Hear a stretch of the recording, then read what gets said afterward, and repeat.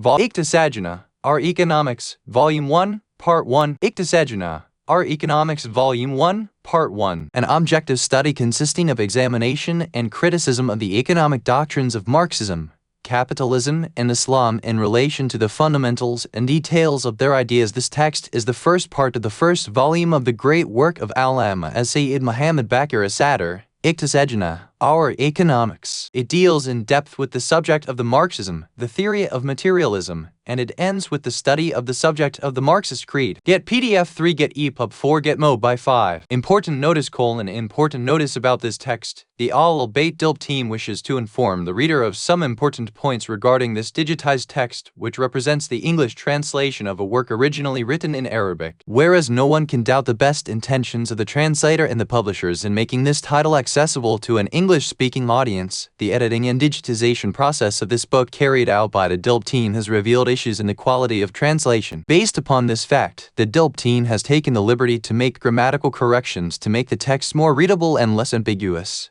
Spelling mistakes and typographical errors have also been corrected, and an attempt has been made to improve the highly non-standard use of transliteration of Arabic names and terms. The online text is not an exact reproduction of the original translation. Users wishing to see the translation as it was published should refer to printed copies available in bookshops. Those who understand are advised to refer directly to the original text. The Al-Bayt DILB team. Publishers forward. What? The great Islamic scholar, revivalist jurist, and thinker of genius, Allamah As-Sayyid Muhammad Baqir, as-Sadr 1333/1935 1400/1980. May Allah encompass him with his mercy for the works which he bequeathed to the Muslims, both the ordinary and the learned ones among them. His life was filled with struggles and sacrifices for Islam and was prematurely ended by the hands of the criminals. He is too famous and well known that we are unable to present his biography in this brief preface for the English translation of his celebrated book, Iqtisaduna, Our Economics, in which he presents a masterly insight and elucidation of the Islamic system of economics. In the preface to the English translation of his other book, The Revealer, The Messenger, The Message, we have introduced the works of as-Sayyid as-Sadr to our respected readers. And now that we are publishing the English translation of Iqtisaduna, we think that it is necessary to turn the attention of our readers to the preface of Iqtisaduna itself, in which Sayyid as-Sadr has mentioned 6 points, which he deemed essential for the readers to carefully observe. We do not wish to say anything more than what the author had himself mentioned, except that these 6 points which he introduced while writing the book and emphasized to his readers to keep in their mind while reading the book and studying its discussions were in our mind also when we decided to publish its English translation. And we emphasize, along with the author, careful observation of these points. 3. The English translation of Iqtisaduna was prepared by the Pir Mahmoud Ibrahim Trust of Pakistan with our encouragement. Upon completion, the translation was submitted to us, but at that time we did not have the means to be sure of its correctness. So it remained with us until we found the person who could check and rectify the shortcomings in the translation. Then again, just along the way we encountered some defects, and fortunately found a person who was familiar with both Arabic and English and had qualification in economics. He compared the translation with the Arabic version and corrected, according to his own views, as much as he could. At this point, we reached the other stage of so we did read with the help of the Hanabi said that would have been the After all these efforts, we shall gladly accept any criticism or observation and welcome any suggestion to improve our work. We hope to correct the shortcomings and mistakes which we may encounter in the future. We ask Allah, the Glorified, to bless the English translation of this book and to expand its benefit as He did for the original Arabic version, and may He accept our work sincerely for His holy self. He is the best master and the best helper. World Organization for Islamic Services Board of Writing, Translation and Publication 27-11-1401-26-9-1981 Tehran, Iran. Author's Preface. In the name of Allah, the Merciful, the Compassionate, it's a pleasure for me to present the second edition of the book Iqtisaduna, Our Economics. I believe more and more firmly and have become more and more convinced that the Ummah, the Muslim community, has begun to understand the true message of Islam, and despite of all types of deception by the colonialists, realizes that Islam is the only way to salvation, and that the Islamic system is the natural framework within which the Ummah should determine its life, expend its efforts, and be the basis it should build its existence on. I would have loved the opportunity to expand on some topics of the book and to focus more on a number of the points. However, since I do not have enough space now to talk about the points discussed in the book, I will not leave this matter without saying a word on the subject of the book itself and the relationship of this important subject with the life and problems of the Ummah and its gradually increasing significance not only on the Islamic level but also on the level or human society. On the Islamic level, the Ummah lives its complete jihad holy war, including struggles and sacrifices against its backwardness and its downfall. It is attempting to move, both politically and socially, towards a better existence, a firmer structure, and a more prosperous and flourishing economy. After a string of both failed and successful attempts, the Ummah will find that there is only one path along which to proceed, and that is the path of Islam, and will find that there is no other framework within which to find solutions to the problems of economic backwardness except the framework of the Islamic economic system. On the other level, humanity is now enduring the most severe concerns and conflicts between the two world trends mined with nuclear bombs, rockets, and other tools of destruction. Humanity will find no salvation for itself except at the only door of heaven, which remains open, and that is Islam. In this introduction, let us discuss the relationship at the Islamic level. On the Islamic level, as the Islamic world began to get to know the Europeans and yield to their intellectual guidance and leadership in the progress of civilization, the Ummah started to comprehend its role in life within the national framework, instead of believing in Islam's real message as guidance for mankind. The Europeans had divided parts of the world into different countries as it suited them. They further grouped the countries into those that were economically advanced and those that were economically backward, on the basis of their economic standard and production potential. The countries of the Islamic world were all in the latter category. By the European logic, these nations had to acknowledge the leadership of the advanced countries and allow them unlimited scope to infuse the European spirit into these nations and map out the road to advancement. In this way, the Islamic world as a group of economically poor countries began its life with the Western civilization and came to view its problem as that of economic underdevelopment, lagging behind the advanced countries, whose economic progress had given them leadership of the world. Those advanced countries taught the Islamic world that the only way to overcome this problem and to catch up with the advanced countries was for it to adopt the lifestyle of the European man as a model in practice and to mark out the steps of this practice in order to build a perfect and complete economy capable of raising the underdeveloped Islamic countries to the level of the modern European nations. This subservience of the Islamic world to the practices of the Western countries as leader of modern civilization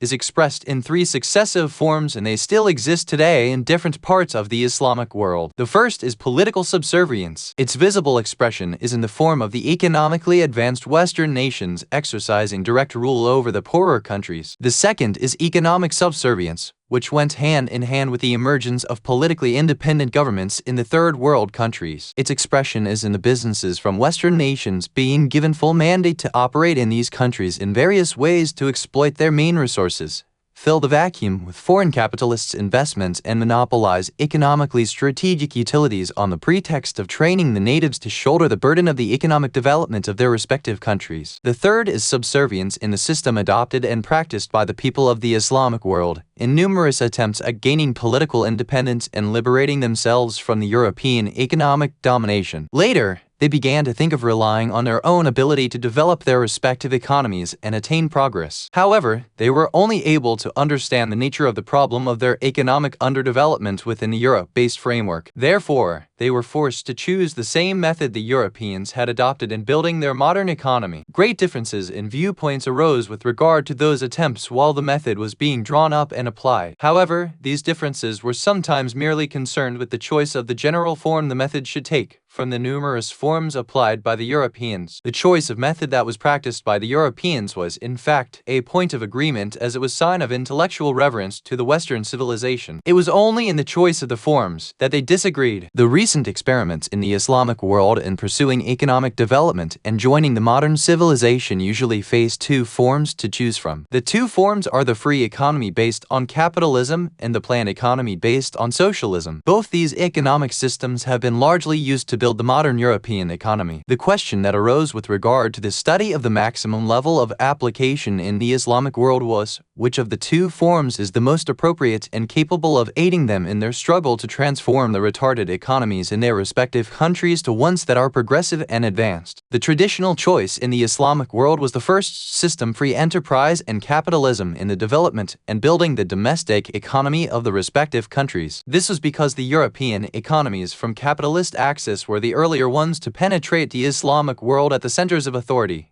and polarized those countries to lean toward capitalism. Through the political struggle of the Ummah against colonialism and its attempts to liberate itself from the influence of the capitalist axis, those involved in governing lean towards socialism, which is the European antithesis to the capitalist axis. Thus, there was a growing tendency to choose the second system for development, in the form of a centrally managed economy based on socialism. This was sort of an intermediate or irreconciled position between the faith in the Europeans as leaders of the Third World and the struggle against the political reality of capitalism. The subservience of the economically weak countries to the mighty ones still imposed on them the confidence in the European systems as models to follow. Moreover, the capitalist stream was still in conflict with the sentiment and the reality of the struggle against colonial rule. Thus, the centrally planned socialist economy became the preferred model. Each of the two trends has its own evidence that justifies the respective viewpoint. Proponents of the first trend usually point to the great progress that the capitalist European states have attained and the levels in production and industrialization they have reached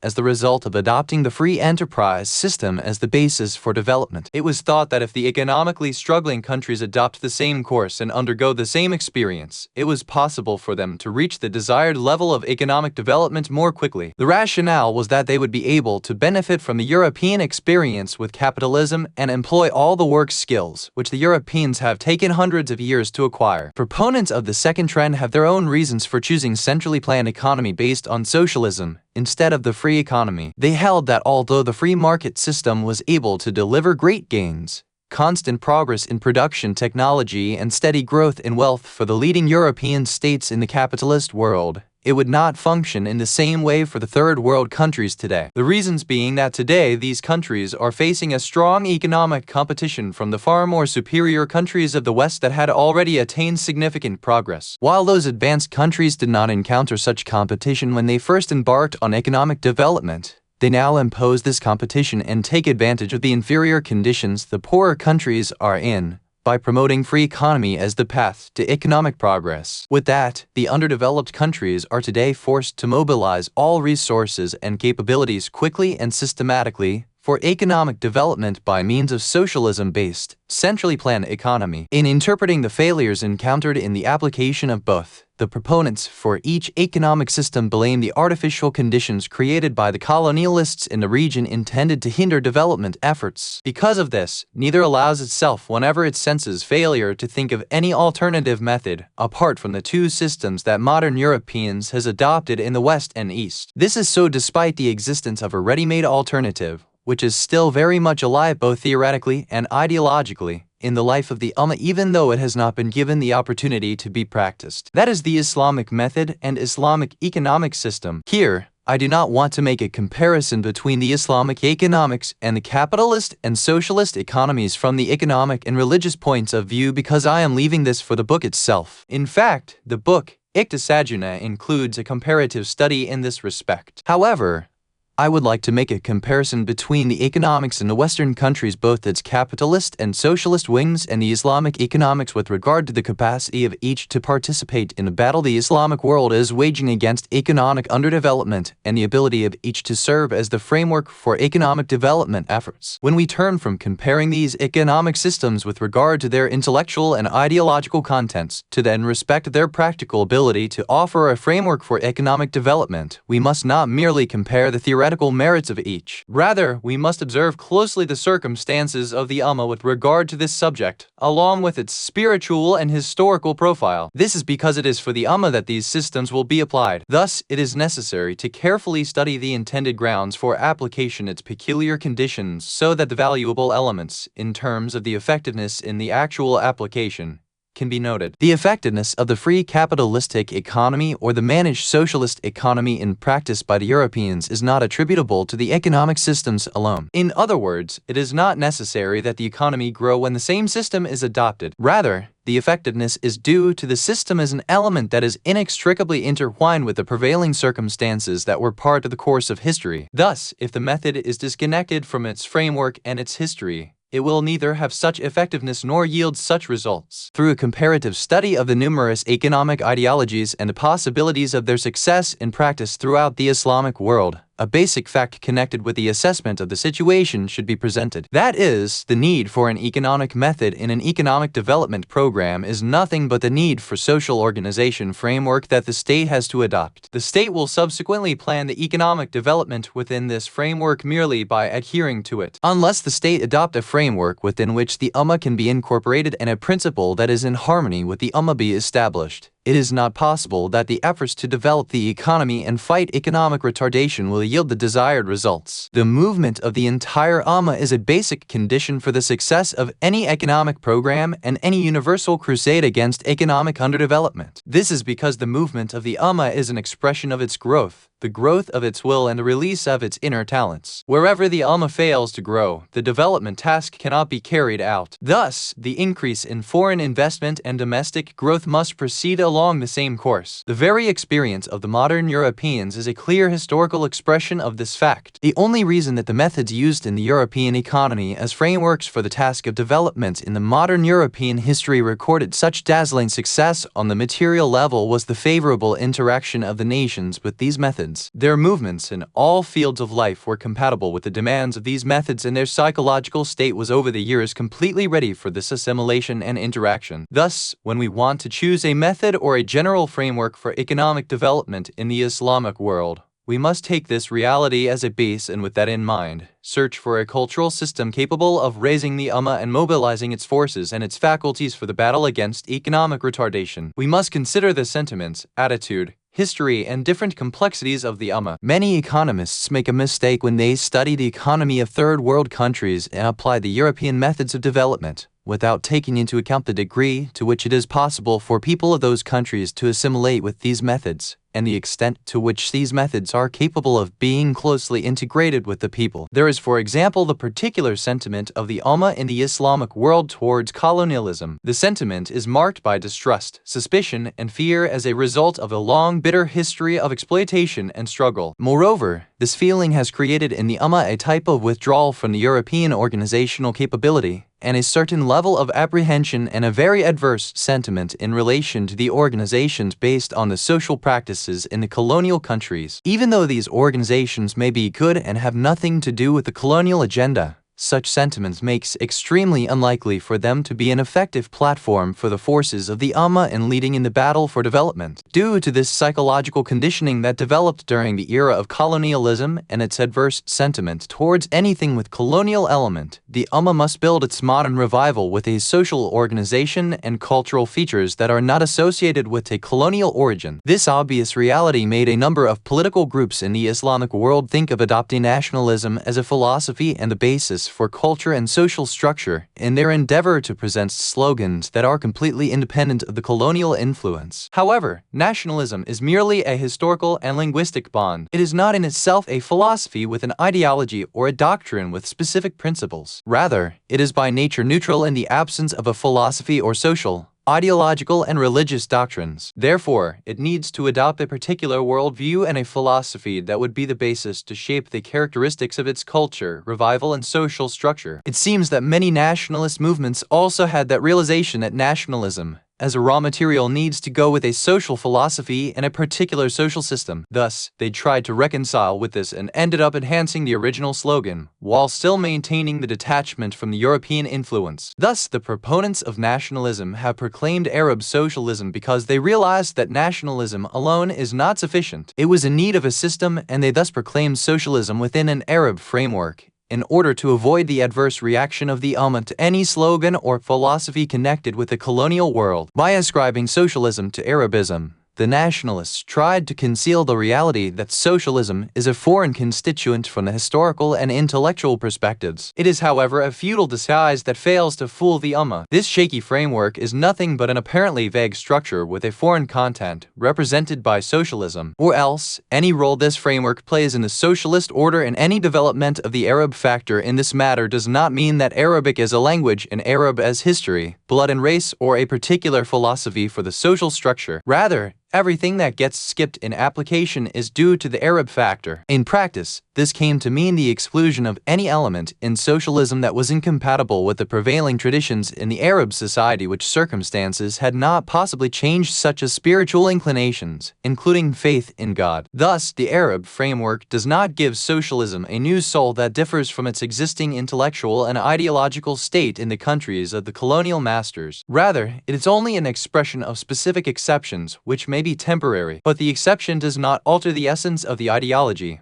or the true content of the slogan. Moreover, the proponents of Arab socialism cannot possibly make even basic distinctions between Arab, Persian, or Turkish socialism, nor can they explain how socialism differs by merely being given a particular nationalistic framework, because in reality the content and essence do not differ. Rather, these frameworks only express the set of exceptions which may differ from one nation to another in accordance with the prevailing customs of the respective nations. Despite the failure of the Arab nationalists to present a new genuine content for socialism by giving it an Arab framework, their insistence on assigning the Arab framework confirmed what we mentioned earlier, that the Ummah, by virtue of its aversion to anything with colonial origin due to the long period of colonization, can only build a modern renaissance with the mechanism that the Ummah perceives as independent from the colonial masters. Here is the big difference between the methods used in the European economy, which are perceived by the Ummah as connected the colonial masters, no matter what frameworks these methods are given, and the Islamic method,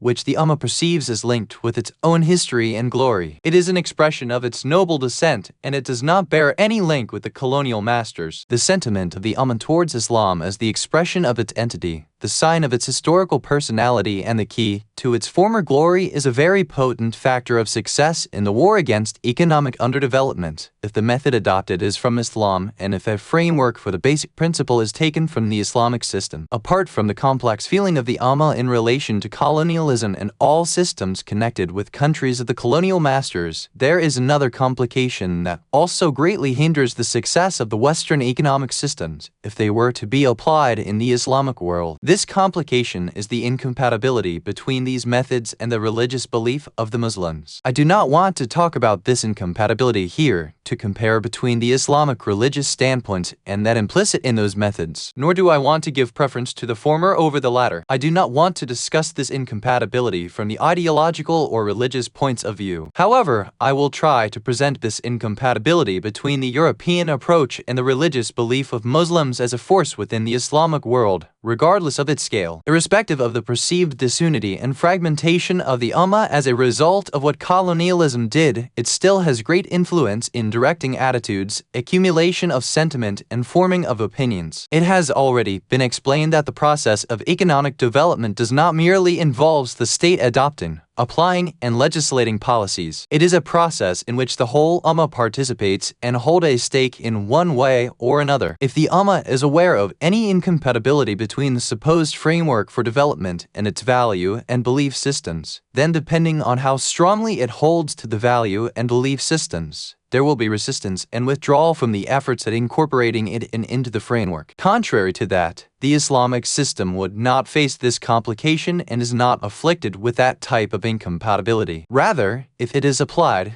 the Islamic system will find in the spiritual doctrine great support and a contributive factor in the success of the development plan within its framework. This is because the Islamic system is based on the principles of the Islamic Sharia revealed law. Muslims generally believe in the sacredness and inviolability of these principles and that they should be implemented in accordance with their Islamic faith and their belief that Islam is a religion which was revealed to the seal of the prophets Muhammad, SAW. There is no doubt that the most important factor for the success of any method adopted to regulate social life is the degree of trust people have in it and their view about its suitability. Assuming that economic development efforts using methods of European origin were able to do away with the religious doctrine and its resistance, it would still not be sufficient to destroy all that had been built on the basis of this faith over a period of 4 centuries or more and had played a great part in shaping the spiritual and intellectual outlook in the Islamic world. Just as doing away with the religious faith does not mean that a suitable European base capable of integration with the local society is ready for those methods that had succeeded with the Europeans. In fact, there is an Islamic value system that is to a certain degree prevalent in the Islamic world, and there is also one that goes along the European economy and the modern Western civilization, which inspired and facilitated its success in the economic dimension. These two value systems are fundamentally very different in inclination, outlook, and moral judgments, in the same measure as the value system of the modern Europeans is inherent in their economic mechanism. The value system of Ummah will come into conflict with it. The value system of the Islamic world is deep-rooted and cannot possibly be eradicated merely by diluting the religious faith. The battle plan in the war against economic retardation must take into account the resistance that would emerge against the methods of production in the country for which the plan is intended, arising from the differences in the value systems. The plan must also take into account natural human resistance to the extent the plan is perceived inconsistent with his personal interests. The Europeans always look at the earth, not at heaven. Even their faith in Christianity over hundreds of years has not been able to triumph over the worldly inclination of the Europeans. Instead of lifting their gaze up to heaven,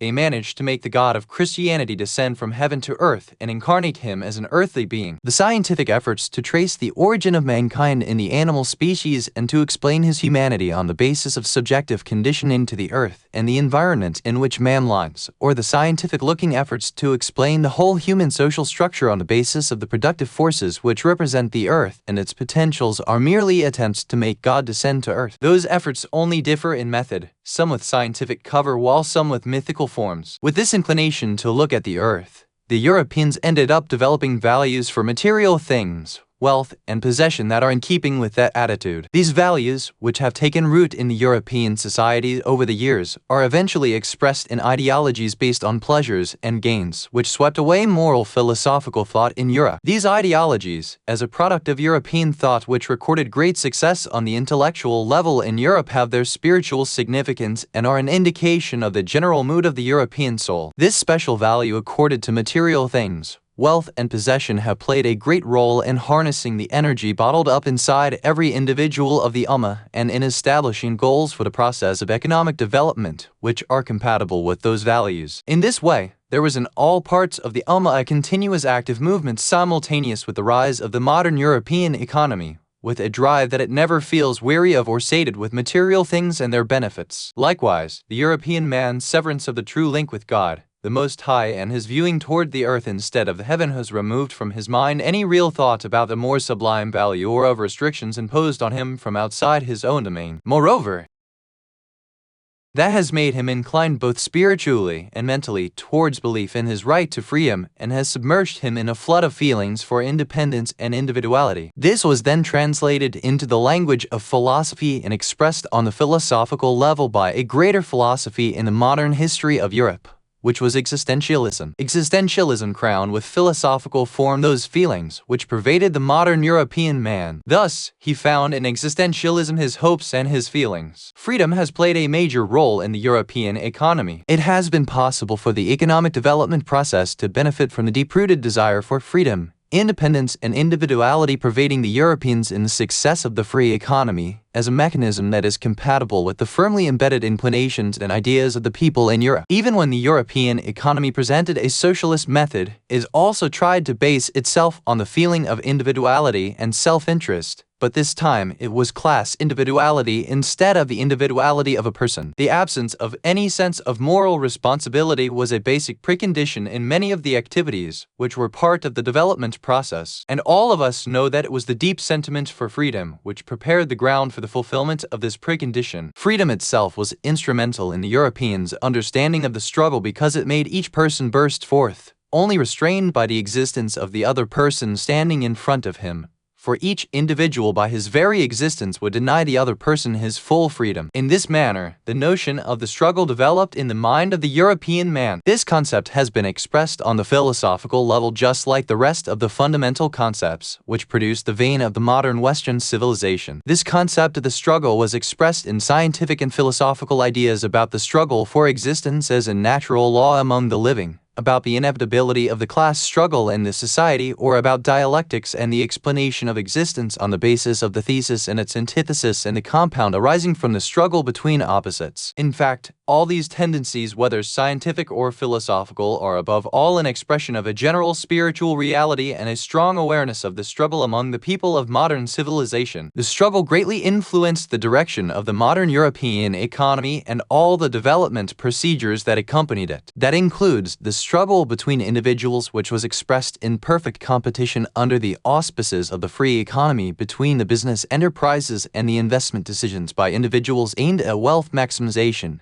and the interclass struggle that was expressed in uprisings that took control of production in the country and set in motion all productive forces for the benefit of economic development. This is the value system of the European economy, and on this ground the economy has been able to begin its progress, boost growth, and record enormous gains. This value system differs from that of the Ummah in the Islamic world as a result of its long religious history. The Eastern man was brought up on the divine messages that were present in his country and went through an extensive religious upbringing at the hands of Islam. By nature, he looks at the heaven before looking at the earth and embraces the world of the gaib unseen before embracing material things and those only perceptible through the senses. His profound infatuation with the world of the unseen over and above the visible or tangible world was expressed on the intellectual level in the life of the Muslims. Consideration of the Islamic world was directed toward the intellectual domains of human knowledge, not the domains that are connected with a tangible reality. His profound feeling for the invisible world has constrained the force of the Muslim's attachment to material things and their ability to stimulate him. When the man in the Islamic world rids himself of the spiritual incentives to interact with material things and his attachment to their profitable use, he adopts a negative attitude in relation to them, a stance that takes the form either of abstinence, contentment, or idleness. This feeling for the unseen has trained the Muslim to feel the presence of an unseen supervision that, in the conscience of the pious Muslim, is an expression of a clear responsibility before God, the Most High. In the mind of another Muslim, it is an expression of a restrained behavior and guided mind. In any case, this awareness of presence of the unseen insulates a Muslim from the urge for individual and moral freedom in the way that a European feels for it. As a result of the Muslim's sense of an inner restraint with moral measures for the good of the community in which he lives, he feels a strong bond with the group he belongs to. The Muslim also perceives harmony between him and his community instead of the concept of conflict and struggle, which dominated modern European thought. The universal nature of the Islamic message, a mission that transcends national boundaries and spreading with time and place, gives the Muslim concept of consolidated global community. The gradual interaction of the man in the Islamic world with a global message for the human community implants in him the sentiment for universal brotherhood and the link with the community. If we regard this value system of the Muslim man as a reality that exists in the Ummah, then it might be possible to benefit from it by seeking a mechanism for economic development and progress from within the Islamic world. The mechanism could then be applied with a framework incorporating this value system in order to generate a driving force. In the similar way, the value system embedded in the mechanisms used in the modern European economy contributed to their success when there was harmony between the two. The Muslim's contemplation of the heaven before the earth may lead to a negative attitude with regard to the worldly and material wealth and its benefits. This stance may find visible expression in abstinence, contentment, and idleness if the worldly wealth is separated from the thoughts of the hereafter and heavenly guidance. However, if the worldly and material life is given the heavenly guided framework and the individual labor of the Ummah is accorded the status of a duty and the significance of ibadah, worship of God, then the Muslim's contemplation of the unseen will transform into a driving force for the massive efforts in elevating of the economic stature. Instead of indifference towards worldly affairs, which the unenthusiastic Muslim feels today, or the spiritual discomfort that is frequently experienced by a Muslim who actively seeks a better worldly life and act in accordance with the rules of the free or socialist economies, there will be complete harmony between the disposition of individual member of the Ummah and his future positive role in the process of development. even if he is not a very religious Muslim. This sense of this inner restriction and unseen supervision prevents him from perceiving the notion of freedom in the way a European understands it. This may, to a great extent, help in averting the difficulties arising from the free enterprise system and the problems confronting the economic development under its protection. A component of the mechanism to be employed in building the economy of the Ummah must be based on the Islamic value system and draw its legitimacy from his sense of inner restriction and the unseen divine surveillance. In addition to the above, it is possible for the community and its extensions to participate in mobilizing the forces of the Islamic Ummah in the war against economic underdevelopment if the battle is given a slogan that is in accordance with the appropriate sentiment, like the slogan of jihad to protect the Ummah. The Holy Quran has ordered jihad, and prepare against them what force you can. 860. Thus, the Quran has ordered the preparation of all forces, including all economic forces represented by the high level of production, as a part of the battle and jihad of the Ummah to preserve its existence and sovereignty. The importance of Islamic economics emerges here as the economic system capable of harnessing the value system of Muslims and transforming it into a driving force in the economic development process, thus contributing to a healthy and successful economic program. When we adopt the Islamic system, we will be able to benefit from this value system and mobilize it in the war against economic backwardness, in contrast to economic systems with historical and ideological connection to an alien value system. Some European thinkers have also begun to realize this fact and become fully aware that their methods are not in accordance with the nature of the Islamic world. As an example, I will cite Jacques Ostravi. He has plainly recorded this observation in his book Economic Growth,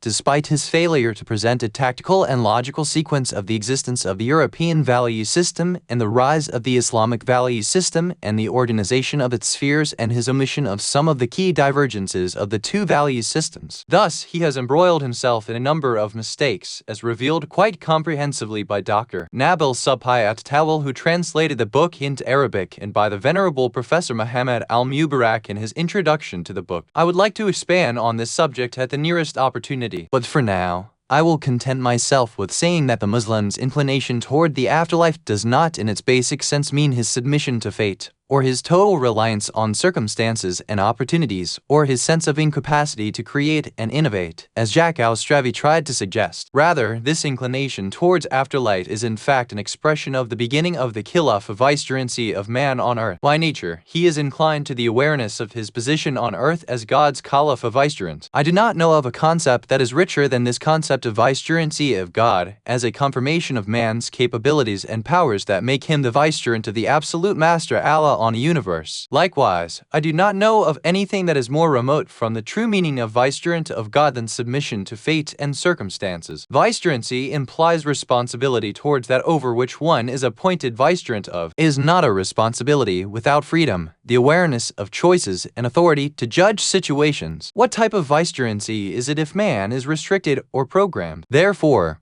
we have said that the spiritual and divinely guided framework establishes an outlet for the internal forces of the Muslim and stimulates his capabilities in achieving worldly material success intended in the economic development programs. Separating the worldly life from this spiritual framework makes vicegerency meaningless. It freezes the Muslim's contemplation of the worldly and material life in an adverse way. This adverse attitude does not emerge from the nature of his concern about the afterlife, but from suspending the potent driving forces in this thought by failing to align the material life in harmony with that contemplation. In addition to all these, we may observe that the adoption of Islam as a basis for general organization allows us to establish all aspects of our life, both spiritually and socially, on one single premise. Islam covers both spiritual and social aspects of life, while many other social systems are limited to the social and economic relations of man's life. Thus, if we take our general programs for life from man-made sources instead of the Islamic system, we will not be able to do as desired without having another spiritual model. Moreover, Islam is the only suitable source for the organization of spiritual life. Thus, it is necessary to have one basis for both spiritual and social aspects of life, particularly since the two are connected to one another. They largely interact with one another, and this interaction gives rise to one unified and more harmonious basis for the two, considering the particular intertwining of spiritual and social activities in the life of man. Muhammad Baqir, as-Sadr and Najaf Iraq. Author's foreword to the first edition. In the name of Allah, the Merciful, the Compassionate. Dear readers, when we parted ways at the end of the book Falsafatuna, or Philosophy, we agreed to meet again. I told you earlier that Falsafatuna is the first of our Islamic studies. It is a study that deals with the lofty Islamic structure, the unified ideological structure, followed by studies that are connected with the final touches in that Islamic model, with which we will eventually have a complete mental picture of Islam. It is the picture of Islam as a living doctrine in the heart of man, a complete system of life and a special method in education and thought. We stated this in the introduction to Falsafatuna. We assumed that our society would be the second study in our research in which we would discuss the ideas of Islam concerning mankind, his social life, and his method of analyzing and explaining the social entity. It was our intention to finish with that, and then move on to the third stage, to the Islamic system for life, which is connected with the social ideas of Islam and which is based on its firm ideological structure. However, the insistent desires of the readers was that we should defer our society and begin the publication of Iqtisaduna, our economics, since they are eager to be acquainted with a detailed study of the Islamic economics, its philosophy, its fundamentals, its outlines, and its directives. Therefore, we have devoted ourselves to completing Iqtisaduna in an attempt to present in it a relatively complete picture of Islamic economics as we understand it today from its sources. I was hoping that this meeting of ours would be sooner. However, the overpowering circumstances resulted in some delay, despite the efforts I exerted along with my dear assistant,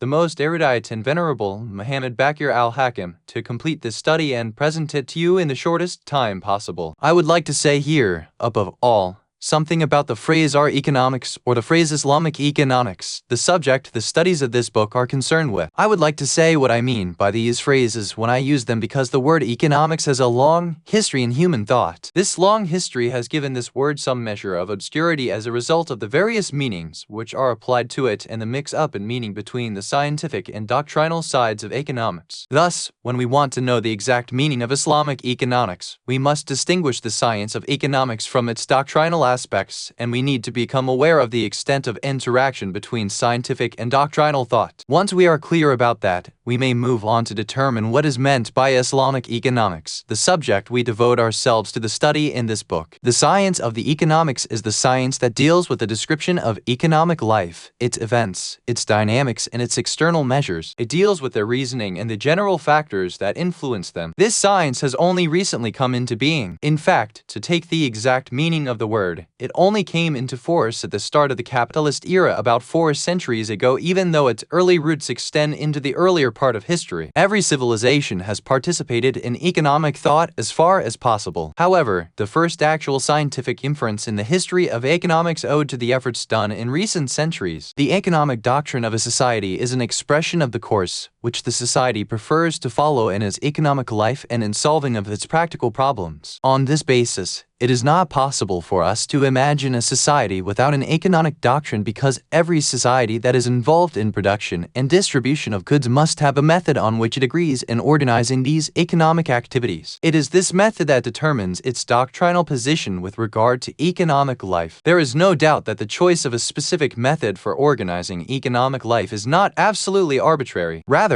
this choice is always based on certain ideas and concepts with a moral or scientific stamp or some other characteristics. These ideas and concepts bring about the ideological configuration of the economic doctrine based on them. When a certain economic doctrine is studied, it must be dealt with in respect of its method in the organization of economic life and its composition of ideas and concepts with which the doctrine is connected. For example, if we study the capitalist doctrine advocating economic freedom, then it is necessary for us to examine the fundamental ideas and concepts by which capitalism glorifies freedom and advocates belief in the principle. Such is the situation with regard to every doctrinal study. Ever since the birth of economics, its course has gone through the arena of economic thought. Some scientific theories on economics have begun to shape part of the intellectual configuration of the doctrine. For example, when the merchants, who are the precursors of modern economic thinkers, claimed that they explain the amount of wealth each nation possessed from the scientific point of view as the extent to which the nation is in possession of ready money,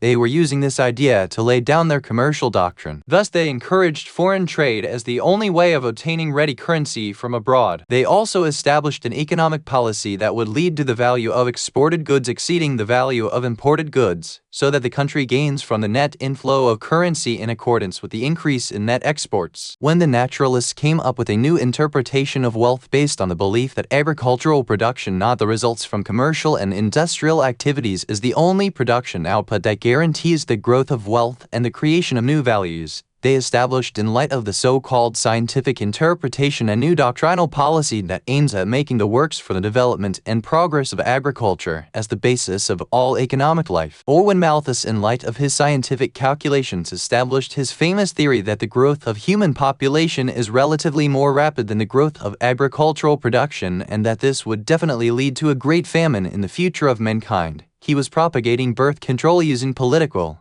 economic, and moral means. Similarly, when the socialists explained the value of the commercial product as work expended in the production of this article, they were rejecting capitalist-style gains and embracing the socialist doctrine in distribution. The doctrine holds that the worker is the only participant in the production who has the right to the product, since he is the only person who creates value for the product. Thus, all scientific theories have begun to influence the doctrinal view one and light up the paths for doctrinal scholars. Marx then added something new to the intellectual configuration in the economic doctrine. That was the science of history, or what he called historical materialism, in which he claimed that he had discovered natural laws that governed history. He expressed the doctrine as an inevitable result of these laws. In order that we should be acquainted with the economic doctrine that must prevail at a specific stage in history, we should consult those unalterable laws of the nature of history and discover the requirements in that stage. Because of that, Marx believed in the socialist and communist doctrine as the inevitable result of the laws of history, which began to produce this doctrine in this stage of man's history. Therefore, the economic doctrine was counted together with the science of history, just as it was linked before that with some of the studies in economics. On this basis, when we use the term Islamic economics,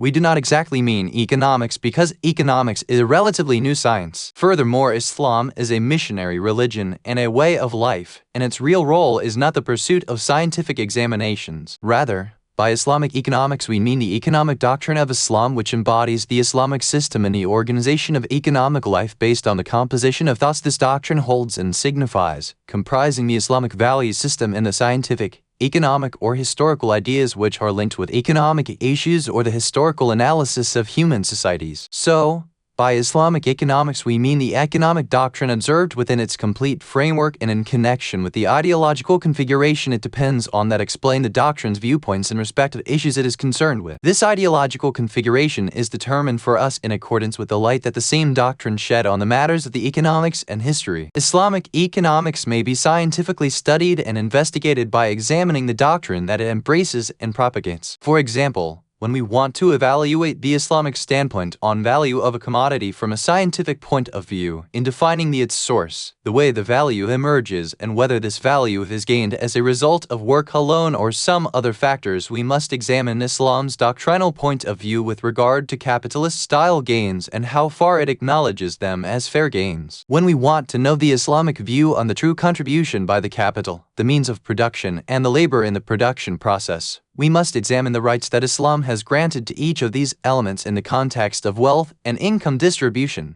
according to the principles of lease, passive partnership, Musicat 2, Musara 3, sale and loan. When we want to know the Islamic view on the above-mentioned Malthus theory regarding the rapid increase in population, we may understand it in light of Islam's stance with regard to its general policy of birth control. If we should want to find out Islam's opinion on historical materialism and its claims in relation to developments of history, we may discover this by examining the permanent nature of the economic doctrine in Islam and its belief in the applicability of this doctrine in all stages of history through which man has lived ever since the appearance of Islam, and so on. And now, having defined the meaning of Islamic economics in a way that will facilitate the understanding of future studies, we must discuss briefly the chapters of the book. In the first chapter, the book deals with the Marxist doctrine, bearing in mind that his ideological configuration finds a visible expression in historical materialism. First of all, we examine this ideological configuration. Then, we shall move on directly to a criticism of the doctrine. We shall leave that subject,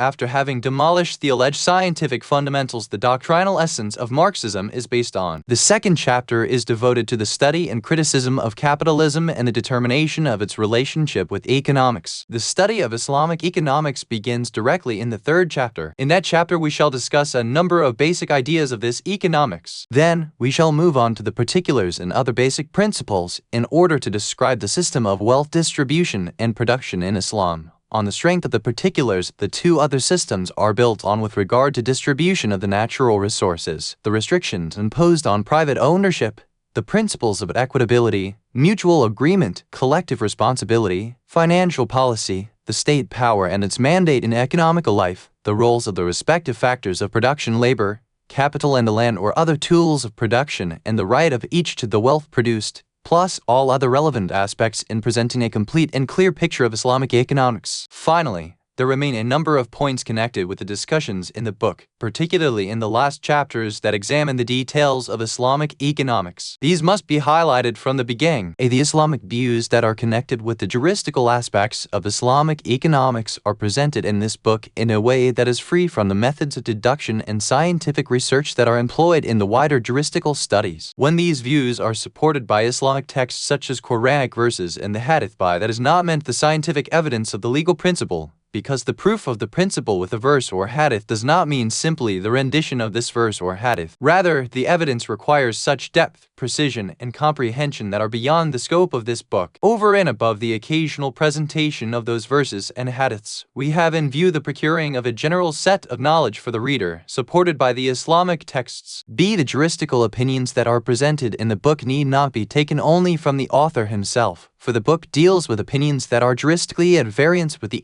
head 4 of the book's author on the matter. However, the general characteristic which has been largely observed in those opinions is that they are the result of the ijtihad by one of the mujtahids 5, irrespective of the number of people holding that opinion and the stance of the majority with regard to it. The book sets forth legal principles in a general way, without going into the details and precepts outside their domain, as those are beyond the scope of the book. The book always confirms the relationship between Islamic principles, but that does not mean that they are principles which are connected with an independent legal meaning, such that, if some of those principles are not used, the rest will become null and void. Rather, it means is that the philosophy which is intended over and above those principles can be fully realized only with Islam being applied in total instead of in parts, even if it is necessary in reality to conform with each principle regardless of whether or not one conforms with another principle. In the book there are division of some aspects of the Islamic economics that were obviously not intended in a legal text. Rather, they have been taken from all the legal principles that are related with the matter. Therefore, those divisions precisely follow the extent to which those legal principles are in conformity with them. In the book there are terms that may be misunderstood. Therefore, we have explained their respective meanings in accordance with our understanding in order to avoid any ambiguity. For example, the term state ownership, according to our understanding, means all property that belongs to the divine office of the state. This is the property of the state, and whomever occupies the office personally or as a deputy has to deal with it in accordance with what Islam has stipulated. This book does not deal with the external form of Islamic economics alone and is not concerned with being a literary model, with numerous jargons and meaningless generalizations. Rather, it is an initial attempt, irrespective of its actual success and degree of innovativeness, to explore the depths of economic thought in Islam and to succeed as a model of thought on which the lofty structure Islamic economics could be based, a structure rich in its philosophy and fundamental ideas, clear in its character, particularities and general tendencies, and well-defined as to its stance in relation to other major economic doctrines, and comprehensively linked with the complete organic structure of Islam. It is necessary for the book to be studied as a small part of the imposing Islamic structure. The book was required to philosophize on Islamic economics by looking at the economic life and the history of mankind, and to explain the philosophical element of Islamic economics. I have no happiness except by God's leave. I trust in Him and to Him I turn in repentance. Muhammad Baqir, as-Sadr, and Najaf al-Ashraf, Iraq.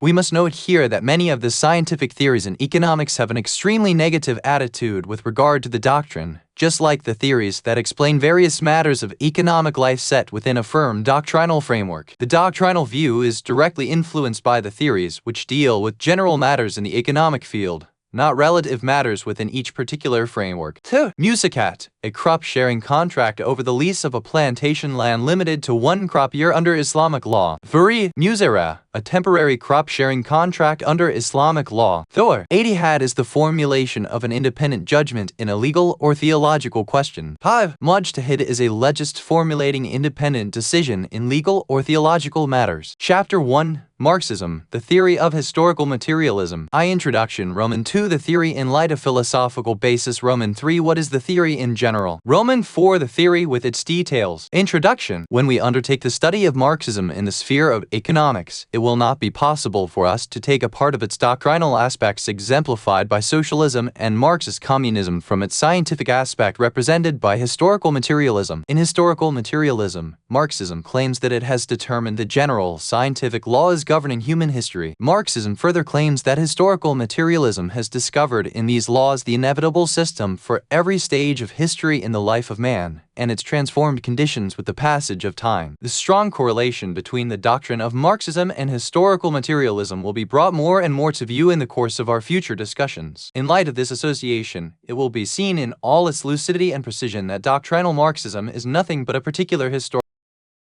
stage, and is a relatively limited expression of the absolute material conception of history. Hence, it will not be possible for us to judge the Marxist doctrine being a doctrine with particular tendencies and features except after we have exhaustively examined the ideological basis on which it is built. Also, we may only judge the doctrine after having determined our standpoint in respect of historical materialism being its direct principle and its well-ordered edifice of laws of economics and history which, according to the assumption of Marxism, dictates to the society the doctrine of its economic life for the corresponding historical stage and the particular material conditions. Historical materialism, provided it successfully passes a scientific examination, will be the highest recourse in determining the economic doctrine and the social system for each historical stage in the life of man, and it will become necessary that every economic and social doctrine be studied within the framework of its laws. Only after such scientific examination would any economic and social doctrine that claims for itself such exhaustive and comprehensive applicability for different epochs of history gain credibility. In a similar way, Islam holds that its system is capable of maintaining the society and its economic and social relations, irrespective of the changes that have taken place in the social and physical conditions over the past 14 centuries. It is on this issue that Engels explicitly states, on the basis of historical materialism, the conditions under which men produce and exchange vary from country to country and within each country again from generation to generation. Political economy,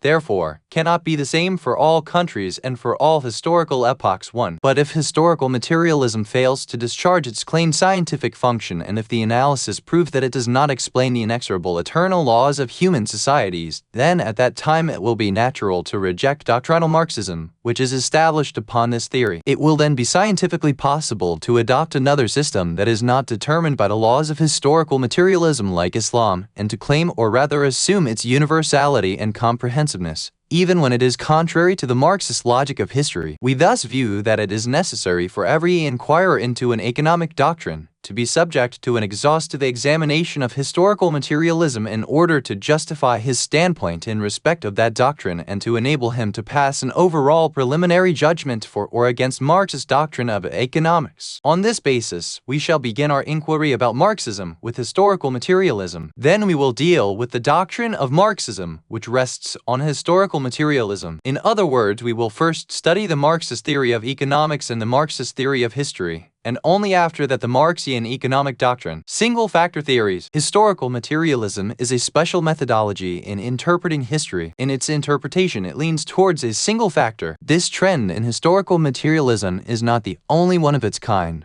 for there is a large number of authors and thinkers who are inclined to interpret history in terms of single factor, inasmuch as they regard that factor out of the many operating effectively in realm of history as the magic key which unlocks the hidden secrets and plays the principal role in the flow of history. They view other influences as secondary and mere extensions of the main factor in their existence, developments, transformation, and continuity. One version of this trend, which consolidates the motive force of history in a single factor, is the view that holds race as the highest source in the social field. It asserts that all human civilizations and social cultures differ in proportion to the accumulated collection of forces comprising the drive, the efforts, and the innovative capacity inherent in the respective race and emerging therefrom. For it is the strong, pure, and unpolluted race which is the cause of all the phenomena of life in human history and bedrock of man's muscular and spiritual composition. It further asserts that history is nothing but a connected series of sequences of the phenomena of direct encounter between races and blood engaged in the struggle of existence for survival, wherein victory is written for strong and pure blood while the weak nations die by its cutting sword, dwindling and becoming extinct, lacking the powers that they could have had by virtue of their race, and the capacity for resistance, which springs from purity of blood. Another interpretation of history in terms of a single factor is the geographical conception of history. It regards geographical and physical factor as the basis of the history of nations and communities, and that the history of people differ according to the difference between the geographical and physical environments which surrounds them, for it is these which at times open the way to higher culture, provide them with abundant means of civilized life, and cause constructive ideas to spring up in their minds. At other times, these were the factors that shut the door in their faces and burdened them with hindrances and deterrents in their moves from progress. Hence, it is the geographical factor which shapes societies according to its nature and requirements. There is a third interpretation of history in terms of a single factor, held by the psychologists. They say that it is the sex instinct that underlies all the various human activities that influence the history and society, since a man's life is nothing but a series of the conscious and unconscious drives and impulses of that instinct. The last of these endeavors that are inclined to the interpretation of history in terms of a single factor is historical materialism, which Karl Marx heralds, asserting that the economic factor is the chief factor and the first guide to the origin and development of the society, and the creative force of all of its ideals and material contents. It also holds that various other factors are only extensions of the social edifice of history, for they adjust themselves to this main factor and change in accordance with this driving force which the cavalcade of history and society proceeds with. These ideas are not consistent with reality, nor does Islam acknowledge them, for each one of them tries to capture the interpretation of the entire human life in one single factor, and to disproportionately assign to this factor that position in the epochs of history and the merits of the society. That would not have been justifiable based on an exhaustive and thorough consideration. The main goal of our discourse is the study of historical materialism, not these single-factor theories. We have mentioned them here because they all share in common the trend of thought as to the interpretation of the social man in terms of a single factor, the economic factor or historical materialism. Now let us lay down the general idea of the Marxist conception of history, which adopts the economic factor as the real factor that determines the organization of the society and its changes and development in all fields. Marxism holds that it is the material conditions of a society's mode of production that determines the dynamics of social, political, religious, ideological, and other manifestations of social existence. In Marxist terms, it is the union of a society's productive forces to and relations of production three that fundamentally determine the society's organization and development. It is the means of production that constitute the mighty force which determines the flow of human history, influence their development, and set their organization. In this way, Marxism places its hand at the top end of the thread and reaches with its descending chain to the first cause of the entire historical process. Here, two questions crop up.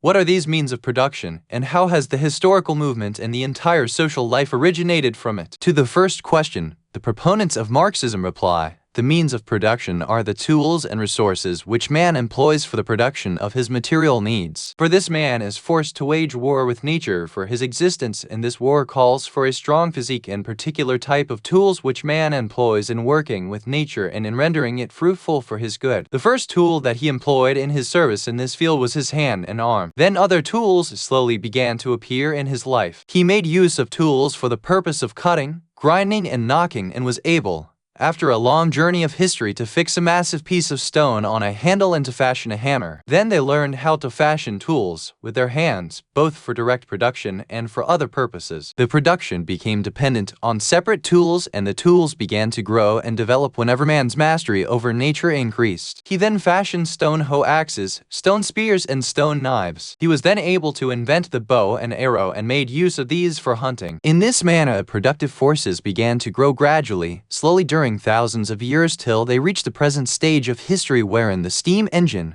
electricity, and nuclear energy have become the forces on which the modern productions depend. And these are the productive forces used by man to manufacture his material needs and requirements. As for the second question, Marxism replies, the productive forces beget historical movements in accordance with their changes. Its proponents further explains this by saying that the productive forces continue growing and developing constantly, as we have seen, and for each particular stage of their development, there is a particular mode of production. The products that depend on simple stone tools differ from those that depend on bows and arrows and other similar weapons of hunting. What hunters produced differed from what farmers did. In this way, for every stage of human society, there is a particular mode of production that matched the type of productive forces and the degree of their growth and development. Men do not act singly and in isolation from each other when they struggle against nature for the production of their material needs. They do so in groups and in their capacity as members of a group knit together. Their production will be the group's collective production, whatever the conditions are. Thus, it is only natural that definite relations are formed between people and their capacity as a collection of individuals jointly working in their production operations. These relations, the relationship formed between people by reason of their united efforts for production in the struggle against nature,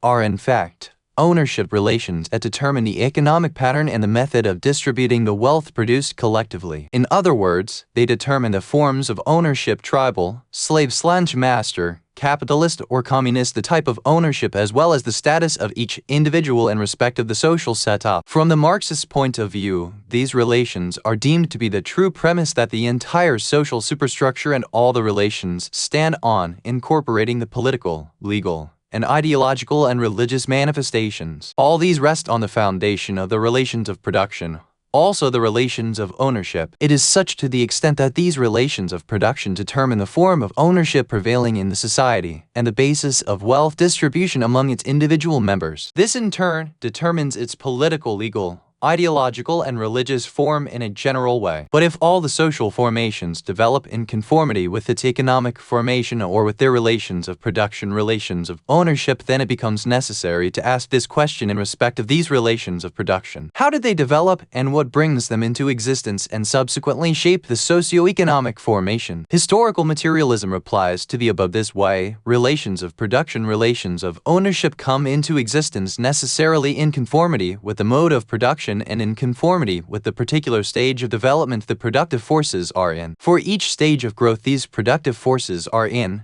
there is a particular relation of productions and socio-economic formation that conform to it. Hence, it is the productive forces that bring into existence the corresponding socio-economic configuration that is required and is thus imposed on society. Then it is from the socio-economic formation and the relation of ownership that all social formations are born, which conform to and agree with these. And the social existence continues in this state until the society's productive forces reach a new level of growth and development, whereby they come in conflict with the existing socio-economic formation. This new state that resulted from the new phase of development of productive forces demands a new socio-economic configuration and a new relation of ownership in place of the earlier one. The previous economic formation had becomes a drag on the growth of the productive forces, resulting in a conflict between the new productive forces and the outdated relations of ownership together with socio-economic formation. Here comes the role of classism, of historical materialism, for the continuous conflict between the evolving productive forces and the prevailing relations of ownership in the social sphere is the conflict between two classes. One belongs to the social class whose interests correspond with the interests of the evolving productive forces, while the interests of the other class correspond with the prevailing relations of ownership with rising requirements for the development of the productive force. For example, at the present historical stage, a conflict arises in the society between the evolution of productive forces and the relations of ownership. As a consequence of this conflict,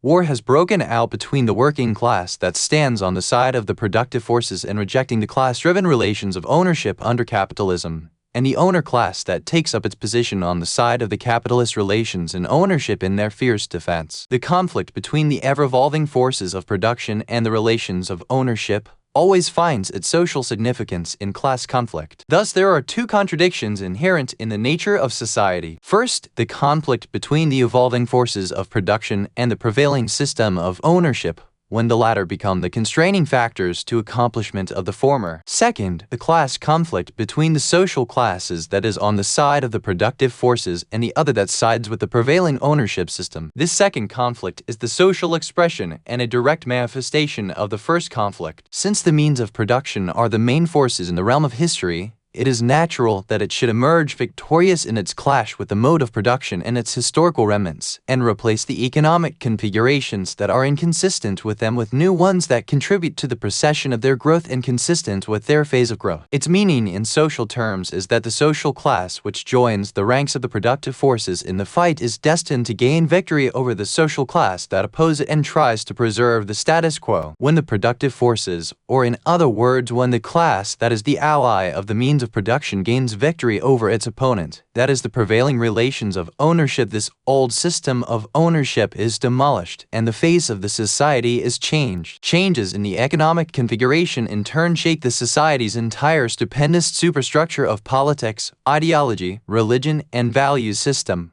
For all these are extensions of the economic configuration. Thus, when the economic foundation changes, the entire face of society changes. The matter does not end at this point as simply the conflict between the productive forces and the relations of ownership, or the conflict between the two classes, the representative of these productive forces and that of the relations of ownership. This conflict will get resolved with the subsequent change of the entire social body. However, it is only an interim solution inasmuch as these productive forces go on evolving further until they enter into conflict the second time with the new relations of ownership and the new economic configuration. The new conflict will lead to the birth of a new society whose interest is consistent with the newly evolved productive forces and the new requirements of the society. Meanwhile, the class that was hitherto the ally of the productive forces becomes their enemy from the moment the means of production begin to be conflict with its interests and some of the relations of ownership that it covets. The two classes get entangled in a fresh clash, another social conflict between the productive forces and relations of ownership. And this duel ends with the very result that the former had led to. The side of the productive forces gains victory over that of relations of ownership. Consequently, the class that is on its side triumphs, and following this, the economic and all social configurations continuously change. Thus, the ownership system and economic configuration remain preserved in the society as long as the productive forces keep operating and evolving in such social environment. When the environment becomes an obstacle in their path, conflicts begin to accumulate till a solution is found in the revolutionary eruption. From this, the means of production emerge triumphant, and the obstacle in its way it is demolished, while a new economic configuration is born. A new conflict will reappear after a given period in accordance with the dialectical laws till they are destroyed and history move on to a new stage. Historical materialism and features of reality. Marxism has made it a practice in saying that historical materialism, which accompanies other sciences of human knowledge by a historical leap,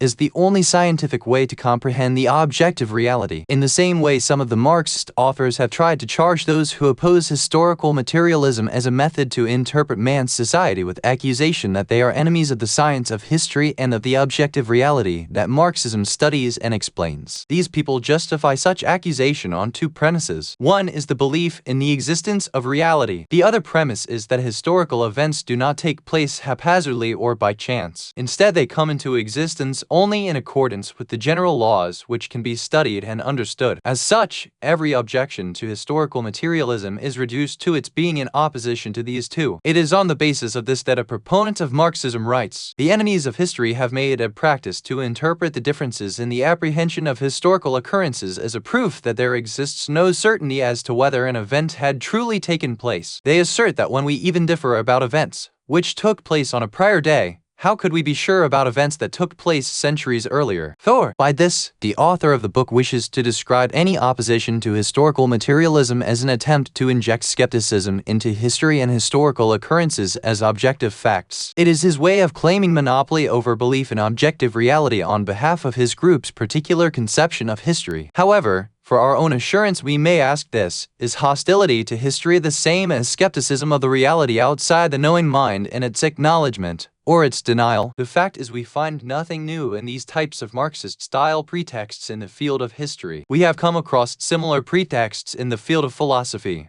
when we took up the study of philosophy in our work Falsifatuna, our philosophy. In that study, we found the Marxists laying emphasis on the materialist conception of the universe as the only trend in the field of history. They take their fundamental belief in the objective reality of matter as the only answer to philosophical questions. When the inquiry is diverted from the material trend, it would be considered as idealism that does not accept the objective reality and denies the existence of matter. As such, there are only two alternatives to describe the world of being in idealist terms. First, there is no room for objective reality to exist independent of the knowing mind and consciousness, or second, in terms of a scientific method on the basis of dialectical materialism. But as we have already stated, this alternative in philosophical discussion, this is spurious and is aimed at labeling the opponents of political materialism as conceptual idealists, despite the fact that belief in this objective reality does not depend on the acceptance of dialectical materialism, nor does refusal to accept dialectical materialism mean under any circumstance skepticism in respect of reality. The same may be said in respect of our new field, history, that belief in the objective reality of the society and of historical events does not result from acceptance of the material conception of history, for there exists a true knowledge of historical events, and these events, whether relating to the present or the past, have actually taken place in the definite form in which they are found or related and exist independent of the knowing mind or consciousness. As to this, everyone agrees, it is not a distinctive feature of historical materialism,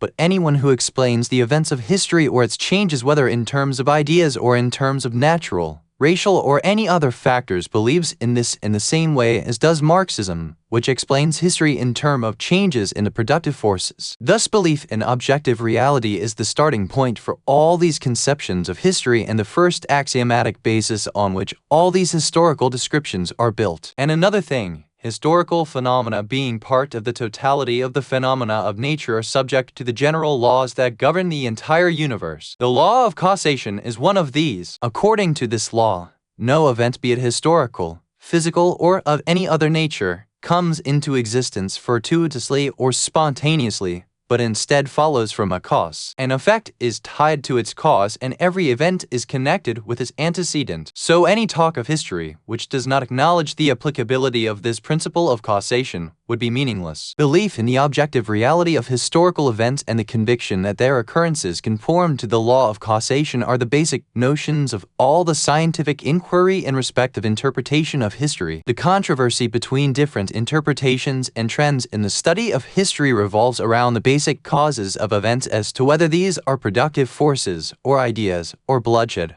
or physical environments, or all of these factors collectively. The answer to the question would include one of these. Whatever is their adopted trend in interpreting history, whether based on the belief in the objective reality of historical events or otherwise, these events are in accordance with the law of causation. In the following pages, we will examine historical materialism as a general method for the understanding and interpretation of history and study these. First, Marxism's general conception of nature in light of the philosophy and logic it was formulated with. Second, the nature of the general theory that attempts to compress the entire human history within its scope. Third, the details of the theory that determine different phases of human history and the social leap at the beginning of each phase. The theory from philosophical perspectives. Marxism holds that the distinctive feature of the new materialist philosophy is its material interpretation of history, since only this way we can offer the correct interpretation of history that agrees completely with the philosophy of materialism and coincides with the material conception of life and being in all its dimensions. In the Marxist view, as long as the material interpretation is true in the case of general existence, it would also be true in the case of history, since history is only a part of the general existence. Marxism condemns the standpoint of the 18th century materialism in respect of the interpretation of history, because the mechanical 18th century materialism did not reconcile with this most powerful material discovery in the field of history, but was idealist in respect of its conception in spite of its being wedded to materialism in the general universal sphere. And why was it idealist in respect of its interpretation of history? Marxism criticizes the 18th century materialism in the interpretation of history because of its allegedly mechanical and idealist style conception. As such, it is inconsistent with the most powerful discovery in the field of history, which is historical materialism. It is considered by Marxism as idealist in the interpretation of history because it acknowledges idealism and spiritual dimensions of humanity and assigned to it chief role in the development of history. Furthermore, it was not able within its social environment to go beyond these idealist factors to the deepest source, to the material forces underlying the means of production. So for this reason, it did not arrive at the material cause of history, nor was it helped to success in forming a scientific case of historical materialism in conformity with the universal materialism. It only continued clinging to the superficial idealist interpretations that study only the surface of history and do not penetrate to its depth. Angel says, and for us that in the realm of history old materialism becomes untrue to itself because it takes the ideal driving forces which operate there as ultimate causes, instead of investigating what is behind them.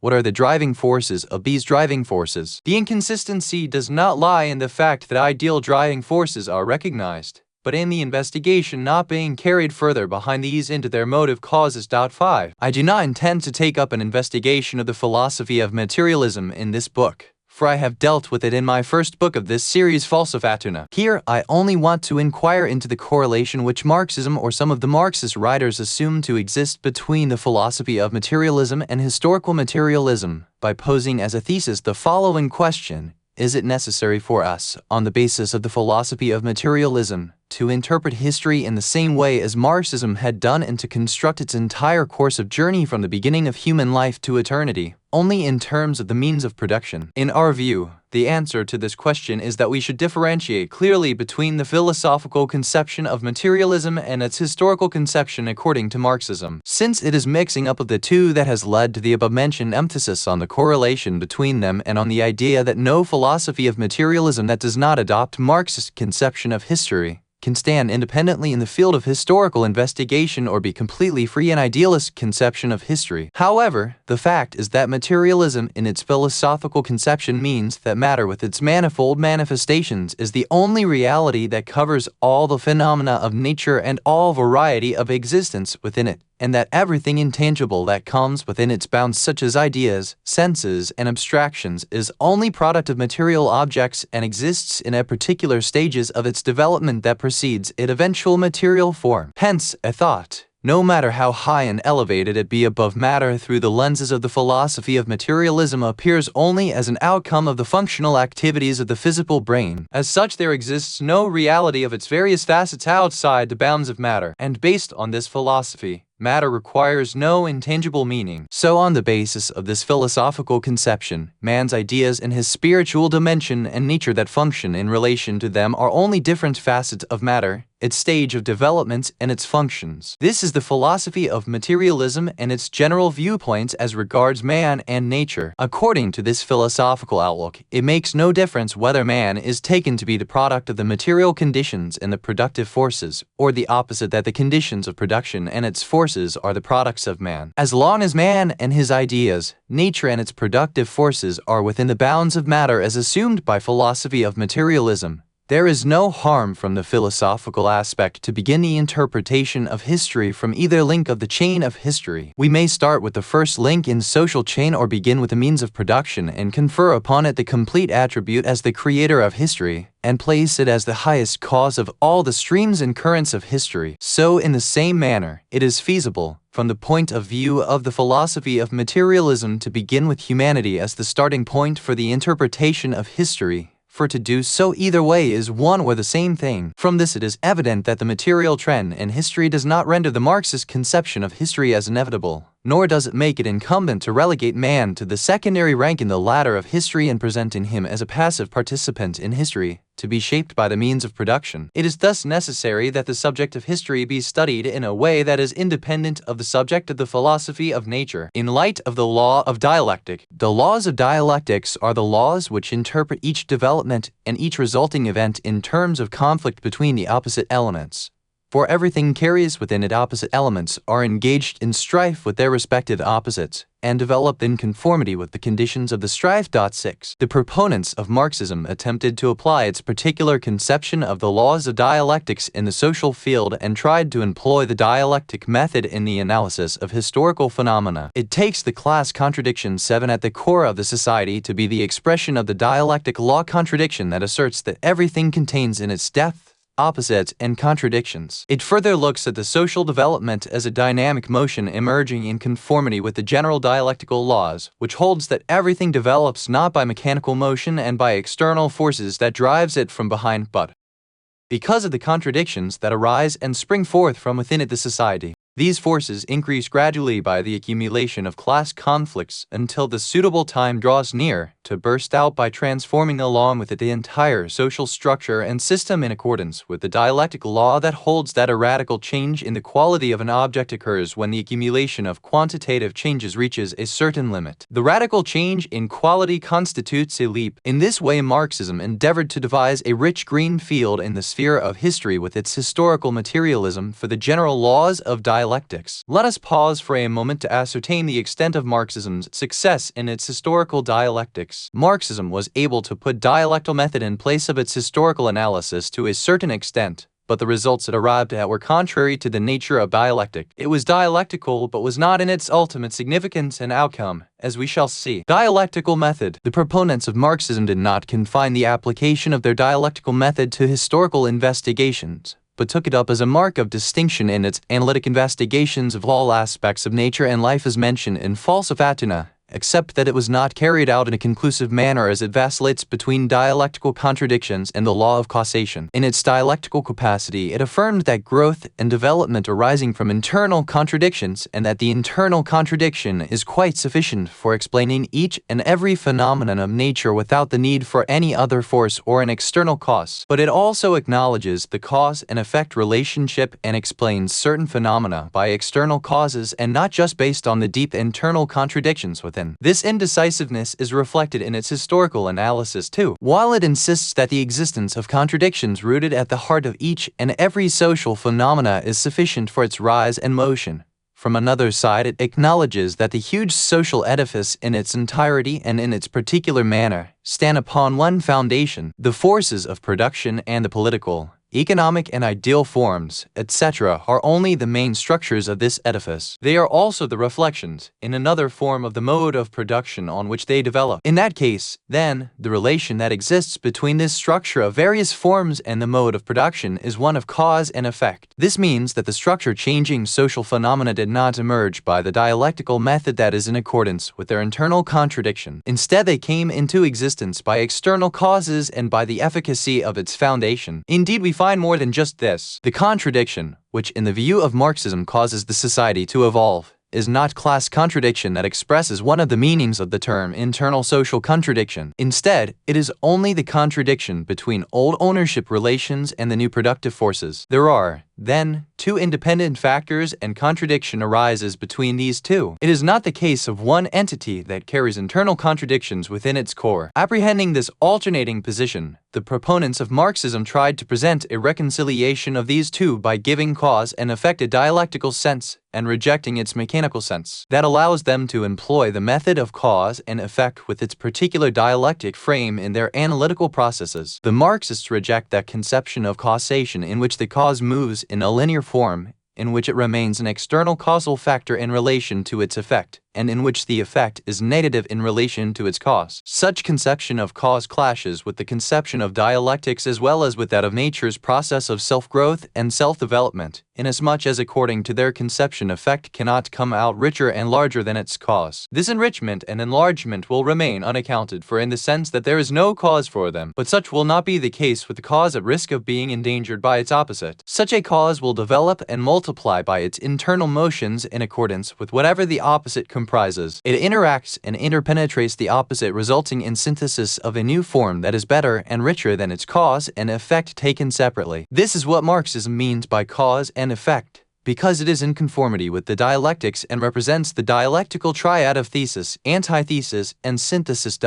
In this triad, cause stands for the thesis, effect for antithesis, and their combination with each other the synthesis. The causation here is the process of growth and development by way of the birth of effect from its cause, that is, the antithesis from thesis. Here the effect is not born negative to the cause, but its birth is facilitated by the internal conflict, embraced by its cause, and become more developed developed and more complete in its synthesis. Marxism employed the relation of cause and effect in its dialectic sense in the field of history. In a general way, it did not depart from the dialectical method that it had adopted. It only interpreted the society on the basis of it being a fundamental method on which the manifestations of the society's superstructures rise from this foundation, grow and interact with it, and produce by mutual interaction stages of social development in accordance with the story of thesis, antithesis, and synthesis position, negation and negation of negation. This description applies to Marxism if we take as exception some circumstances in which Marxism registers the failure of its dialectic method in the interpretation of historical events and is compelled to give mechanical interpretations of the development of the society and historical events,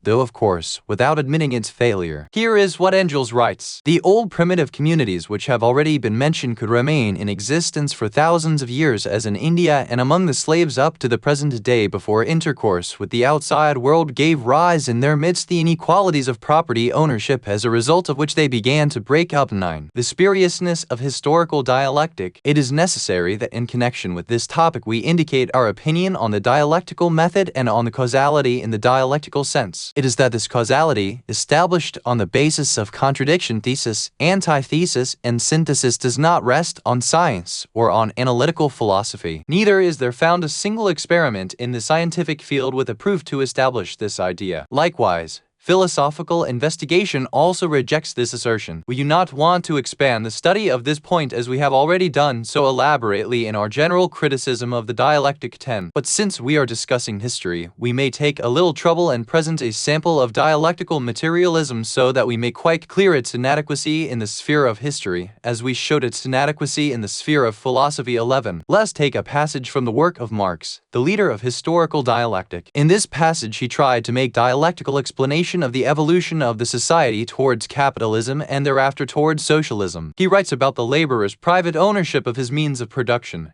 saying, "The capitalist mode of appropriation, the result of the capitalist mode of production, produces capitalist private property. This is the first negation of the individual private ownership as founded on the labor of the proprietor. But capitalist production begets with the inexorability of a law of nature its own negation. It does not establish private ownership of the producer but gives him individual ownership based on the acquisition of the capitalist era, i.e. on cooperation and the common possession of land and of the means of production." 12. Did you see how the effect grows till it fused with its cause into a richer, larger, and more independent synthesis? The laborer or the small artisan's ownership of his means of production is the thesis and the cause, the capitalist expropriation of these means of production and his ownership that is the antithesis. The effect growing and blossoming forms by fusion with its cause to form a more complete synthesis, for the capitalist ownership suffers the birth pangs and gives birth to socialist ownership, wherein the artisan is reinstated as the owner of his means of production in a more complete form. It is not enough to postulate man as the thesis, antithesis, and synthesis for historical and natural events, in order to fashion history and nature dialectically, for the dialectic which Marx has postulated did not go beyond being some sort of abstract dialect in the mind of Marx, a figment of his brow, and was not historical dialect. If it were, then where is that artisan's private ownership of the means of his production which is the cause of his capitalist appropriation? So that it may be said the opposite was begotten by its opposite and that the thesis gave birth to antithesis. The private ownership by the artisan of his means of production was not the cause which brought into existence the capitalist mode of production. The capitalist mode of production came into existence as a result of the transformation of the class of merchants into capitalist producers and the accumulation of their wealth under certain conditions. The artisan's ownership of the means of production in a disorderly manner was an obstacle in the path of those merchants who came to employ the capitalist mode of production to grow and expand their control over the means of production. Wielding more influence, they were able to sweep away the obstacles from their path and eventually seize the means of production from the hands of the artisans in a decisive manner to consolidate the elements of the capitalist mode of production and extend its range and scope. Though it was the capitalist mode of production, yet it did not arise from the artisan's ownership of the means of production in the same way as antithesis arises from thesis. It arose from the circumstances of the class of traders and their accumulation of wealth to a degree that may enable them to employ the capitalist mode of production and subsequently gain control over the wealth of the class of artisans. Alternatively, we may describe it this way. The external factors like trade and commerce, colonial exploitation and discovery of minerals confer upon the merchant and traders extensive wealth and the means and power to adopt the capitalist mode of production and subsequently strip the artisans off their means of production to the last shred. Had all these conditions not created for them these possibilities, the capitalist mode of production would not have emerged into existence, nor would have the artisan's ownership been able to create its opposite to bring into existence the capitalist mode of production and subsequently itself evolve into socialist ownership. Thus we do not find in the sphere of history, just as we did not find in the sphere of nature, a single instance to which the laws of dialectics or causality in the dialectical sense are applicable. We shall see this shortly in our study of historical materialism at its stages in detail. The result contradicts the method. It was a cruel irony for Marxism. It had hoped in respect of dialectical method to use this method in a manner that would lead to results that were not dialectical. It was on account of this we said in the very beginning that Marxism's method of the analysis of history is dialectical, but the content meaning contradicts the method itself. On one hand, it asserts that the class contradiction, which reflects the conflict between the means of production and the relations of ownership, is the only main cause of the internal conflicts in the society, and that all the other contradictions are merely its spin-off. On the other hand, it also asserts that the caravan of humanity is traveling inevitably on the road towards a classless society forever. It further holds that this will be when the bells of victory ring for the proletariat and the classless society is born and humanity enters into the stage of socialism and communism. When the class and its conflict disappear from the society, then at that stage the tide of evolutionary process would have come to an end. The flame of eternal dynamic motion would have been extinguished and the miracle that would put out of commission the laws of dialectic would have occurred. Or how else would Marxism explain dialectical motion in classless society, as long as the class contradiction has met its inevitable end and as long as the dialectical movement cannot arise except on the basis of contradiction? In the passage quoted shortly before from the works of Marx, he makes private ownership of the artisans the thesis and considers capitalism the first negation antithesis and socialism as the negation of the negation synthesis. So we can ask Marx this: will the matter of thesis, antithesis, and synthesis then cease to operate after that in spite of the general laws of dialectics, or will it start a new triad? In the case, it continues, then the society's common ownership will become the thesis. What will be the contradiction, the antithesis that will beget, develop, and increase by combining with the society's common property in unity? We can, in that case, postulate that the communist ownership is the contradiction or the first negation of socialism. But what would be the negation of the negation synthesis? Indeed, with the emphasis by Marxism that communism is the ultimate phase of the human revolution, the dialectic will remain in a state of perplexity. From the perspective of historical materialism itself, let us now study historical materialism in a new light, that is, in light of historical materialism itself. It may appear strange at first thought that a theory should be made the means of passing judgment on itself, but we shall find from what follows that the historical materialism we discussed above will be sufficient for passing judgment on itself in the field of scientific inquiry. When historical materialism is a philosophy of the formation and development of the society, it will generally treat the subject of human ideas and human knowledge as a part of the formation of human society, and views the condition of the formulation of the human knowledge and its development in the same way as it does in respect of the condition of development and evolution of political, religious, and other similar configurations. Since historical materialism considers socio-economic configuration as the fundamental reality for all the aspects of the society, then it is only logical that it should explain ideas and knowledge on that basis. In line with this, we find historical materialism asserting that human knowledge is not born from the functional activity of the brain, but is only concealed in its original source in the economic formation. Hence, man's thought is a rational reflection of the economic formation and the social relation that exists therein, and it expands and develops in accordance with the development of those formations and relations. It is on the basis of this that Marxism constructed its theory of knowledge and professes the doctrine of evolutionary relativity. The theory of knowledge, as long as it is constrained to being born from the socio-economic circumstances, would be of relative value. If it is confined within the bounds of those circumstances and develops accordingly, then there exists no absolute reality. Instead, only realities disclosed in relative form within the orbit of the social relations, and only to the extent these relations permit. This is the conclusion Marxism has arrived at by its analysis of the society, and this was the only conclusion it could reach in keeping with its method of understanding of society and history. Despite having arrived at this conclusion,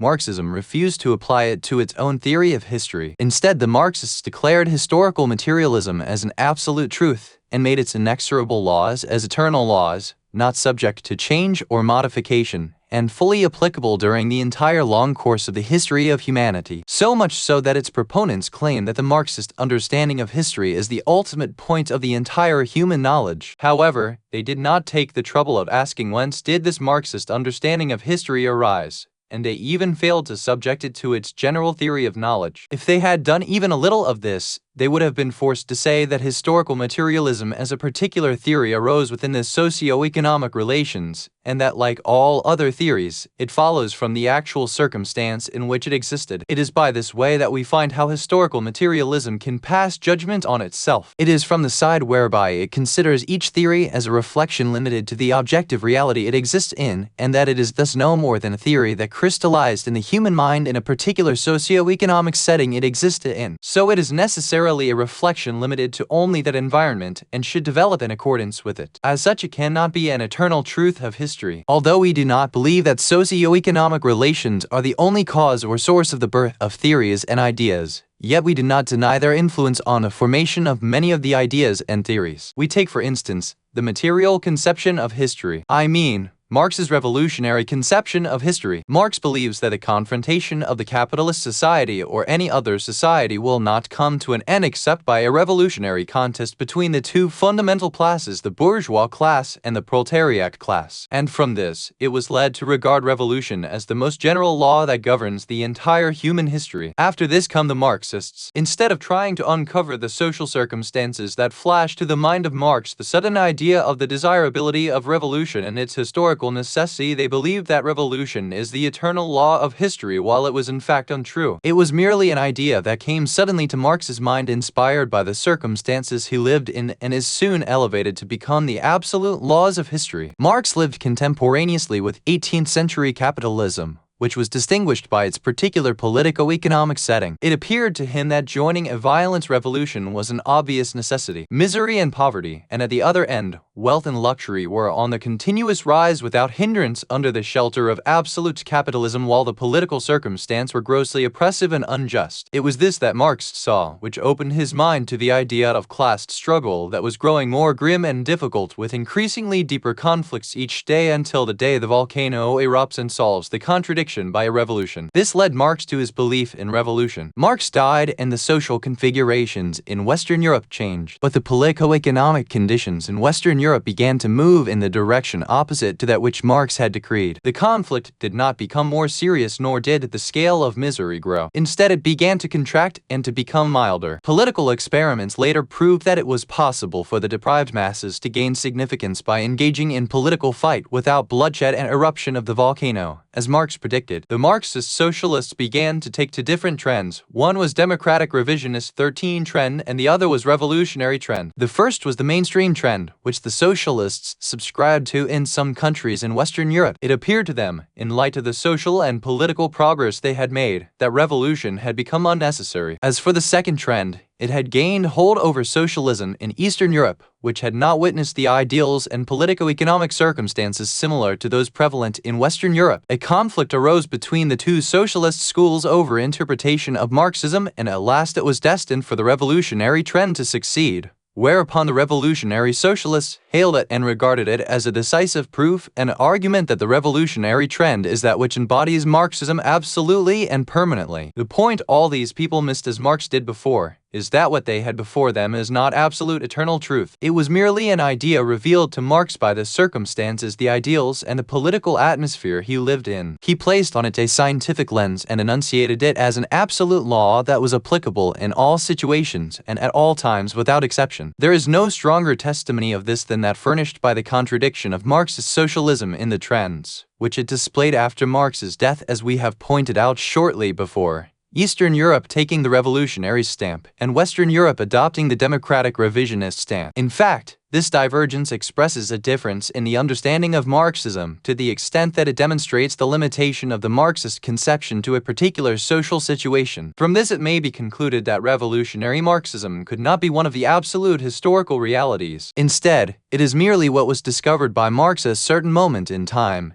and that it is an interpretation of the milieu in which Marx lived, and when that milieu underwent changes in Western Europe and new conditions emerged, the idea became meaningless, notwithstanding its preservation with all its values in Eastern Europe, where these changes had not occurred. By this, we do not mean to say that we believe that every social theory must necessarily arise from socio-political formations. Our aim is only to lay down that, first, there are some ideas and theories which influence the actual circumstances of society and appear as if they are absolute truth. But in reality, they are only truths relative to those particular circumstances, and some of Marx's conceptions of history are of this nature. Second, all the conceptions that come under the law of historical materialism and correspond with the Marxist theory of knowledge are necessarily relative truths subordinated to the socio-economic relations that exist therein, and followed them haphazardly in their evolution and development. It will not be possible to take historical materialism in its shape as an absolute truth in respect of history as long as the theories are construed to have been the result of the relatively developing circumstances, as Marxism itself has affirmed. The theory in general, we have studied historical materialism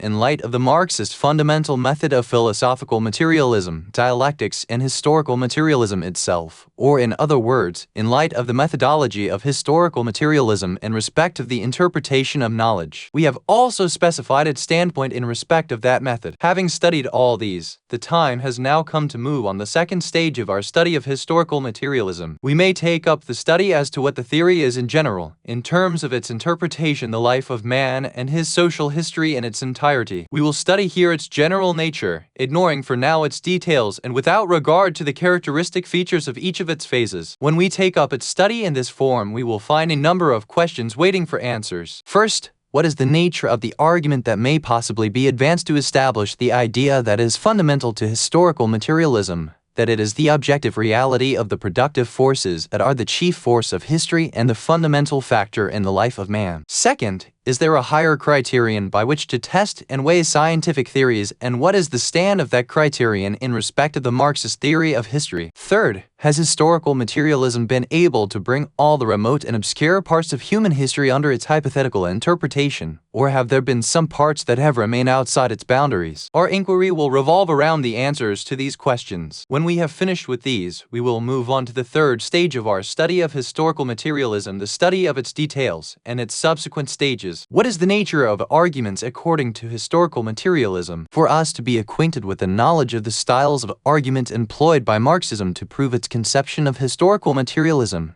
it is necessary to study comprehensively a load of books and ideas in respect of historical materialism, inasmuch as these styles of argument are presented independently all over these books. However, it is possible for us to sum up the substance of the arguments on which historical materialism relies in these three: A. Philosophical argument, B. Psychological argument, C. Scientific argument. Philosophical argument. What we mean by this is the arguments which rely on philosophical analysis of the problem and not on experiments and observation derived from different epochs of history. This type of arguments assert that historical events are subject to the law of causality, compelling us to ask about the root cause of the historical changes by which the successive historical events and various social, ideological, and political currents could be explained. A casual glance at history will reveal to us that modern Europe, the present-day European society, differs in its social content and appearance from the European societies 10 centuries earlier. It is necessary that there be a cause for the occurrence of this general social variation, and that we should explain every change in the social existence in terms of its original source that works on this existence and the change in it. In the same way as the physicist studies objects and events in his field, he studies in light of their sources and explains them in terms of their causes, inasmuch as all the spheres of the cosmos, physical and human, are subject to the law of causation. Well, what is then the cause of all those changes that made their appearance on the stage of history? The answer that is apparently fit for this question would be that it is the ideology or opinion which prevails over the present-day European society, and it differs from the ancient European society in terms of different social ideas and opinions ruling over each of these societies. But is it possible to stop before this explanation of history and society? If we were to take a step forward in our analysis of history, we will find ourselves compelled to ask as to whether our ideas and opinions are merely random. Naturally, the reply to this question in light of the law of causation would be in the negative. Ideas and opinions are not subject to chance, nor are they born with man and vanish when he dies. But man only acquires them, and they occur and change and are subject to particular causes as to their emergence and their development. Therefore, they cannot then be considered as the ultimate cause of historical and social events as long as they are themselves contingent and subject to specific laws. Rather, it becomes necessary that we should search for the factors which bring ideas and opinions into existence and cause their development. For example, why was it that belief in political freedom emerged only in the present New Age and did not exist in the Europe of Middle Ages? And how was it that views against private ownership have become so widespread in the present stage of history instead of in the previous one? Here we should explain, or rather it has become necessary that we should explain the birth of ideas and their development in terms of the respective social formations in a general way, or for some of these formations like the economic formation, in a specific way. But that would not mean that we have progressed in solving the philosophical problem, because with that we have done nothing more than merely explaining that the ideas and opinions have been formulated and developed following the formulation and development of the social forms, and thus we have eventually come to the very point from which we had set out. We ended with the social formation from where we had desired to start and discover the cause of the change at the beginning. Now, if the opinions and ideas are born from the social configurations, then what are the causes for the emergence of social formations? Putting this in another way, the question is, what is actually the root cause of the society and history? Under this circumstance, we have before us only two ways of discovering the causes of social forms and of providing explanation as to how they came about. First, we may retrace a step backward and repeat the previous opinion that believes in explaining the social formation with its different political and economic substructures, etc., in terms of ideas and opinions. In that case, we would be going around a vicious circle because, as we had said at the beginning, ideas and opinions are born from the social formations. Now, when we have returned and said that these social formations are the result of the ideas and opinions, we thus have described a vicious circle and returned to where we had started. And it is this way which the idealists have followed in their interpretation of history. Plekhanov 14 says, Hegel found himself having fallen in the very same vicious circle in which the French sociologists and French historians had fallen into, for they had explained social forms by the existing state of ideas, and the existing state of ideas by the social forms, and the problem will continue to remain unsolved till the science extricates it from the circularity of this vicious circle of B being the cause of A while at the same time specifying A as the cause of B.15. And the other way, the Marxist way, is this: to proceed in our inquiry in accordance with the law of causation to identify and explain the cause, and go beyond man's ideas and opinions and the social relations in their various forms. We need to go beyond these, because all these are from among social phenomena. They come into existence at a certain period of time and evolve. So there is a need to explain their occurrence and attribute the cause of their emergence to the root factor. At this decisive moment in the sequence of our inquiry, there is no course left open to us but to search for the secrets of history outside the belt of all these phenomena, and only the means of production are outside the belt, or in other words, the physical nature which man has been struggling with since the ancient times. It is only these forces of production that can provide the answer to the question on the subject that we have been working on, as to why and how historical events take place and evolve in accordance with the philosophical requirement asserting that nothing occurs by chance and that for every occurrence there is a cause, the law of causation. Thus it is argued that it is not possible for the interpretation of history to be free from the vicious circle in the field of inquiry, except if it acknowledges that the principal cause is the means of production. This is what is called philosophical argument, and we intend to present it in the best possible manner. In this connection, we consider the book entitled The Philosophy of History, by Plekhanov, the great Marxist author, as the most important book inasmuch as it is directed, in all its discussions, to the reliance on argumentation and observations similar to that given above, to represent the gist of all his discussion. Now that we have grasped fully well the philosophical argument for the theory, it is necessary to analyze it and to study it within the limits of philosophical requirement, holding that no events originate by chance, the law of causality. Is this a sound philosophical argument? Is it true to say that the only explanation by which the philosophical problem of history is solved is the explanation given in terms of the means of production? In order to pave the way for the answer to the question, we take up one point connected with the means of production that Marxism claims are the true cause of history. This point is that the means are not inert or static, but they also change and develop with the passage of time in the same way as ideas and views of man,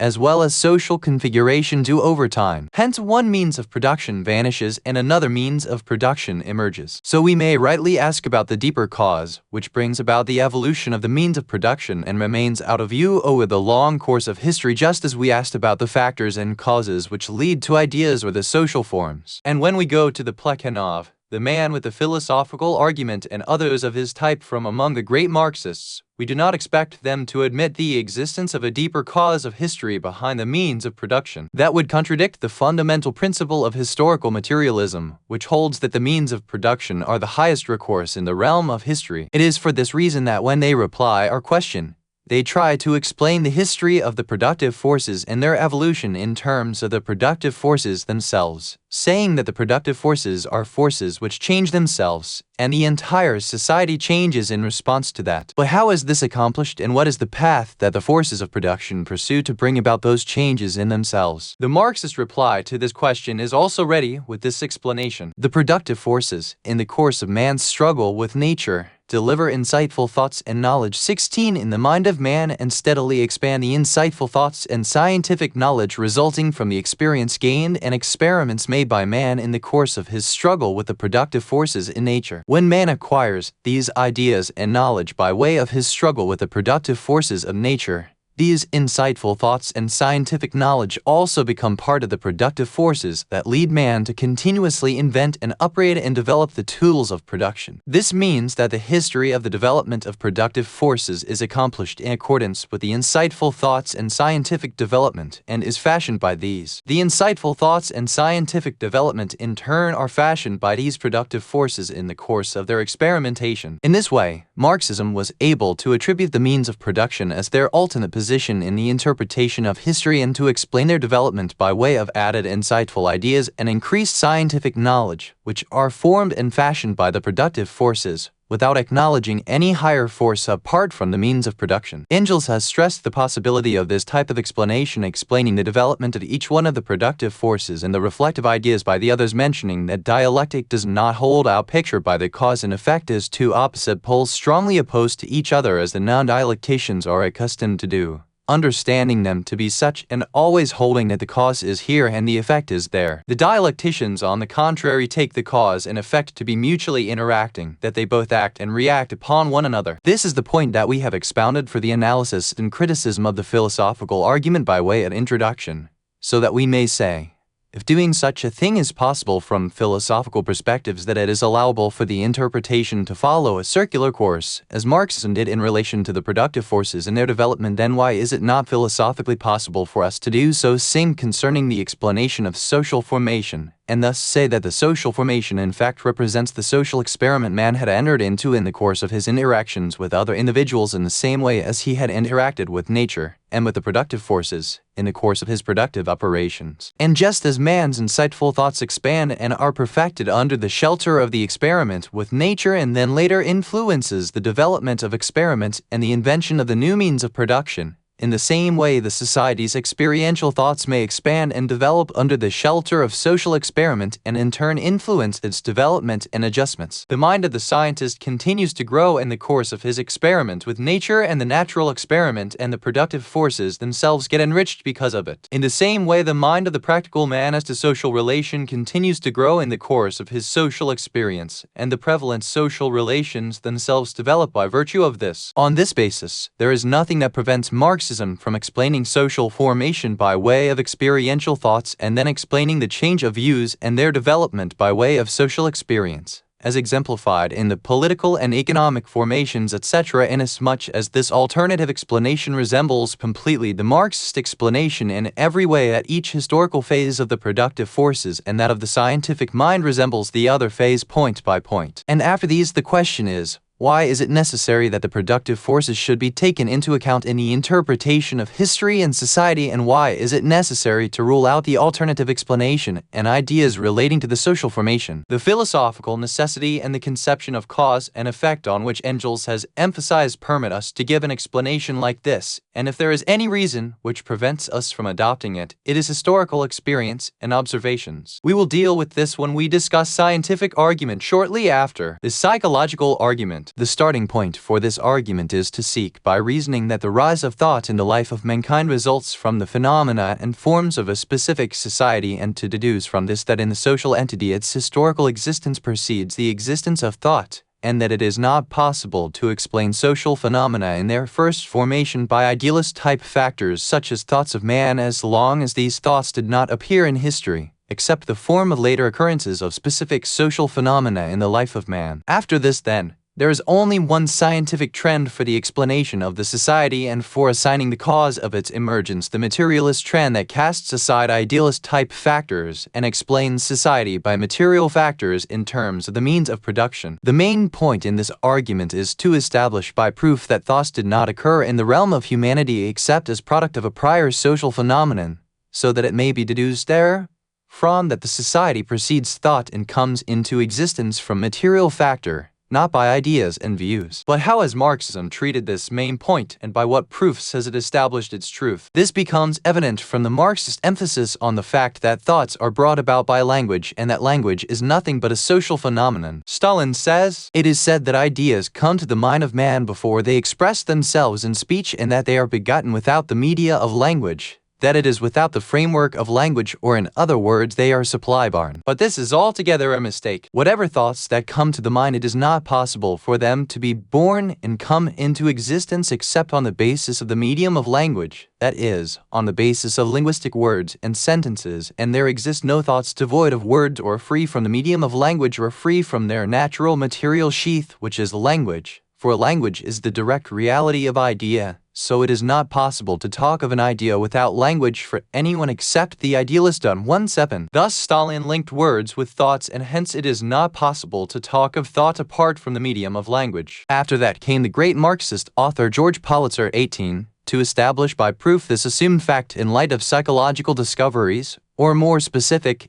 in light of the physiological basis of psychology, which the noble scholar Ivan Pavlov, 19, had laid down and deduced from a number of experiments conducted by him. Politzer writes in a note on the above-quoted words of Stalin, "This first principle of dialectical materialism has received a strikingly brilliant support from natural sciences by virtue of the physiological experiments carried out by the great scientist Pavlov. He discovered that the basic processes in the activity of the brain are those of the conditioned reflex, which is formed in specific circumstances, and which is set up by sensations, whether these are external or internal. In this way, Pavlov established that sensations play the role of directed signals in respect of every activity of a living organic being. On another hand, he discovered that instead of only actual objects that evoke the sensations, it was possible for words with their contents and meanings to take the place of the actual objects and produce similar results. In this way, words are made of signals, that is, a secondary system of signaling process formed on the basis of the first system, and it is peculiar to man and is considered language, which is a condition of man's higher activity, the foundation of his social activity and the ground of his abstract thought. It transcends the transient feeling and is the basis of his intellectual insight, for it is these that enable man to reflect reality to a greater degree of precision. It was in this way that Pavlov proved that what basically determines man's consciousness is not his physiological apparatus and his biological milieu. On the contrary, it is in accordance with the reflection of the society that he lives in. 20. Let's take something from this attempt by Politzer, by which he seeks to discuss the Marxist view from Pavlov's investigations. Politzer observes that according to Pavlov's view in respect of the basic processes of the brain, that all these are responses to specific stimuli or signals. These stimuli in their first phase are sensations. It is obvious that these responses, which are evoked by sensations and signals, cannot be pure ideas, as ideas that are independent of other things, for these do not occur except in the presence of sensations evoked by certain factors, as they do not enable man to think about a thing which is absent from him. In the second phase come language and the verbal medium that play the role as stimuli and secondary signals. They condition every word with a certain sensation. It becomes the conditional stimulus in the second phase and enables man to think by way of responses, which the linguistic stimuli send out to his mind. So it is language, therefore, that is the basis of thought. And since language is nothing but a social phenomenon, according to this, then a thought is nothing more than a secondary phenomenon of man's social life. It is the thought that Politzer has offered. However, we may ask this question: is language really the basis of thought? Because, as argued by Stalin, there exists no thought independent of language as the medium. For better clarity,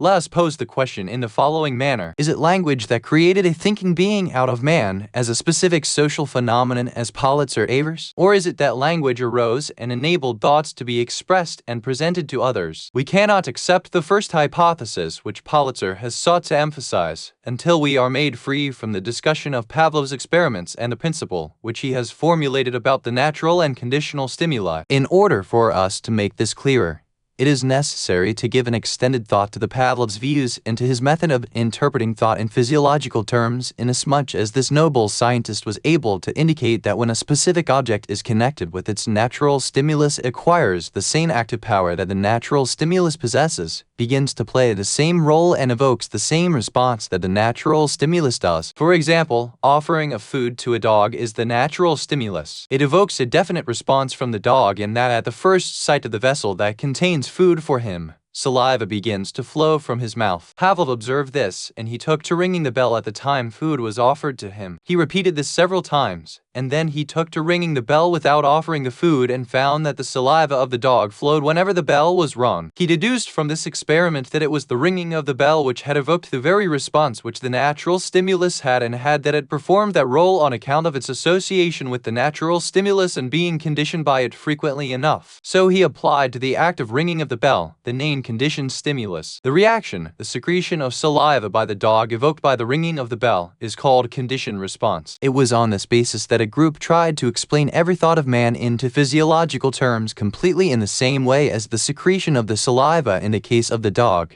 inasmuch as all the thoughts of man are responses to different kinds of stimuli. And just as the presentation of the food, the natural stimulus, evokes the natural response, which is the secretion of the saliva, in the same way there exist in man natural stimuli that trigger specific responses. Man has sense perception, internal and external sensations. Natural stimuli also trigger responses in man. Just as ringing of the bell triggers the same response as presenting of food in the dog, in the same way there are many things associated with natural stimuli and become conditioned stimuli in the case of humans. By the medium of language, the word water triggers the same response from the sensation connected with water as a natural stimulus does on account of its being associated with and conditioned to it. Both of them evoke in the mind a particular type of response. Based on this, Pavlov framed the hypothesis of two signaling systems. The first of these signal systems consists of all the natural stimuli and conditioned responses in which words have no place. And the second category consists of words and the medium of language as secondary conditioned stimuli, having been conditioned by the stimuli of the first signaling system and on account of it having acquired the capacity of affecting the particular responses. Pavlov's views led to these implied results, that it is not possible for man to think without the stimulus, inasmuch as thought is nothing more than a specific response to the stimulus. Likewise, it is not possible for man to have an abstract mental thought except when it comes into existence and is connected to the conditioned stimuli that had been acquired by being associated with his sensations. Since he is dependent on his sensations, he cannot have absolute thoughts, meaning that he cannot think about a subject that is intangible and not detectable by his senses. Therefore, to make man a thinking being, it is necessary that there exist stimuli within the reach of his sensations, apart from natural stimuli. Let us take for granted that all these are correct. But does that also mean that language is the basis for the existence of thought? Certainly not,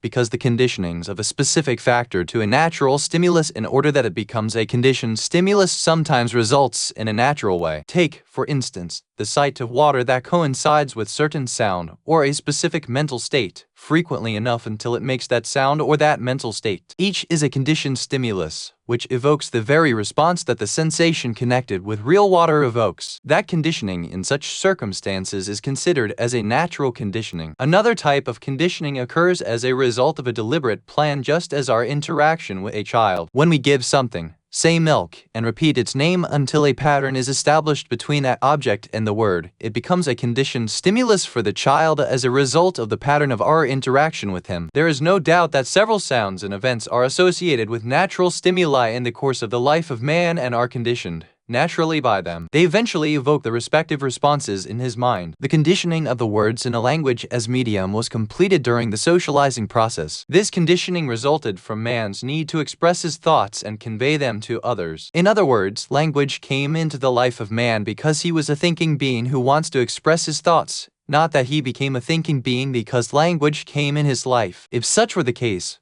Why didn't language come into the life of other animal species? Language is not the basis of thought. It is only a specific mode of giving expression to thoughts adopted by man since the remotest times. When man as a group of individuals was engaged in the course of struggle with nature, he felt the pressing need to express his thoughts to others, and for understanding the thoughts of others, that means of expression and understanding was needed to facilitate the operations they were carrying out and to determine their collective stand before nature and against the hostile forces. Only man learnt to adopt this mode of language to express his thoughts during the collective efforts in struggle with nature, or accidentally as to the conditioning of some of the sounds with some of natural stimuli by way of their frequent and repeated association. Man, however, was able to avail of it in a wider scope and thus was able to bring it into his life. Thus we know that language is a social phenomenon that arose in the life of man only as a result of his feeling the need in the course of collective work for translating and transmitting his thoughts to others. We know that it was not language that made man a thinking being by coming into his life. On this basis, we are able to know why was it that language appeared in the life of man and did not appear in the life of other species of animals as hinted by us earlier. Or rather, we have come to know more than this as to why there existed community life in human society, and not in the case of other living beings. It is because man was able to think and reflect that made it possible for him to transcend the limits of perception and to change the existing reality which he perceives, and subsequently to change the perceptions themselves in correspondence with the tangible reality. Without the capacity to think, it was not possible for other animals to do the same, for they are not able to understand anything or think about anything except the tangible realities in the respective specific forms. It was thus not possible for their minds to alter the existing reality into something else. It is the capacity to think that affords man the ability to alter the tangible reality in various possible forms. As doing this often requires a variety of endeavors to deliver the intended results, it became a collective effort involving a number of individuals according to the nature of the tasks and the amount of efforts required. Thus, social relations was found to exist among them. It is not possible to find the existence of relationship of this nature between individuals from other animal species, inasmuch as other animal species are not thinking beings. Social relations of this nature are absent among other species. From the time that man started joint efforts to bring about changes in tangible reality, they needed a medium to convey signals of sense perceptions. While they were able to make expressions in relation to the tangible reality, they were unable to do so in relation to a thought. Language came into the life of man in his endeavors to bring about change to his thought or the specific relations which exist between the perceived objects. It only came into his life. As for other animals, they do not feel a similar need like that by man. This need was born out of collective efforts founded on the basis of the thinking ability to alter the tangible reality in a favorable way. Scientific argument. The scientific explanation of the changing universe proceeds in a progressive path. It begins as a scientist's hypothetical description of reality and his attempt to discover its origins and causes. The hypothetical description attains the status of a scientific explanation only when the scientific evidence is able to establish it as the only possible explanation of the phenomenon, the subject matter of the investigation, and deny the possibility of any other explanations. Any hypothetical explanation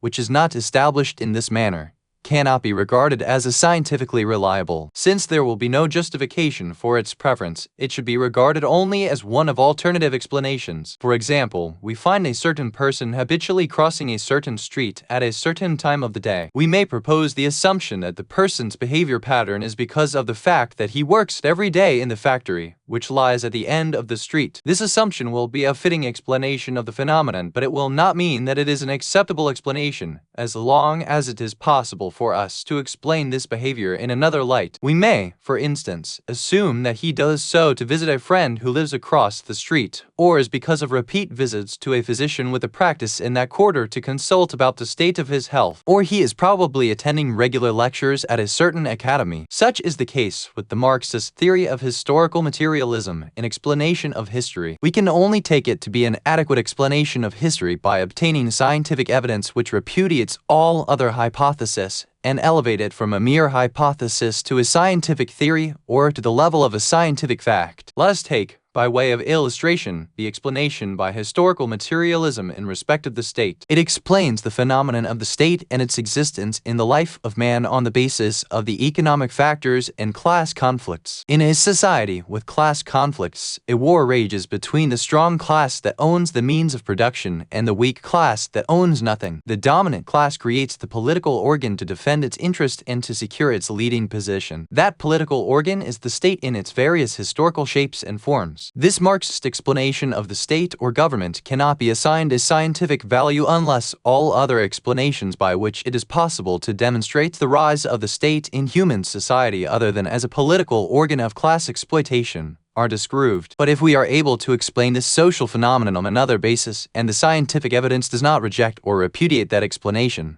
then the Marxist explanation cannot be deemed to be anything more than a hypothesis. So the Marxist explanation will not be deemed a scientific explanation if we can, for instance, explain the rise of state on the basis of the complexity of civilized societies and demonstrate the establishment of the state in a number of human societies in this way. For example, social life would not have been possible in ancient Egypt without a great deal of complex assertions and extensive civil works undertaken to organize the canalizing of the rivers and the irrigation system. The state in that society arose in order to facilitate social life and to supervise the complex operations. The life of the common people depended on good performance of these operations. It is because of this that we find a certain Egyptian tribe, Akorius, enjoying the highest position in the administration of the state affairs, not on the basis of class interest, but on the basis of the significant role they played in the Egyptian agricultural system because of their expertise. Similarly, we find the church elites enjoying the highest position in the Roman administrative machinery at the time when the Germanic people entered the Roman kingdom as invaders, a group after another. The church appeared as the prominent source of thought in the country on the heel of the destruction caused to culture and learning by the Germanic raids. The men from among the church elites were among the few who had the skills in reading, writing, and speaking the Latin language and in administering the calendar and the affairs of the state, whilst the German kings and the military chiefs spent their time hunting and leading raids and wars. They eventually built great influence in the governing political apparatus of the state and earned for themselves great gains and wealth. That made them, according to Marxism, a specific class of vested interest. Although their economic influence and their economic advantage came to them by way of their political presence in the administrative machinery of the government, they did not owe this to the economic influence which they eventually acquired. It actually came from their distinctive ideological and administrative ability. The Marxist explanation of the state also cannot be deemed scientific if it were possible to assume that religious creed had been influential in the establishment of many of the states, or that if it can be assumed that political powers which are supported on the basis of religion are represented by societies that had no common class interests. They instead shared common religious denomination. In the same way, it is possible for us to assume that the creation of the state in human society was for the satisfaction of the deep-rooted political instinct in the soul of man, with a powerful hidden inclination to dominate and exercise power over others. Thus, the state was the inspired urge for its realization in practice. I do not want to continue exploring all possible assumptions as the basis for the explanation of the state. My only object behind this is to say that the Marxist explanation of the state cannot be deemed a scientific theory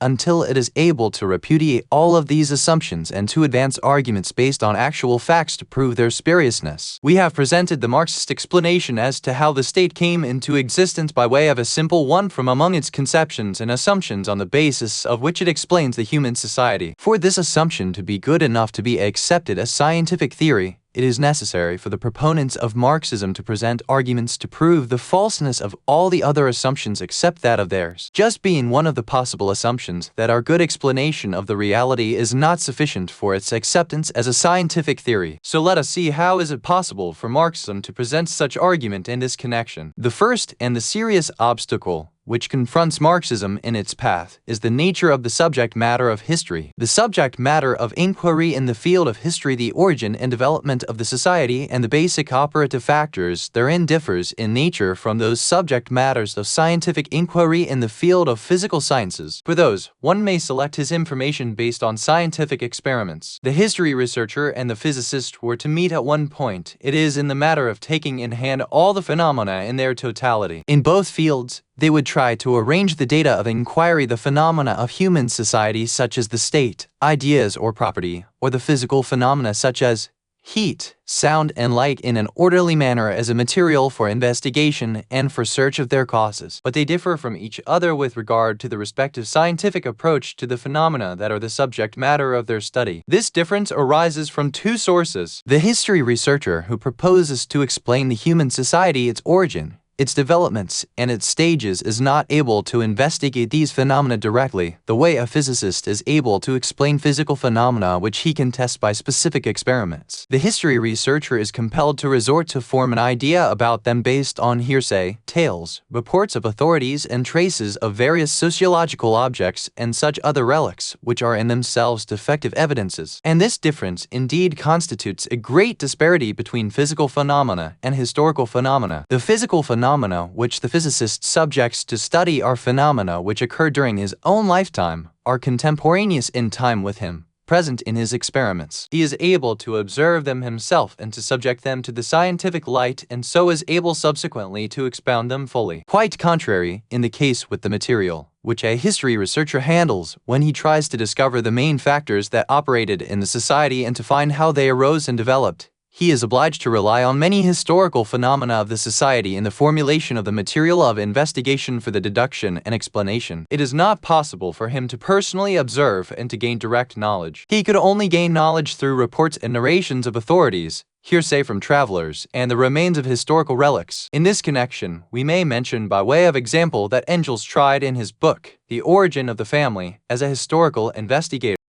to explain social phenomena scientifically. In doing so, he was obliged to generally rely, for his deductions, on reports and assumptions of a certain historian or traveler. Morgan 21. It is in this way that the historical inquiry differs from physical inquiry in terms of the materials, the phenomena, which the inquirer has, and the premise on by which he draws explanations and deductions. But the difference does not end here. Just as they differ in terms of material, they also differ in the method of reasoning. When a researcher of history obtains the totality of the historical phenomena and events, he does not have before him the prospective outlook, which the researcher of the physical phenomena does. For example, the prospective outlook before the latter in respect of the atom would include its nucleus, its electrical charges, and its radiation. For that reason, the historical researcher is obliged to take the historical phenomena and events just as they are. It is not possible for him to change or vary anything therefrom. As for the physicist, he can subject the material that he is handling to various experiments, extract from it or add to it anything in any way he likes. Even in spheres in which the subject studied does not permit any change or alteration in its material, like astronomy, it is possible for the astronomer to vary his relation in respect of that material, such as his relative position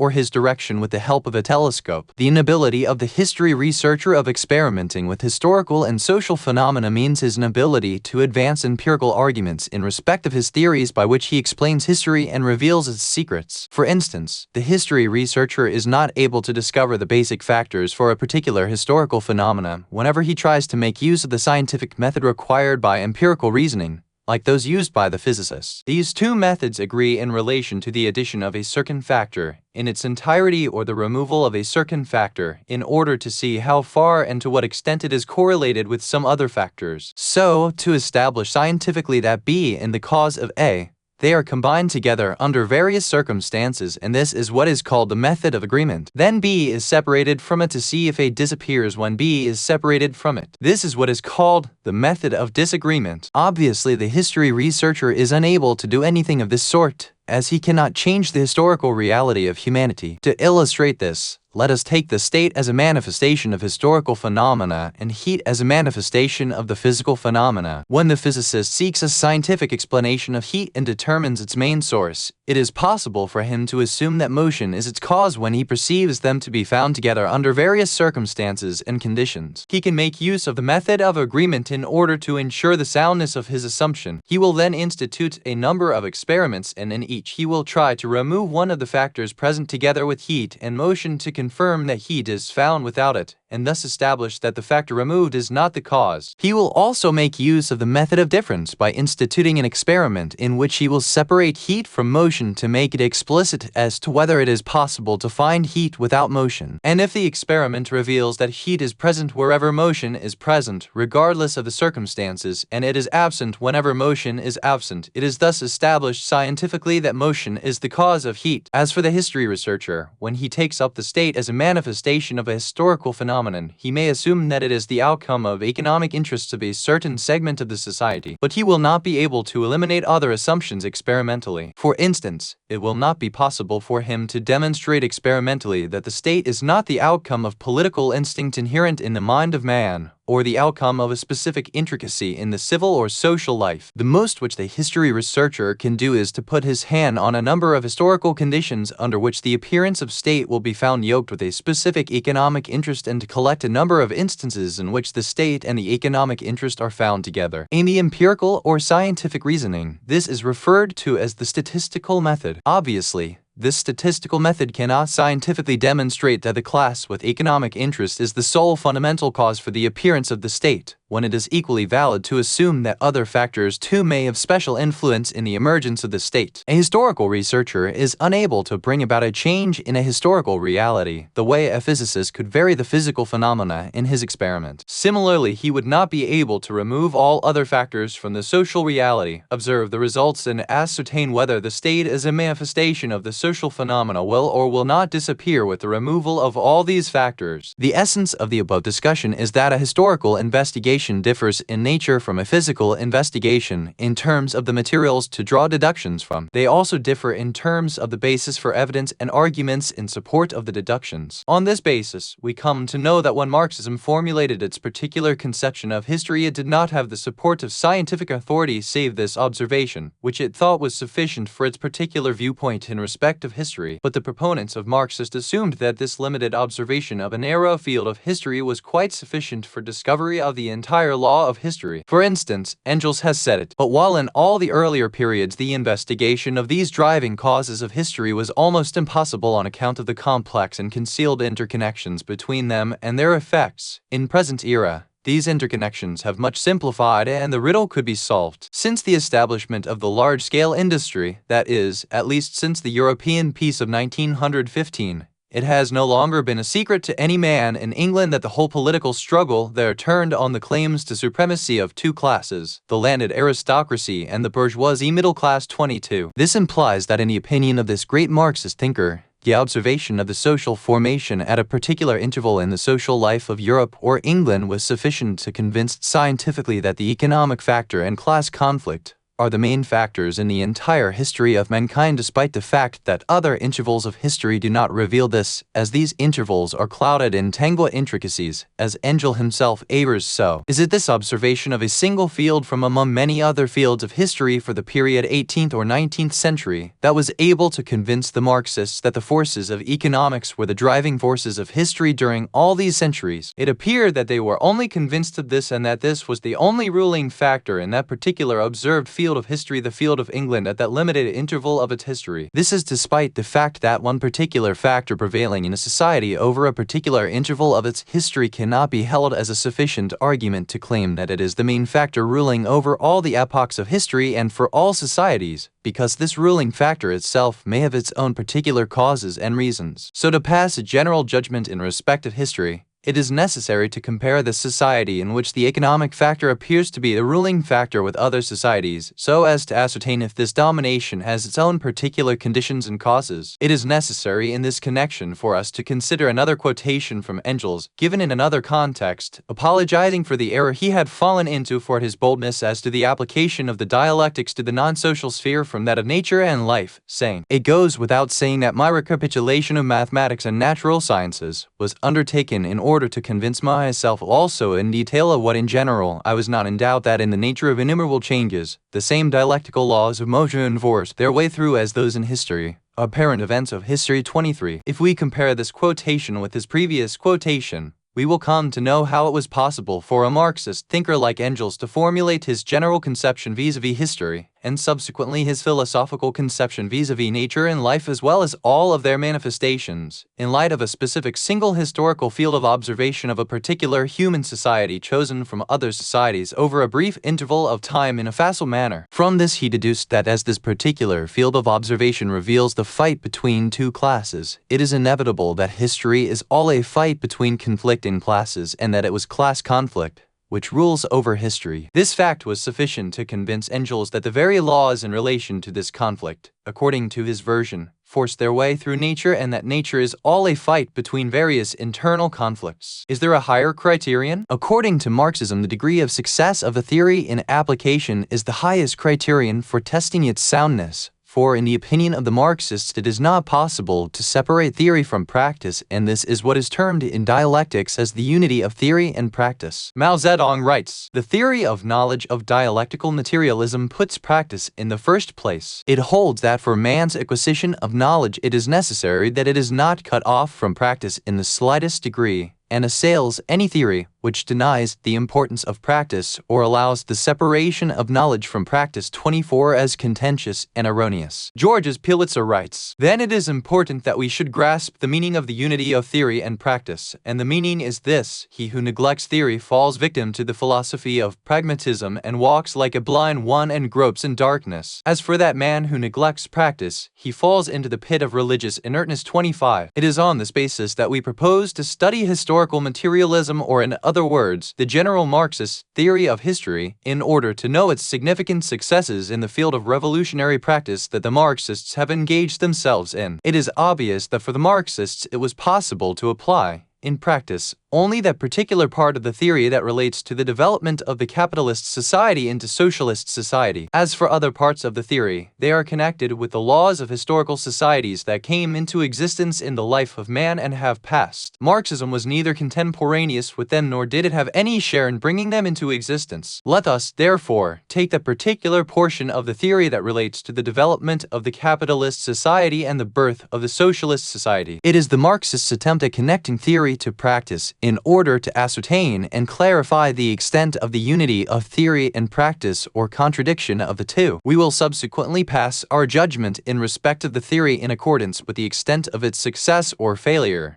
based on the correspondence of the theory with practice, which according to Marxism is the fundamental criterion for the establishment of theories and the essential element of a sound theory. In this connection, we find it possible for us to divide the socialist countries that applied in practice the Marxist theory either wholly or partially into two groups that we will describe shortly. In practice, however, the events that actually occurred in these countries from both groups were far removed from the theory and were obviously inconsistent with the predictions of the so-called scientific laws as to the course of history and the social currents. The first group consists of co-socialist countries in which the socialist order was imposed by the Red Army, like the countries in the Eastern Europe such as Albania, Czechoslovakia, and Magyar 26. In these and other similar countries, transformation to socialism didn't take place as described by the laws stipulated in the theory, nor did the revolution emanate from inner social contradictions. Instead, it was imposed from outside through foreign war and armed military invasion. If that were not so, then what law of history was it that cut Germany into two halves and annexed its eastern part into the socialist bloc and its other half into the capitalist bloc? Was it the growth of the productive forces, or was it the authority of the victorious army that imposed its system and its ideology upon the territory brought under its rule? As for the second group, socialist orders have been established by internal revolutions, but these internal revolutions were not the embodiment of the Marxist laws and did not occur in conformity with the theory, which the Marxists claimed to have solved all the riddles of history. Russia, the first country in the world in which socialist regime became dominant by the action of internal revolution, was one of the industrially backward countries of Europe. The productive forces prevailing at the time had not yet reached the stage which the theory determines for the change and the occurrence of socialist revolution. It was not the evolution of the productive forces which played the major role that shaped the order and formation of the essence of the society as stipulated by theory. Instead, their role was the opposite. The productive forces in countries like France, Britain, and Germany had grown tremendously, and these countries had entered the highest stage of industrialization. Yet, even with such progress in this aspect,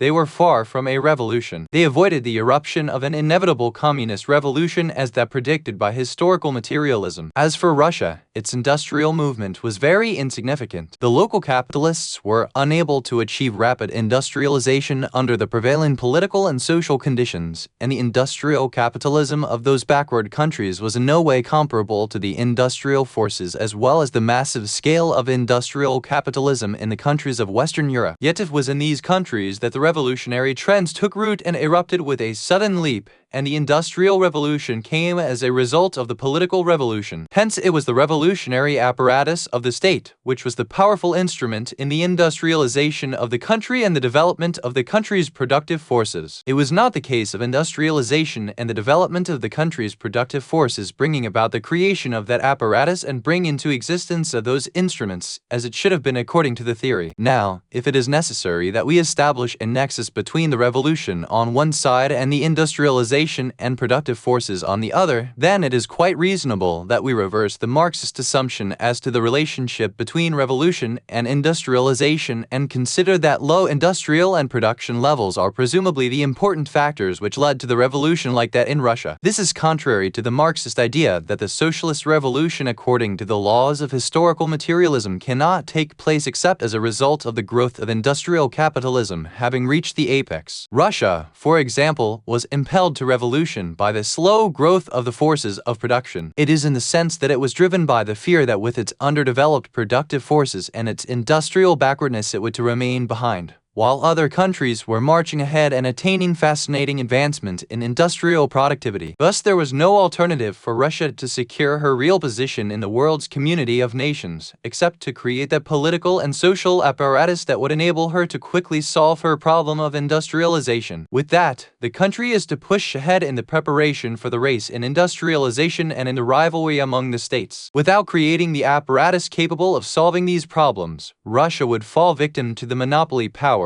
which the competing states had started gaining, and her existence as an independent state would thus come to end. Thus, if we looked at Russia from the angle of the productive forces as Marxists always do and the state of its industries, we will find that the main problem it encountered was in bringing about industrialization. It is not the conflict arising from progress in industrialization against the political and economic entities of the society. The socialist revolutionaries seized the government, the nature of its political entity that was founded on absolute and unlimited authority, and its economic entity that was founded on centralized state management of production activities and operation enabled them to move ahead with mighty strides to industrialize the country. Hence, it was the socialist regime that brought it into existence and provided the Marxist justifications of its emergence. A class grew claiming that it represented and transformed the productive forces in the country to a stage which Marx considers as de facto socialism. After this, we may rightfully ask as to this: had Russia not lagged behind industrially, politically, ideologically compared the great industrial nations, would there have ever been a government established, bearing the political and economic imprint of socialism? China is another case whereby the socialist rule became dominant by way of revolution. We also find here, as we did with Russia, an obvious conflict between theory and practice. Similar to that in Russia, the Industrial Revolution was not the main factor in the establishment of the new China and the change of its system of government, nor did the means of production, or the surplus value,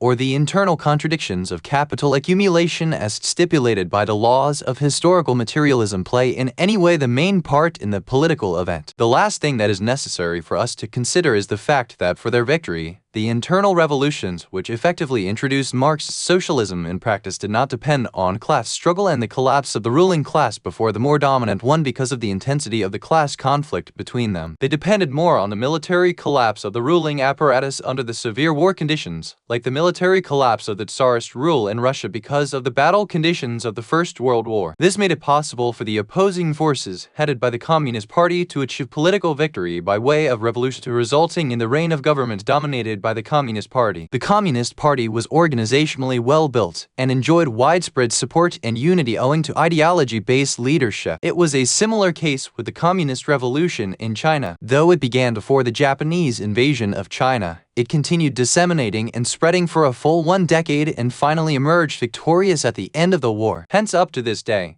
it has not been able to confirm the emergence of victory by way of internal conflict to demonstrate the correspondence of theory with practice. Nor can anyone disprove the explanation that the decline of governing machinery by war and external conditions were the actual cause for the collapse of the earlier ruling system. The features and the characteristics of the theory did not appear in the real practice. All that appeared from its practice were these: a society in which a revolution has taken place, turned its social order upside down, and ruined its governing machinery with war external conditions, and the urgency of the people's need for new political and social orders. The very factors which made the revolution successful or made it appear desirable in Russia were also present either partially or wholly in several other countries. They had the same war condition Russia was having, and had in the wake of the First World War similar revolutions in which the failure of the governing machine and the people's acute sense of insufficiency, the growing sentiment for quick progress to keep up with the rest of the world had also played a momentous role. But the only revolution that adopted the socialist imprint was the Russian Revolution. However, it is not possible for us to find the reason for all these in the disparity between the productive forces and the economic formations. The gaps were similar to a certain extent in those countries. We only find the difference in the ideological conditions that prevailed over those countries and current and cross-currents which were active in the political field and revolutionary sphere here and there. Whatever dialectic logic Marxism assumes as to the unity of theory and practice, and if practice is the sole basis of support of the theory,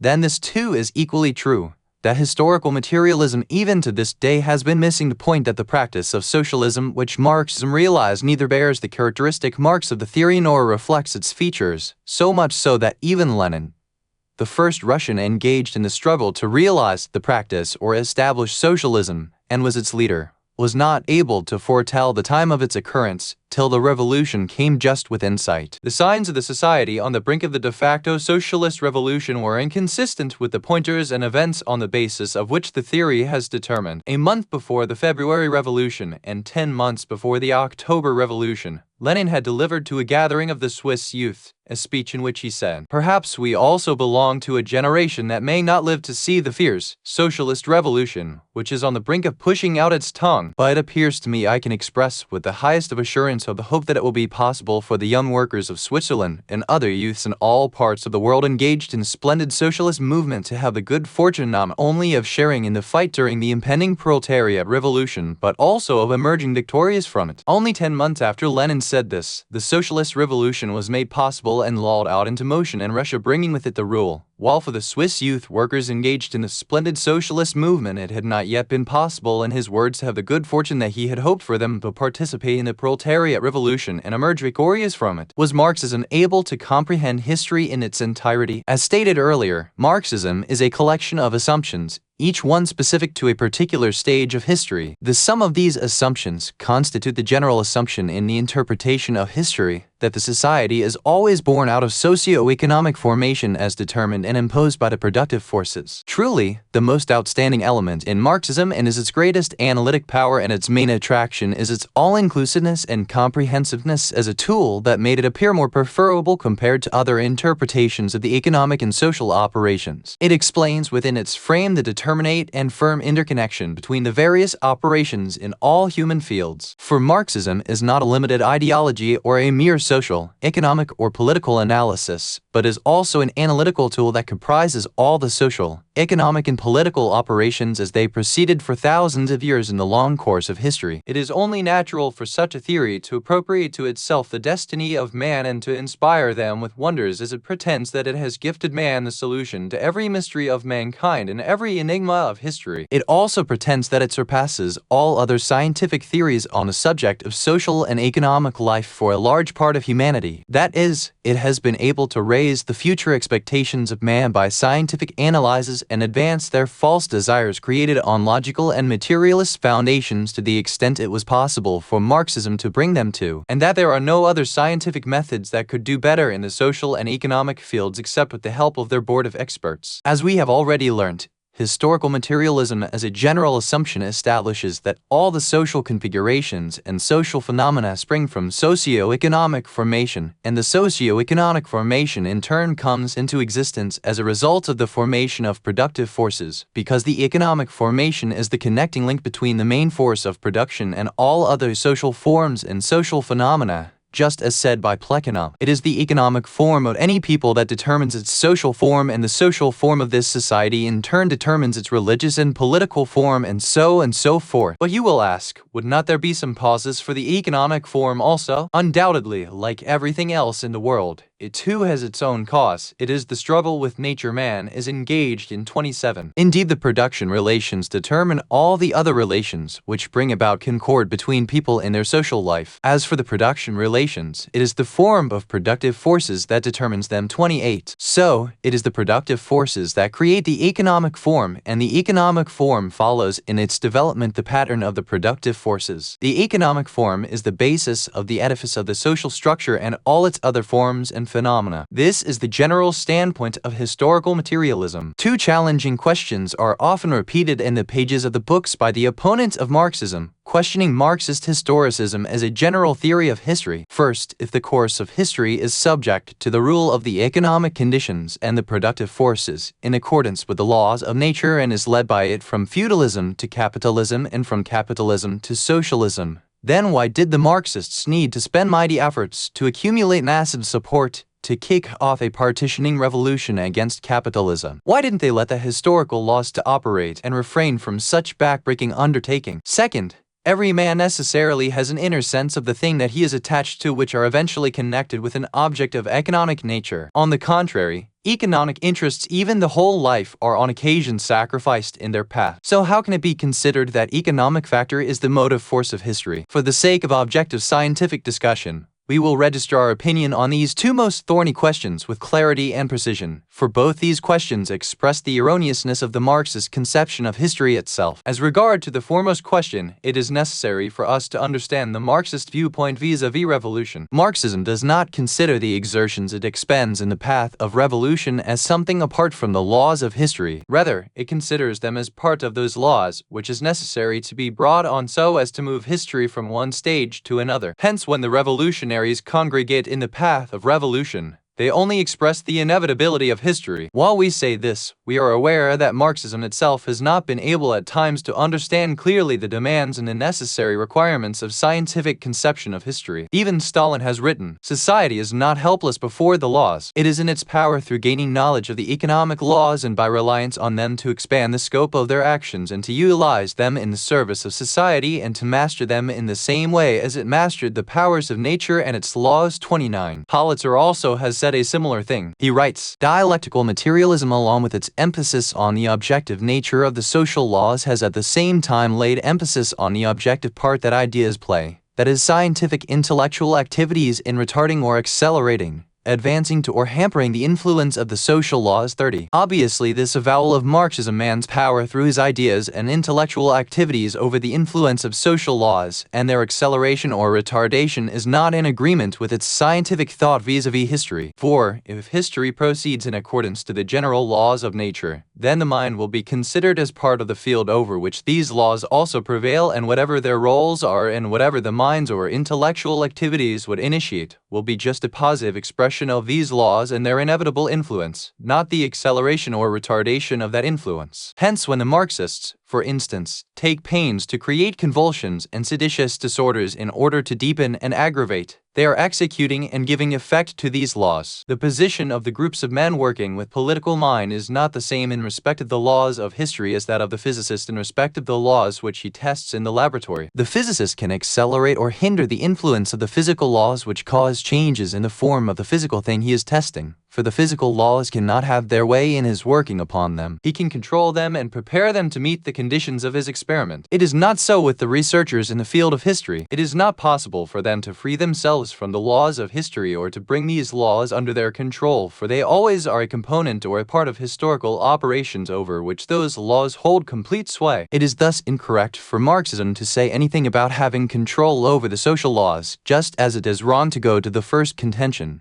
which charges its practical activity as absurd and unjustifiable, as long as we know that revolution is a component part of the laws of history. Now let us take the second moot point. As usual, it cites a list of factors that have no connection with economic aspects, so as to say that the economic factor is the main cause. This moot question does not meet the point of dispute like the previous question, inasmuch as Marxism does not mean that the economic drive is the only conscious driving force of all actions of man throughout the entire course of history, but it leans toward this, saying that it is a power which expresses itself in the minds of man in different forms and styles. for the mind proceeds from different objects and motivating ideologies which have no connection with economics. However, the Marxists would argue that these are all superficial expressions of the deep underlying force and are nothing but means by which the economic factor operates and drives man toward the inevitable historical directions. Here, we are obliged to go beyond some of the same textual statements of Marxism that lean towards laying emphasis on economics as the general aim of all the social activities and not merely the driving forces from behind. Engels writes, "Force is only the means, and that the aim is economic advantage, and the more fundamental the aim is, than the means used to secure it.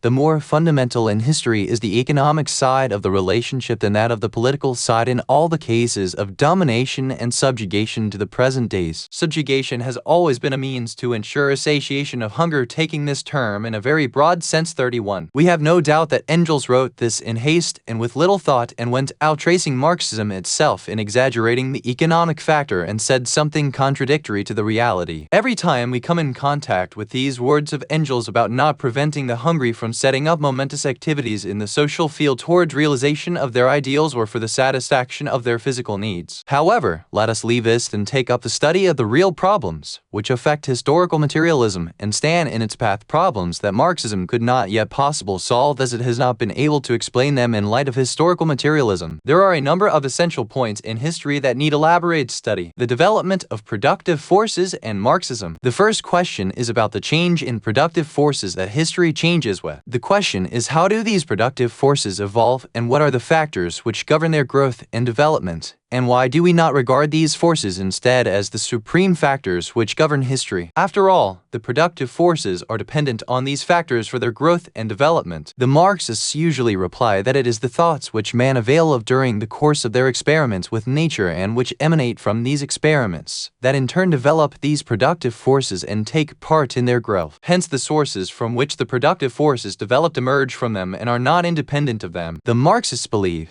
that the progress in respect of the interchanging effect between the productive forces and the thoughts emerging during their exertion with nature in dialectic shape expresses the dialectical movement of the development of the productive forces as the latter give birth to new ideas and then return to increase and develop under them. And this dialectic developing characteristic of productive forces, founded on the basis of his special sense experiment, makes ideas and views as the unique providence of man. Hence, the relation between the natures of productive forces that man experiments and his ideas and views in respect of the world and its facts becomes a relation of cause and effect that emerges, then interacts with it and increases it qualitatively and quantitatively. But we must not forget the result, which we deduced from our study of the theory of knowledge. These results prove that the natural experiments present to man only raw materials and surround him with nothing but the sensuous images of their content. These materials and sense images remain meaningless unless they coincide with specific physiological and psychological condition in a particular mind,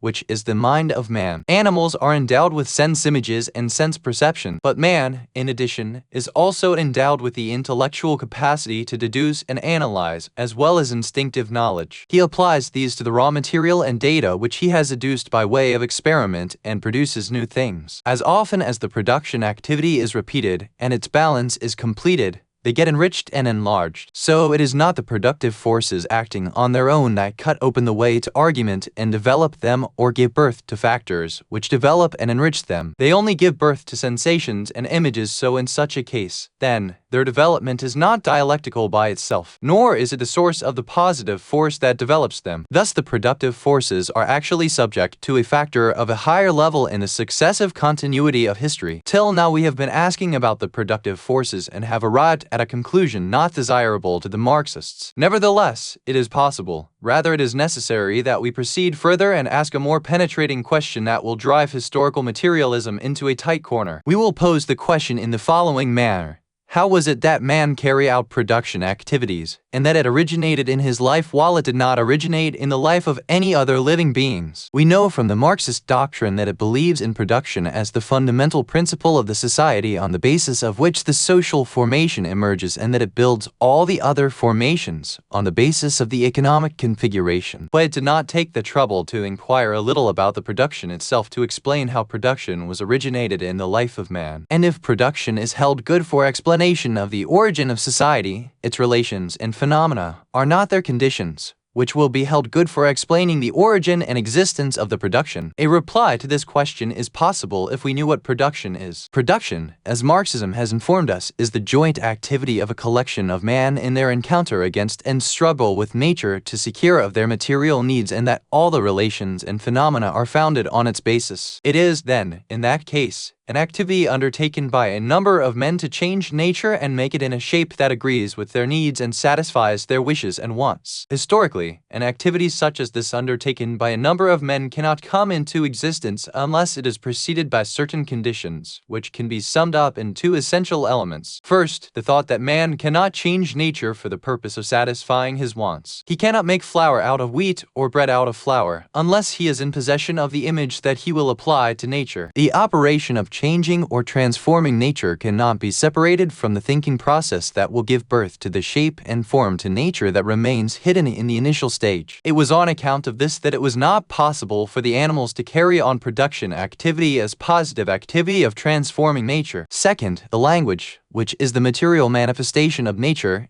enables the participants in a production activity to understand each other and to adopt a united standpoint during the operation process. Unless everyone engaged in the joint production operation possesses the means of expressing and explaining his idea and of comprehending the thought and ideas of his fellow participants in the work, he would be unable to produce. Thus we clearly find that thought, of whatever degree, must precede production activity, and that thought does not issue forth from productive activity as all the other social relations and social phenomena in the Marxist claim. It only arises from the need of the exchange of thoughts and ideas as the material manifestations of thought. Thus, in that case, language does not emerge and grow according to the fundamental law in respect of the activity of production, as claimed by the Marxists, despite the fact that it is the most important social phenomenon on the whole and that it is historically the only necessary condition in the existence of this assumed fundamental principle. The greatest argument we can produce in support of this is the fact that language grows and develops independently of production and its forces. For, had language emerged from production born according to the fundamental law as claimed, then it surely would have developed and changed following the development of the forms of production and their changes like all the other social phenomena and relations according to the opinion of Marxism. There is not a single Marxist, not even Stalin, who dare say that the language of Russia, for instance, underwent change after the socialist revolution and took a new form, or that the steam engine, which altered the social configuration and dramatically changed the mode of production, had brought with it a new language for the British. Then, it is that history asserts that language in its continuity and development is independent of production. It is independent because it was not born from any mode of production. Instead, language has its roots in the thoughts and needs, which are deeper and earlier than the society's production activities in whatever shape or form. Ideology and Marxism. Marxism lays significant emphasis on the relationship that holds together the intellectual life of man and the economic formation, as well as the formation of the productive forces that determine the entire content of man's history. We can consider this relation as one of the most significant points in the material conception of history according to Marxism. Whatever higher forms an ideology may have adopted and however far it may have departed from the basic force, or whatever path it may have chosen from among the complex historical tendencies, in any analysis it would turn out as the outcome of the main economic factor in one form or another. It is on this basis that Marxism explains by way of material condition the history of ideology and uprisings, and the changes they stirred up. This frame under which Marxism places all the intellectual thoughts and ideas of man more than all the other aspects of the Marxist structure of history deserves philosophical and scientific inquiry on account of the weighty results to which it leads vis-a-vis the theory of knowledge and the determination of its value and its logical criteria. Hence, it is necessary to study this view in the course of our discussion of the theory of knowledge. We did so in our work on philosophy Iqtisaduna, but in a cursory manner. Now we find that we should subject it to a detailed study, and we will do it in the second edition of our above-named work. However, this will not prevent us from dealing with it within the orbit and limits of the present work. In order to elucidate the Marxist view with clarity, we will concentrate our discussion on the main phenomena of the intellectual life. These are the religious, philosophical, and scientific and social knowledge. However, before taking up a detailed study of these topics, we would like to quote a textual extract from Engels in which he expresses the Marxist view, which we are going to study. He states in a letter to Franz Mehring 32, "Ideology is a process accomplished by the so-called thinker consciously, it is true, but with a false consciousness. The real motive forces impelling him remain unknown to him. Otherwise, it simply would not be an ideological process. Hence, he imagines false or seeming motive forces and does not further for a more remote source independent of thought. 33. By this, Engels wishes to justify the ignorance of all thinkers of the true sources of their thoughts and assert that their discovery was possible only according to historical materialism. It does not mean their ignorance of the sources which historical materialism determines for the course of the human thinking, that it was a false source and that historical materialism was mistaken in its view. It was only necessary that the truth of these sources were disclosed before their eyes, otherwise there would not have been an ideological process. We may, however, at Engels truthfully, it really was necessary that the true guiding forces of ideology remain hidden from those who entertain them being merely an ideological process.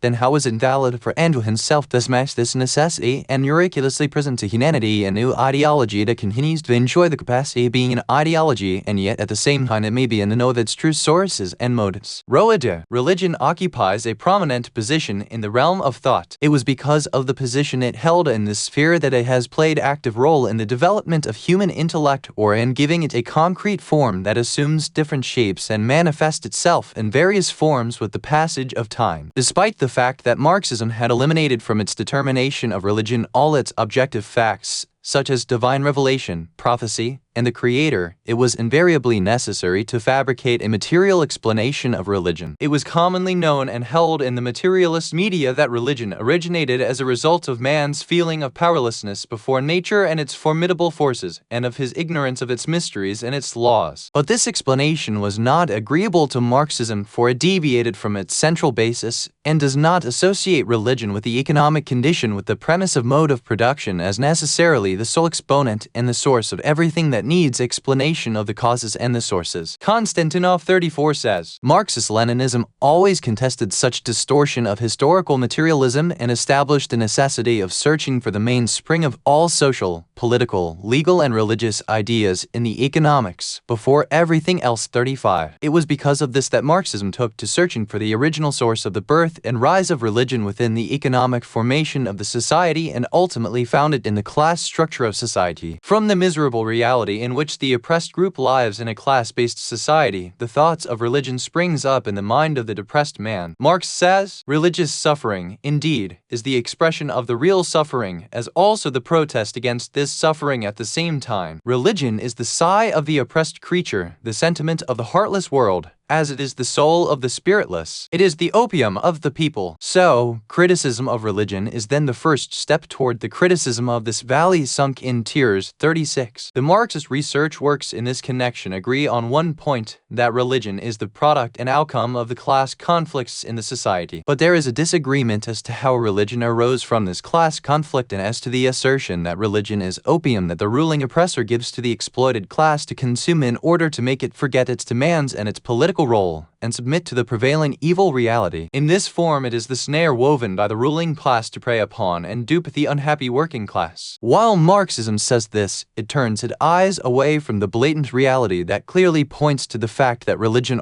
always grows in the lap of the miserable and underprivileged people and fills their souls with its rays before it floods the entire society with its light. It was none but these beggar apostles who carried the banner of Christianity to the remote corners of the world in general, and to the Roman Empire in particular. They possessed nothing except the spiritual spark that glowed in their soul. Similarly, the first group among the masses that nourished the call of Islam in their laps and was the nucleus that absorbed a larger number, was none other than needy people like them in Mecca. So how can it be inferred that religion was the product the ruling class created to drug the downtrodden to preserve the interest of the ruling elites? Therefore, if it is permissible for Marxism to hold the belief that it was the dominant ruling class which manufactured religion to safeguard its own interest, then we have the right to ask this: was it in the interest of this class to make out of this religion a powerful and effective weapon? Was it also in the interest of the ruling elites to forbid usury, which until then had brought huge profits to the Meccan society? Was it also in the interest of the ruling class that the religions renounce all its aristocratic essentials, that the religion preached equality of men, human dignity, even contempt for the rich and pretension of greatness, to such an extent that Christ said, Any one of you who wants to become great make himself a servant, and that it was easier for a camel to pass through the eye of a needle than for a rich man to enter the kingdom of God. At times, we find Marxism expounds its class-based interpretation of religion in another way. It claims that religion springs from the depths of despondency and suffering that fail the souls of the downtrodden class. So it is the downtrodden who themselves fabricate religion in which they find consolation, and under its auspices their hopes. Hence religion is the ideology of the unhappy and the downtrodden, and not the fabrication by the rulers. By a happy coincidence, we learn from the history of the primitive societies that religion is not an ideological phenomenon of the class-based societies only. Even the primitive societies which, according to Marxism, existed in the state of classless communistic societies practiced an ideology of this type and color. Religious life appeared in these societies in various forms and shapes, so it is not possible to give a class-driven explanation of history, or to regard it as an intellectual expression of the reflection of the conditions of the subjugation that enveloped the exploited class. When religion is found present in the life of rational man before the class structure came into existence, and before the valley was sunk beneath the tears of the oppressed and exploited masses, how would Marxism then be able to make economic formation as the basis to explain religion? Then there is another thing. If religion was the ideology of the downtrodden and oppressed, springing from the reality of their miserable state as Marxism assumes in the second version of its explanation of religion, how would it then be possible to explain the existence of the religious belief divorced from the real state of misery and the circumstance and conditions of economic oppression? And how would it be possible for the privileged class to accept from the oppressed and downtrodden class the religion that it preaches, being an ideology that emerged from its economic reality? Marxism cannot deny the presence of a religion in the lives of some people unrelated to the circumstances of economic oppressions, and their devotion to the faith to the degree of sacrificing their very lives for its sake. This clearly proves that a thinker does not always get inspiration to an ideology from economic reality, for the religious ideology was not an expression of their misery and the deep side of their hardships. Consequently, it was not a reflection of their economic circumstances. Instead, it was a creed that corresponded with their mental and intellectual conditions. They believed in it on the basis of their ideology. Marxism is not content with giving class-driven explanations of religion. It also tries to explain its evolution on the economic basis. It claims that when the economic conditions of a people developed and facilitated the establishment of their independent community, the gods the people worshipped were national gods whose authority did not exceed the bounds of the national territory of the people they were called to protect. These people later ceased to exist as independent nations when their states were incorporated into a world empire, the Roman Empire. Thus, the need arose for a world religion too. Christianity was this world religion, and it became the official religion of the state 250 years after its birth. Thereafter, Christianity was shaped by the feudal conditions. In the form of Catholicism, Christianity came into conflict with the growing bourgeois forces. This led to the emergence of the Protestant religious movement. Here, we may observe that had Christianity or Protestantism been the expression of the materialist needs, as suggested by Marxism, it would naturally have been born and grown on the lap of the Roman Empire, which had assumed the reins of world leadership. The religious reformation would have emerged in the bourgeois communities that were developing and multiplying, but the historical reality is quite different from this. Christianity did not arise at the central points of political authority, nor was it born in the bosom of the Romans, who built a world empire. The Romans were not expressing it in their activities. Christianity instead emerged in a location far from all these in one of the eastern colonies of the Roman Empire and grew among the oppressed Jewish people. Ever since their country was made a colony of the Roman Empire at the hand of the Roman general Pompey, 6 decades before the birth of Christ, they were dreaming of nothing but independence and of breaking the fetters of their bondage under the colonial rule. It had prompted many revolts and resulted in the loss of tens of thousands of lives in the struggle during the 6 decades. Were the material, political, and economic circumstances of this people congenial to the birth travail of a world religion that fulfills the needs of the colonizing empire? The religious reformation, the vanguard of the movement for freedom of thought in Europe, was the other movement. It too was not born by the bourgeois forces. Although they reaped great benefits from it, that does not mean that as a specific ideology it arose merely by the bourgeois economic development. If that were so, it should have arisen in England, for the conditions in that country were more suitable for its rise. The bourgeois in England had grown more powerful than in any other country in Europe. Furthermore, other countries in Europe had not yet reached the level of economic and political development it had attained during her revolutions since 1215. Despite this, Martin Luther did not appear in England in response to the bourgeois mentality. He instead emerged in a place far away, Germany, and carried out his activity and pursued his mission in that country. Likewise, its other principal leader, Jean Calvin, the most pertinacious Protestant, appeared in France. During his time, a number of horrifying massacres and fights took place between the Catholics and Protestants. The German prince, William Orange, rose with a great army in defense of the new movement. It is true that after this England formally adopted the Protestant creed, but that was not out of the fabric of its bourgeois mentality. Instead, it was in a feudal setting. And if we take the Marxist theory of religions and apply it to Islam, another world religion, we will find glaring contradictions between the theory and the reality. Europe, being a world or multi-nation state, was in need of a world religion, but there was no such world state. For that matter, in Arabia, there was not even a national state consisting of only Arab people. The Arabs were divided into tribal groups, a number of tribal groups, with each tribe having its god idol, in whom they believe and before whom they bow down. After having carved it out of rock, they made it their god and used to pay homage and worship. Did such material and political conditions call for the emergence of one single world religion? Can a universal religion come from the midst of such a fragmented country, which had yet not even learned how to exist as one people and one nation?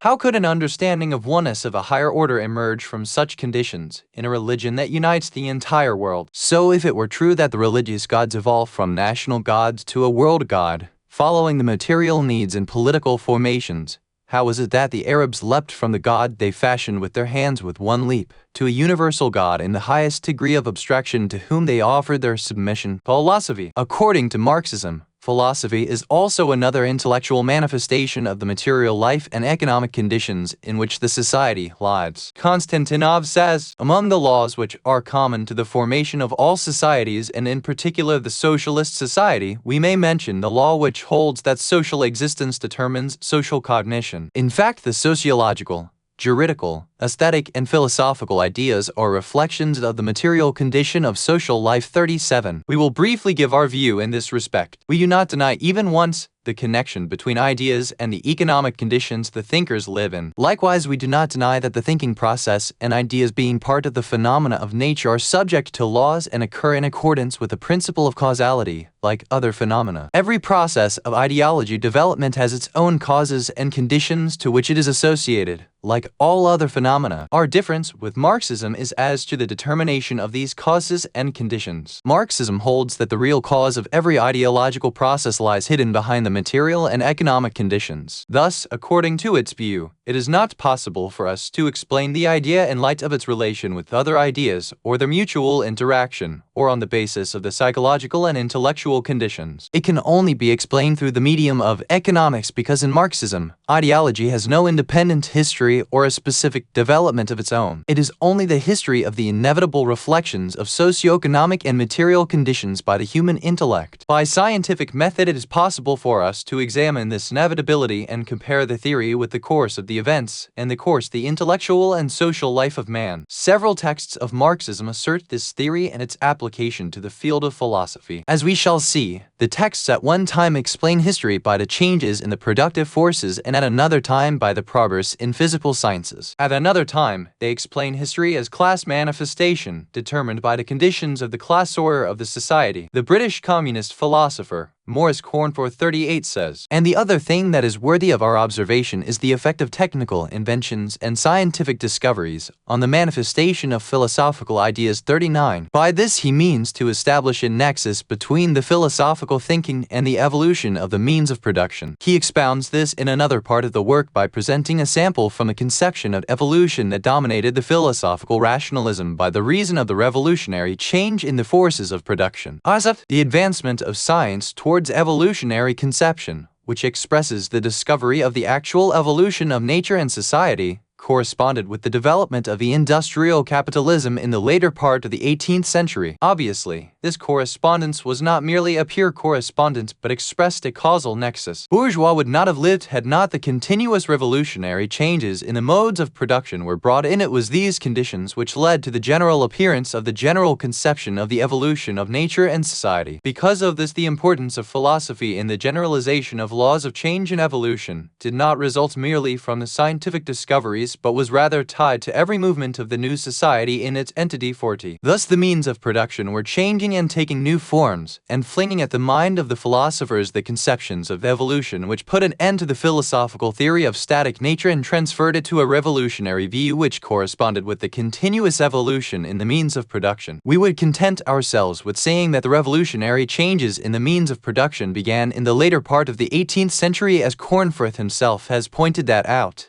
That is, after the invention of steam engine in the year 1764. This represents the first actual revolutionary change in the mode of production, but the formulation of the conception of evolution on the material basis preceded this date at the hand of one of the great leaders of materialist philosophy. Marxism paid tribute to their views and glory. Denis Diderot, 41, who appeared in the realm of philosophy in the first half of the 18th century with materialism molded in the form of self-evolution. He said that matter changes by self-movement and explained life on the basis of evolution. According to him, the living evolves first from the cell created by the living matter, the protoplasm, from where the organs create needs and needs create organs. Did Diderot obtain this philosophical conception of evolution from the revolutionary changes in the mode of production that appeared on the stage of production later on? It is true that to a certain extent, the radical change in the production field prepares for the acceptance of the philosophical idea of change and its application to all the accompaniments of nature. But this does not necessarily mean causality, or that the philosophical idea of evolution is inevitably tied with the evolution of production, not admitting precedence or subsequence. If that were so, how did it permit Diderot to claim this inevitableness, or, for that matter, how did it permit ancient philosophers to make evolution from the base principle of their philosophy? On the other hand, the Greek philosopher Anaximander, 42, who lived in the 6th century BC, gave to philosophy a conception of evolution, which was in essence similar to the conceptions of evolution prevalent in the age of capitalist production. He held that creatures in their first state were lowly things, then impelled by the power of their native motive force moved on by evolutionary process to higher and higher steps to align itself and the external environment. For instance, man was an aquatic animal, but when water was swept off, this aquatic animal was obliged to seek congenial environment, so he acquired by the passage of time organs suitable for locomotion, to enable him to move up and about on dry land, and thus became man. The other philosopher was Heraclitus, whose share in the conceptions of philosophical evolution was great. Even Marxism considers him an outstanding exponent of the essentials of dialectics, and holds with high esteem his views in respect of the theory of evolution. He affirmed that nature does not remain in a fixed state, but is in constant flux. This change from one form into another and motions are the reality of nature, for the things will not cease changing from one state into another for eternity. He explains this motion by the law of opposite, which means that a thing is in motion and is changing, that is existent and non-existent at the same instance. And this union of two instances of existence and non-existence is the meaning of motion, that is the essence of nature and its reality. If this philosophy of Heraclitus proves anything, it is that Marxism was mistaken in its explanation of philosophy and its emphasis on connecting the progress of philosophy with the advancement of the mode of production and technical discoveries. It is especially so when we learn that Heraclitus was the most behindhand in the philosophical advancement of his time and its discovery in the fields of nature and astronomy, and not to mention its present-day progress. So behind he was that he even believed the diameter of the sun was one human footstep, as it appears to the eye. He explained its setting as its extinguishment in water. And why do we need to go so far, when we have before us the great Islamic philosopher Sadruddin Ashirazi, 44, Iran, who brought a mighty revolution in the Islamic philosophy at the beginning of the 17th century? He presented to the Islamic thoughts the most profound philosophy which the history of this thought has ever witnessed. With his method, he established the essential movement of nature and the continuous evolution in the essence of universe on the basis of abstraction philosophy. He established this in the days when the modes of production were at standstill in the traditional shape, with the passage of times and everything in life was at standstill. Yet the philosophical guidance impelled our philosopher Ashirazi to the affirmation of the law of evolution of nature in the face of all this. It is then correct to say that there is no inevitable relation between the philosophical conception and the economic forms of the productive forces. Then, there is also another point of special significance in this connection. That is, if the economic system of the productive forces and their relations were the sole real basis for the explanation of the intellectual life of the society, including the philosophical ideas current therein,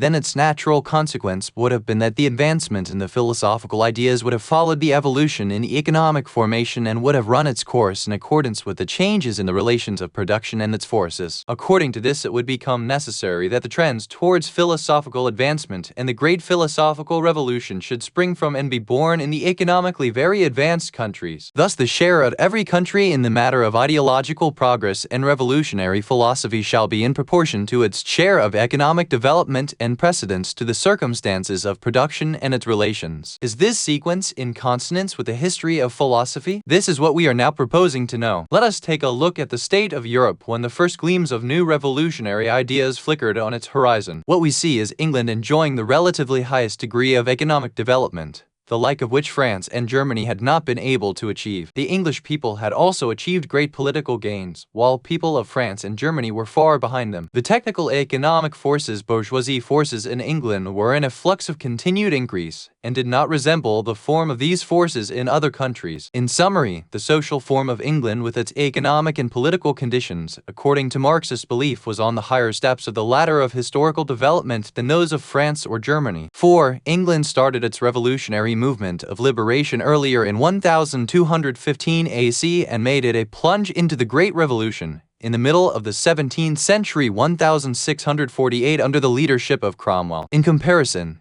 the decisive conditions for revolution had not been ready in France until 1784, and in Germany until 1848. These revolutions were bourgeoisie revolutions springing from their level of economic development, and according to Marxism, prove what they point to the time difference between them and the precedence of England in the economic field. If England was economically developed more than any other country, then it was natural, on the basis of Marxist theory, for it to take precedence over these other countries in the field of philosophy, and to become more progressive than they were in its philosophical trend, as according to Marxism, the material trend that should be more advanced when it is founded on the basis of change and motion. Here we may ask, where was materialism born and attained maturity? In which country did its first glimmerings appear and then lulled out the tongue of its storm? Here, it appears that Marxism will find itself pushed into a difficult position. 4. Its theory for the interpretation of philosophy on economic basis calls upon it to say that economic development of England imposes upon her to appear on the stage of philosophy with progressive trend, or in other words, material trend. It was because of this that Marx sought to say that materialism emerged in England at the hand of Francis Bacon and the nominalists 45. We all know that Bacon was not a materialist philosopher. Instead, he was sunk deep in idealism. He only urged on experiments and encouraged adoption of empirical methods in investigation. As for the English nominalists, they belong to a stream of materialist thought. There have been before them 2 French philosophers who had this type of philosophical idea in the early part of the 14th century. One of them was Durandus of Saint-Pourçain, and the other was Pierre Olivier 46. And if we want to dive deeper in our search in respect of the introductory thoughts which prepared the ground for the materialist trend prior to nominalist movement,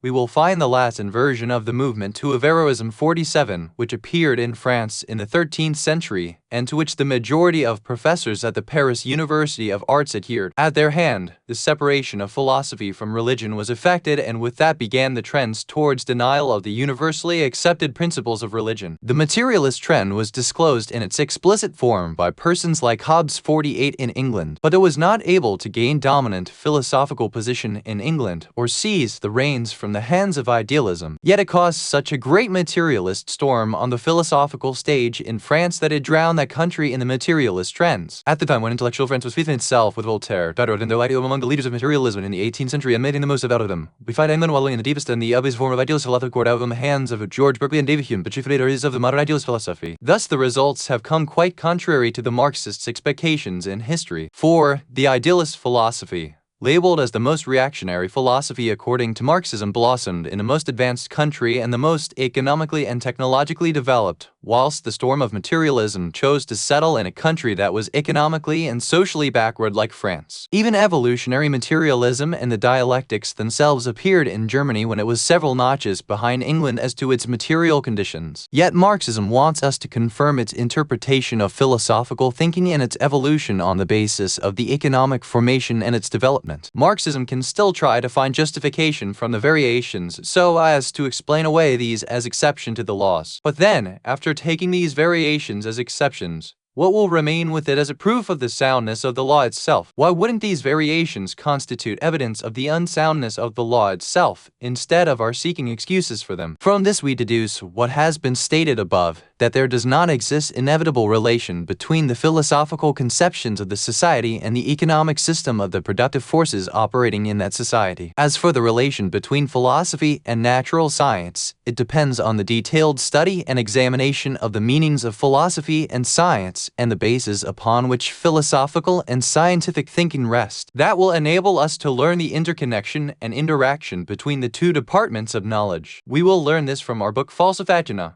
but we will not leave this occasion without expressing in general terms our doubt about the assumption that natural sciences follow philosophy closely. It has happened at times that philosophy was before science in taking some of the directions in the explanation of nature, and then science took part in its own special way with same course. The most obvious example of this is the explanation of nature of Adam, which was given by the Greek philosopher Democritus 49. In the course of history, several schools of philosophy were founded on that basis before natural sciences had reached the level that made it possible to prove this explanation. The explanation continued bearing the characteristic stamp of philosophy till it found its way to the field of science in 1805 at the hand of Dalton 50, who sought to make use of the atomic hypothesis to explain interaction between atoms and chemical bonding. So, what remains for us to inquire into this class-stamped philosophy, for Marxism asserts that philosophy cannot be divested of its class-based frame, is the permanently elevated rational explanation of the interest of a particular class. Morris Cornforth says, philosophy always expresses the class outlook. Since each philosophy represents the worldview of a certain class, the way by which a class achieves its historical position and its historical aims, schools of philosophy represented the worldview of the privileged class or of a class that has been fighting to become a privileged class. 51. However, Marxism is not content with making a general remark on this. It went further, asserting that the idealist philosophy, by this it means every philosophy which denies material explanation of the universe, is a philosophy of the ruling class, an oppressive minority which embraced idealism throughout the history as a conservative philosophy to support the status quo. Whereas the materialist philosophy is the opposite of this. It always expresses the philosophical conception of the oppressed classes, stands up by their side in their struggles, consolidates the democratic rule, and acts as the guardian for the people. 52. Marxism expounds these opposite standpoints of the idealist and materialist philosophies on the basis of the differences between their respective theories of knowledge. In doing so, it fell into the confounding of the theory of knowledge vis-a-vis the field of nature with the theory of knowledge vis-a-vis the field of ethics. It thinks that the emphasis by idealist philosophers on the absolute realities of existence also implies their belief in the existence of an absolute guardian for the social formation. For as long as the idealists or metaphysicists believe in the highest reality, God, the absolutely existent and absolutely established divine being, they also believe that the highest manifestations of society as to government, political and economic configurations are also absolutely established realities or do not acknowledge their alteration or replacement by any other. The fact, however, is that the existence of the absolute realities according to the philosophical theory of knowledge as held by the metaphysicists and its concept of existence does not mean similar acknowledgement of the absolute realities in the social and political field. It is because of this that we find Aristotle, the leading metaphysics philosopher, believes in relativeness in the political field and holds that the conception of the good government differs with the variations in the prevailing state of affairs and circumstances. His belief in the absolute realities in the field of metaphysical philosophy did not prevent him from a belief in only relative qualities in the social field. We will leave the detailed study of this aspect to our work Iqtisaduna and pause here for a moment to figure out as to whether history confirms those claims, which Marxism makes in respect of the historical class-based trends in idealism and materialism.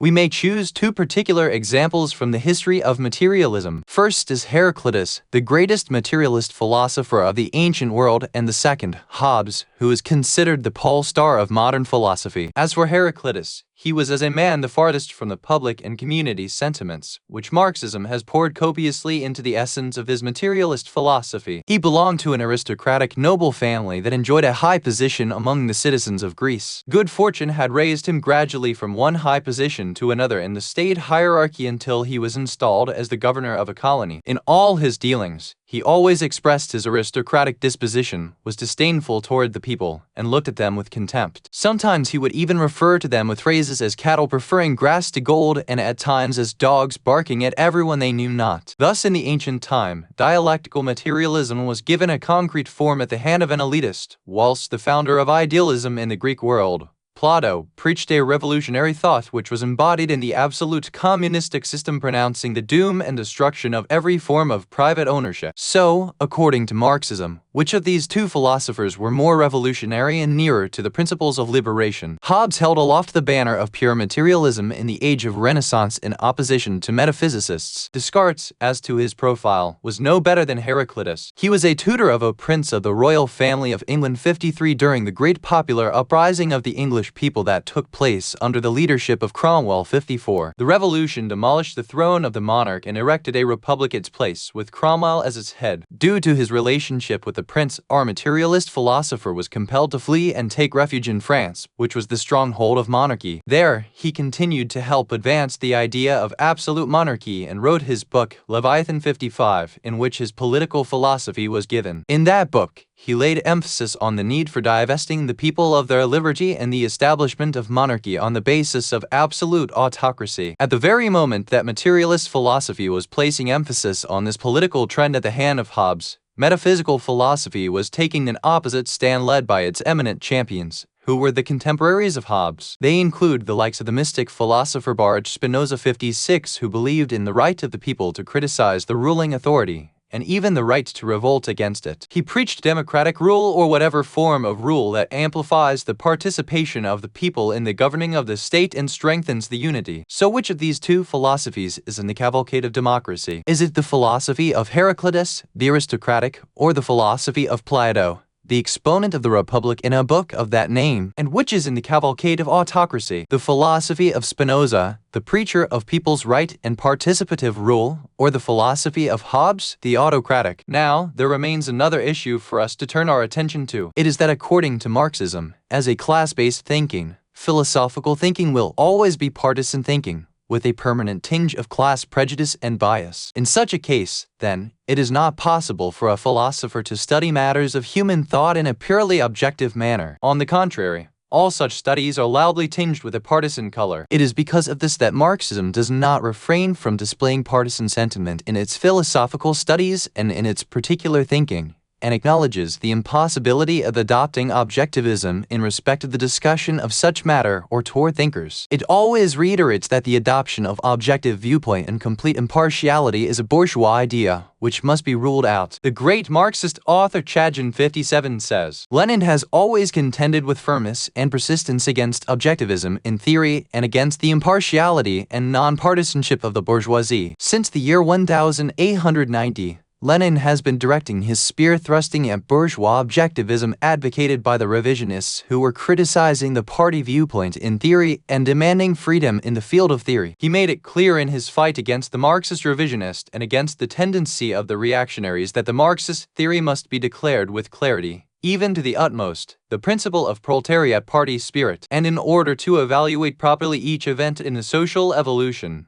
the view toward it should be from the angle of the interest of the working class and the historical evolution of this class. For it is the partisan sentiment that impresses upon the mind of the working class the historical need of the proletariat dictatorship rather than its scientific justification. 58. Lenin himself said, Materialism enjoins partisan standpoints because in the evolution of every event it compels the adoption of the viewpoint of a definite social group, explicitly and without subterfuge. 59. It was on this basis that Ch. Stanov 60 directed severe criticism against Alexandrov's book on the history of Western philosophy, in which the author calls for display of indulgence and adoption of objective attitude in the discussion by saying, What is important, in my view, is that the author quotes from Ch. Arnashevsky 61 to explain that the founders of different philosophical systems, even the opposing ones, must be more indulgent to one another. But the author quoted this passage 62 without comment. It is then clear that it represents his own personal point of view, and since it is like that, he was obviously applying the principle of denying the party's stand in philosophy, which is essential in Marxism-Leninism. 63. On our part, we may ask, in light of these texts, what does Marxism intend by its accentuation on the partisan approach in philosophy and the leaning toward the viewpoint of the class whose interest it stands for? If Marxism means by this that Marxist philosophers should make the interest of the working class as the criterion for the acceptance or rejection of any view, and not allow themselves to adopt any ideology that conflicts with that interest despite overwhelming evidence, this means that it will remove any trust we have in their dictum and create doubts in any opinion they express or any ideology they ardently uphold. It is then possible that Marx knows better than anyone else of his errors, which he was defending and presenting to them as miracles of contemporary thought. But if by partisan stand, Marxism means that every individual is related to a class and upholds its interests, being unintentionally drawn towards any of the conceptions and views aligned to the interests of the class, and despite attempts at being objective in discussion, it is still not possible for him to get himself rid of his class bias and class character, then it amounts to acceptance of subjective relativism, which it has been always fighting against. Possibly the readers of our book Iqtisaduna may remember the doctrine of subjective relativism. This doctrine holds that truth is actually not conformity of an idea with objective reality. Instead, it is the conformity of the idea with the particular conditions of the psychophysiological constitution of an individual's mind. Truth in respect of each individual is what conforms to the particular constitution of his mind and not what conforms to the external reality. It is for this reason that a subjective reality in the sense differs from one person to another, and that what is true for one person is not so for another. Marxism has fulminated violently against this subject of relativity and considers truth to be that which conforms to objective reality. And since objective reality can be changing, the evaluation of the truth also will reflect the changes. Thus, it is a relative truth. But the relativity here is objective, resulting from changes in the objective reality, and not subjective, resulting from the differing psychophysiological constitution of the individual thinker. This is what Marxism says in its theory of knowledge, but by its emphasis on class-driven and partisan-based thoughts and on the thinker's absolute inability to divest from him the interest of the class he is associated to, it proceeds on the path of a new subjective relativism. Truth thus comes to be what conforms with the interest of the class that the thinker belongs to, for no thinker is able to cognize the reality except within the bounds of his class interest. Hence, when Marxism presents to us its conception of nature and society, it cannot possibly claim for its conception the ability to present the picture of reality. All that it will be able to establish on the reality sides will be what corresponds with the interest of the working class. The criterion of truth for every school of thought is then the extent of the agreement of the ideology with the class interest that it stands for, and truth, by then will become relative, since it differs from one thinker to another, not according to the psychological and physiological constitution of the individuals, but according to the class constitution and the class interests of the respective individuals. So the relative class-based truth changes with different classes and their respective interests, and not an objective reality, for it is not possible to assure that the truth contains an objective part of reality, nor is it possible to fix it as long as Marxism does not allow the thought, whatever is its character or color, to cross the bounds of class interests, as long as the class interests always suggest what thoughts to be disregarded, irrespective of their validity. This will result in a significant distrust in all philosophical ideas. Scientific knowledge. We do not propose to make a long stop before scientific ideas, for fear of the details. Nevertheless, any place we stop, Marxism will sing the same song which we have been listening to in the field of philosophy as well as in other aspects of human existence. According to its views,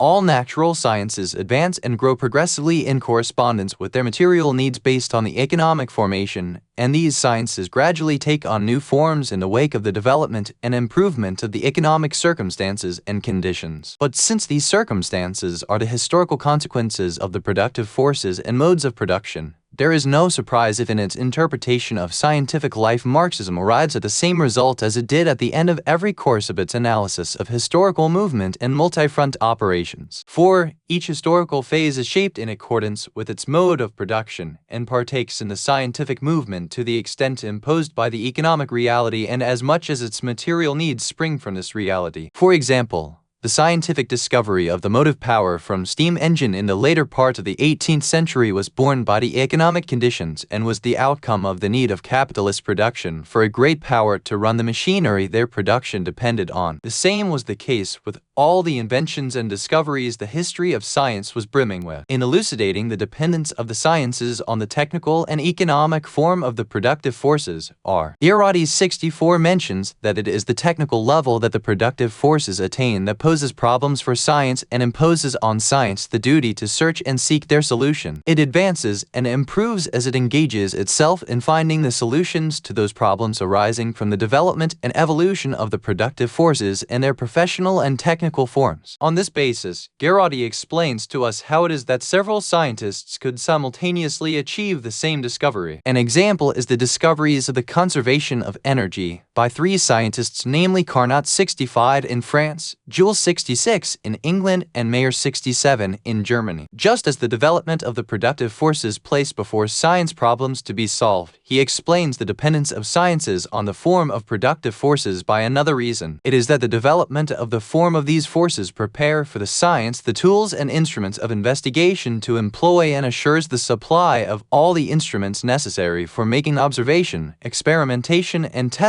68. Our observations on this Marxist standpoint as regard the explanation of the science are as follows. Except for the modern time, we will find that all the societies which existed before were to a great extent alike as to their means and modes of production, and that there was no essential difference whatsoever between them in this respect. Simple agriculture and cottage industry were the two forms of production in these different societies. This means, according to Marxist theory, that the basic principle on which these societies were founded was the same, yet they still differ a great deal from each other as to the level of scientific knowledge. So if the forms and instruments of production were the main factors which determine the contents of the scientific knowledge of each society, and if the progress of science were according to the degree of its historical development, then we would not be able to find the explanation for this difference, nor would we be able to find the justification for the flourishing of science in a society over another, inasmuch as the main force which makes history in all these societies is common to all of them. Why then did the European society of the Middle Ages differ, for example, from the Muslim societies in Spain, Iraq, and Egypt, when they shared common productive forces and a common production mode? And why did the scientific progress in the Islamic societies flourish in various fields to a far higher level, while not a glimmer of it was found in Western Europe? It is well known that Europe was astonished during the Crusade War by what it found from the Muslim nation in terms of sciences and civilization. And why was it that ancient China alone was able to invent the printing press and other societies could only later learn from her? The Muslims acquired this art of printing from Chinese in the 8th century AD, and later the Europeans did from the Muslims in the 13th century A.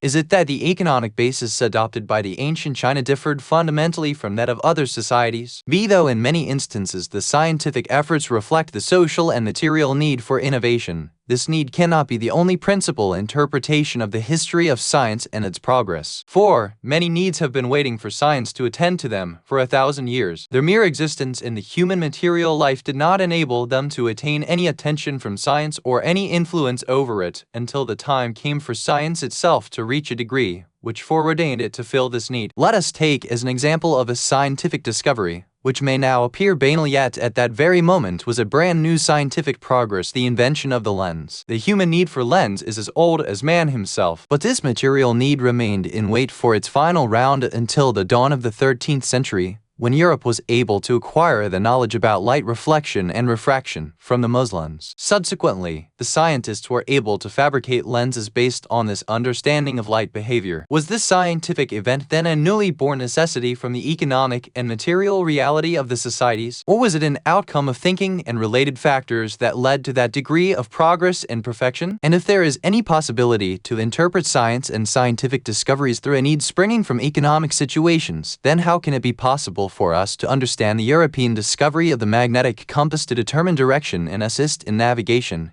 In the 13th century, the maritime route was the principal trade route during the earlier centuries. The Roman merchants depended mainly on the sea route. In spite of that, they did not discover the magnetic compass for use to navigate the sea, nor did their needs arising from the economic reality intercede on their behalf. While some historical traditions tell us that China had succeeded in discovering it for nearly 20 centuries ago, it has happened whereby the progress of science was ahead of the social needs in terms of the ideal conditions for such scientific events to occur. The motive power of steam was, according to Marxism, one of the needs of industrial capitalist society. The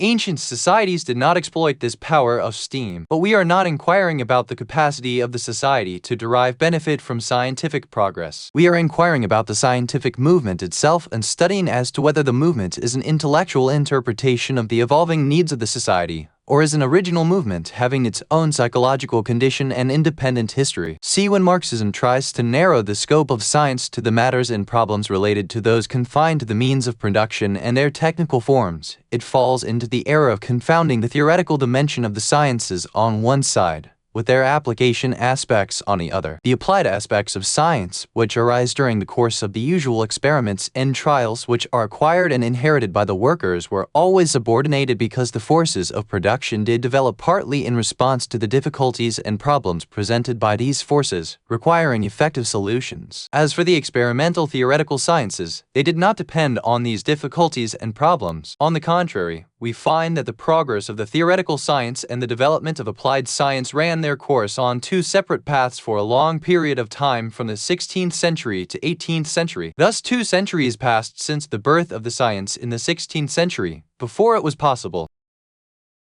for applied science to make a mutual adjustment, and the state of affairs continued until the beginning of the electrical industry in the year 1870. It will be beneficial for us to learn in this respect that the general public did not accept the scientific revolution in chemistry, which Lavoisier 70 had brought until the end of the 18th century, and during that period, applied science had been able to make improvements in the iron and steel industry before the craftsmen learned the basic chemical differences between wrought iron and cast iron and steel due to the presence of different quantities of carbon in them. This long separation between the path of scientific thinking and the plain knowledge of practical science means that science has its own ideal history and is not just the outcome of the renewed needs and in fulfilling of their technical requirements. As for Garay's observation of the same scientific discovery made by several scientists at the same time, this does not prove that the scientific discoveries always emerged in response to the technical conditions related to the means of production, as Marxism wishes to infer from this phenomenon. 71. That is not the only possible explanation of this phenomenon. On the contrary, it is possible to explain this on the basis of the similarity existing between these scientists as to their knowledge, the psychological and ideal conditions, and the general level of scientific progress. For instance, it can be argued that the occurrence of such a phenomenon in the field of theoretical science had nothing to do with the problems of production and its development. This is an argument against the possibility of such an explanation, as in this example. 3 political economists dawned upon the marginal value theory with the marginal utility as the key idea at almost the same time. These economists were Jevon 72, an English 1871, Walras 73, a French 1874, and Menger 74, an Austrian 1871. This theory of marginal utility is only a particular theoretical explanation of an old economic manifestation in the life of human society,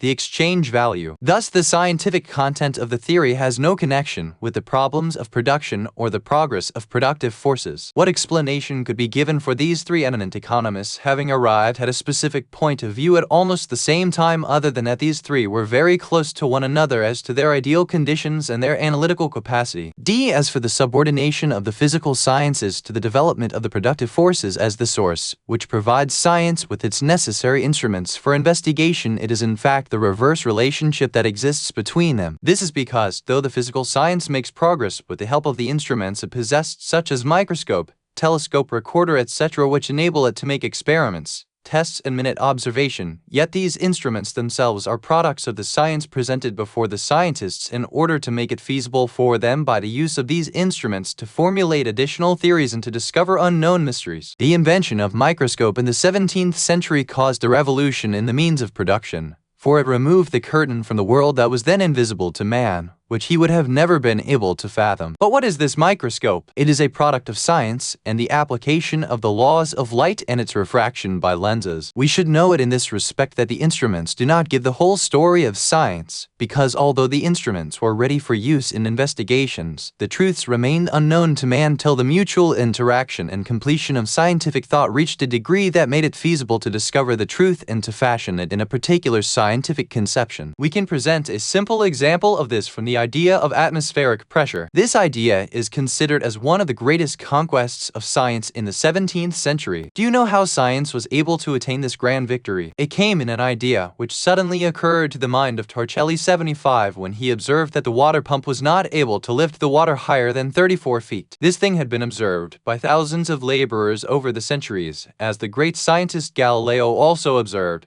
But the momentous thing which Torricelli was destined to present to science was the explanation of the phenomenon that was already known for centuries. He said the limit to which the pump lifts the water, maximum 34 feet, must be the measure of a certain pressure of the atmosphere. And if the atmospheric pressure is able to lift water up to 34 feet vertically, then it must be able invariably to lift mercury to a lesser height vertically, for mercury is heavier than water. He soon assured himself of the correctness of this result and established with the method a scientific proof of the existence of the atmospheric pressure, which later became the basis for many subsequent discoveries and inventions. We should pause at this scientific discovery as a historical event in order to ask the question, why did this historical event occur at the particular moment during the 17th century and not before? Was not man in need of the knowledge of the atmospheric pressure before that for use in meeting his various needs? Was not the phenomenon, in light of which Torricelli formulated his theory, already known for centuries from the very day water pump came into use? And was not the experiment by which he established his theory scientifically simple enough for anyone else who had observed it to try and interpret? If we do not acknowledge that the science developed in accordance with the interaction and accumulation of thoughts and the particular conditions of their psychology and ideals, then neither this scientific discovery nor science in a general will find its complete explanation with just the forces of production and the economic formations. We will not talk at this moment about social ideas and their relations with economic factors, for this point will be the subject matter of discussion in this book. The class conception of Marxism. One of the essential points in Marxism is its conception of class, formulated in accordance with its general method of incorporating socio-economic study and always looking at the social significance with the economic framework.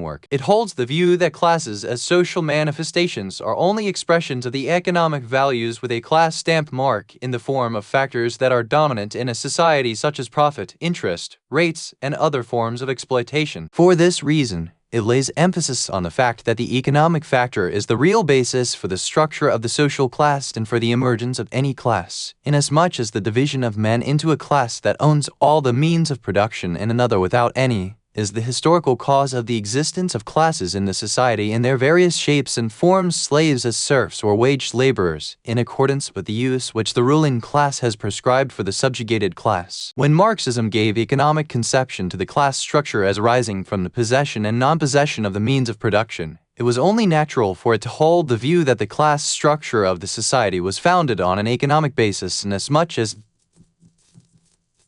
this results from its concept of class itself. Perhaps this point is one of the most obvious examples of analytical points of Marxism, as it is avid of placing economic interpretation on all social significances and grafting onto them specific economic value.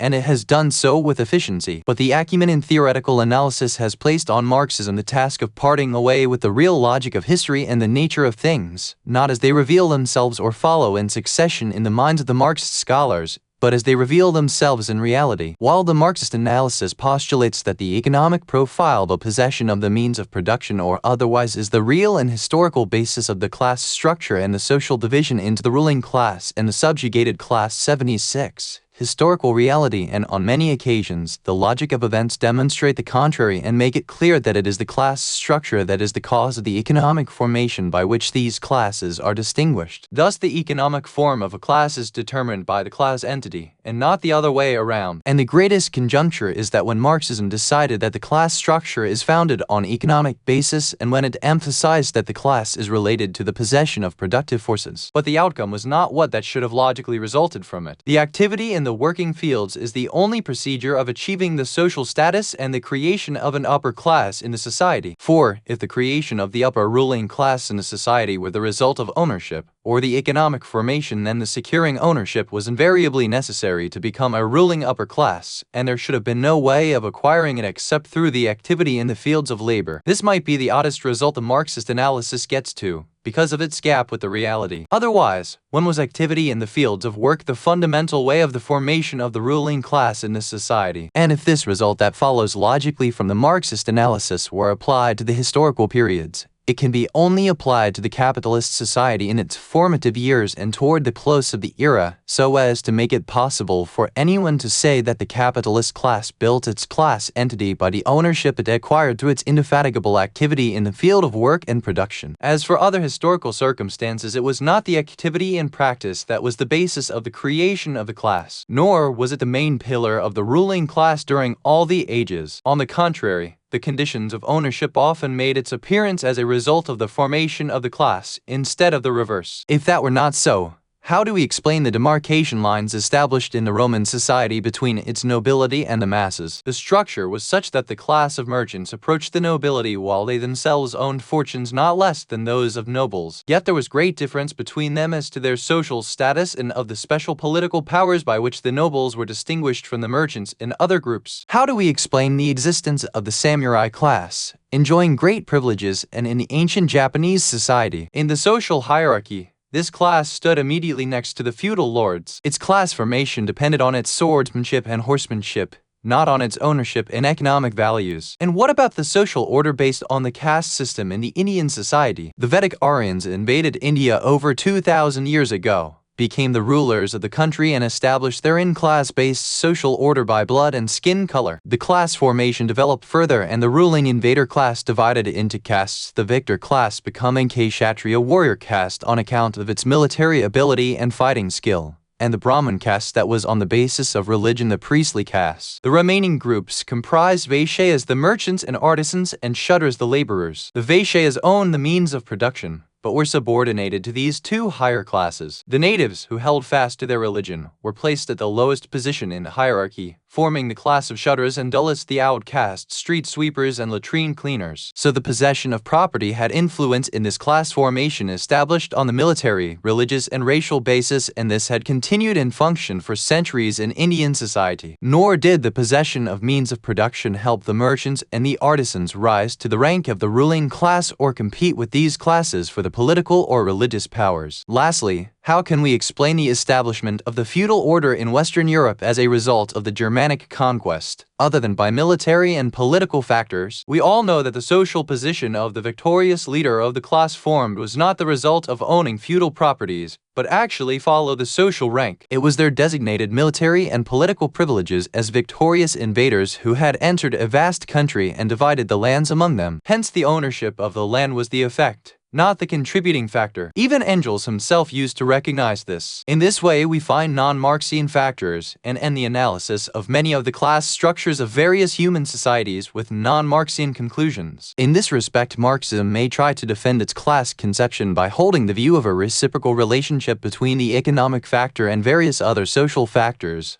whereby the economic configuration shapes the social order and conditions, while the economic formation itself is in turn influenced by the social factors. However, this attempt itself is sufficient to demolish historical materialism and to pronounce the demise of its scientific glory as held in the Marxist world. It's everybody goes explanation of history just like many other explanation. Only a motive from the victor the element this acknowledgement that there's other reflex take in the make of history. If Marxism has been mistaken in making the economic formation as the sole cause of class formation, then we learn from this that it had also been mistaken in giving it a purely economic conception. For if the class is not always established on an economic basis in its social structure, then it will not be correct for us to regard class as the pure expression of a particular economic value as Marxism claims it to be, a matter that has made it reach strange analogous results its view led to in explaining the formation of social classes and in justifying the results. We saw that when Marxism held that a class is formed only in accordance with the economic and ownership conditions, it eventually had to assert that the activity in the field of labor is the only way of attaining social elevation. We may give the class its Marxist conception,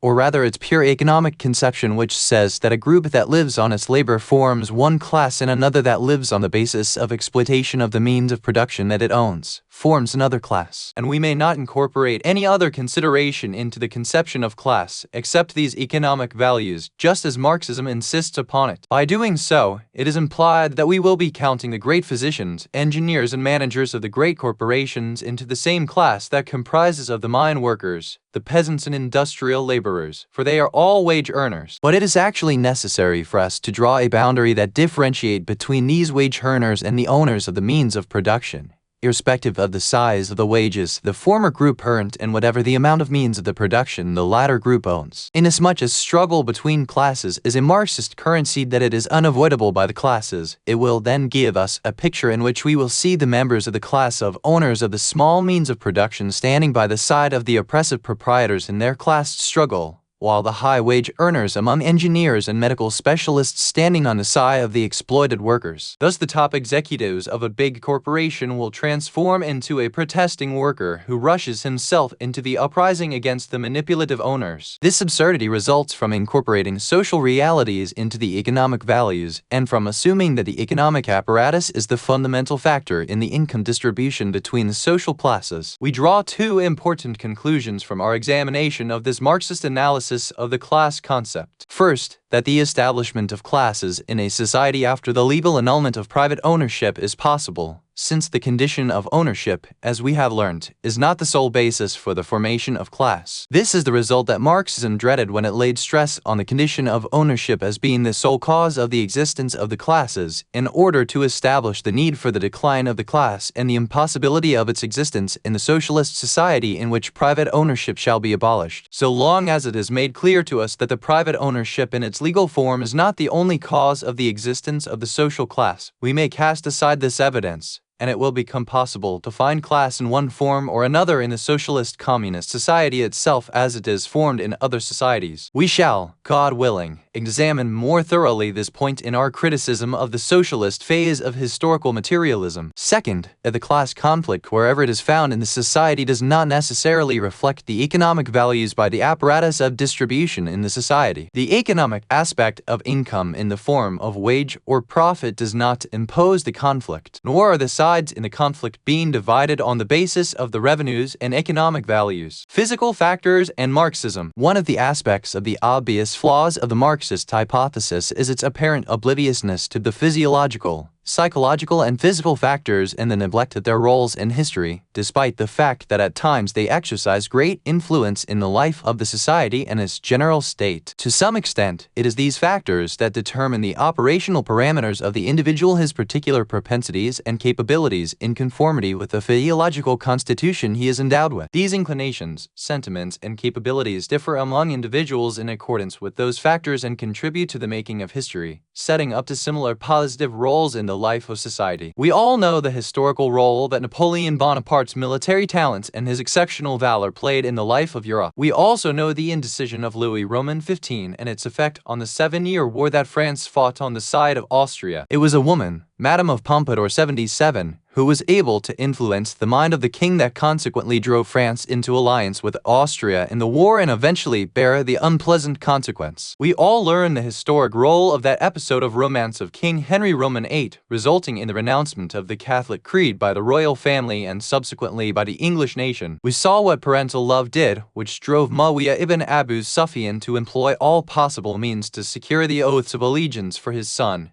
Yazid 78. It was a matter that explains a decisive shift in the general political course of his time. Would history have ended in the same way it practically did had Napoleon not been a highly determined military man, or had Louis not been a weak-willed monarch ruled by his mistresses? Wouldn't history be different had King Henry Roman VIII not fallen for Anne Boleyn 79, or had Muawiyah not been overwhelmed by his fatherly love for Yazid? And does anyone know what would have happened had the natural conditions not permitted the epidemic sweeping away the whole vicinity of the Roman Empire and spread death and destructions to the inhabitants in the hundreds of thousands, causing its collapse and changing the overall picture of history? Also, does anyone know what direction ancient history would have taken had a Macedonian military officer not saved the life of Alexander in the nick of time by chopping off the hand of the Persian enemy who attacked him from behind while he was on his way to a momentous military conquest, with the implications extended over generations and centuries? If these qualities of determination, decisiveness, and overwhelming love were themselves affected in history and were the cause of social events, can we then possibly explain them on the basis of the productive forces and socio-economic formations so as to bring them once again within the scope of the economic factors in which Marxism believes? The fact is that no one will have any doubt that these qualities cannot be explained on the basis of economic factors and productive forces. For example, it was not the means of production and the economic conditions that shaped the particular personality of King Louis Roman XV. On the contrary, Had natural and psychological conditions helped, Louis Roman 15 could have been a man of strong willpower like Louis Roman 14 or like Napoleon. His particular temperament originated from the physical characteristic, physiological and mental qualities shaped by his element of existence and his distinctive personality form. Marxism would hasten to say this. It was the social relations which the economic factor had generated in the French society that had established the form of the hereditary monarchy rule which permitted Louis Roman 15 to influence history and inflict his weak leadership on the military and historical events. For, in fact, the role that this king played was only the result of this system which in turn was born out of the economic formation and the forces of production.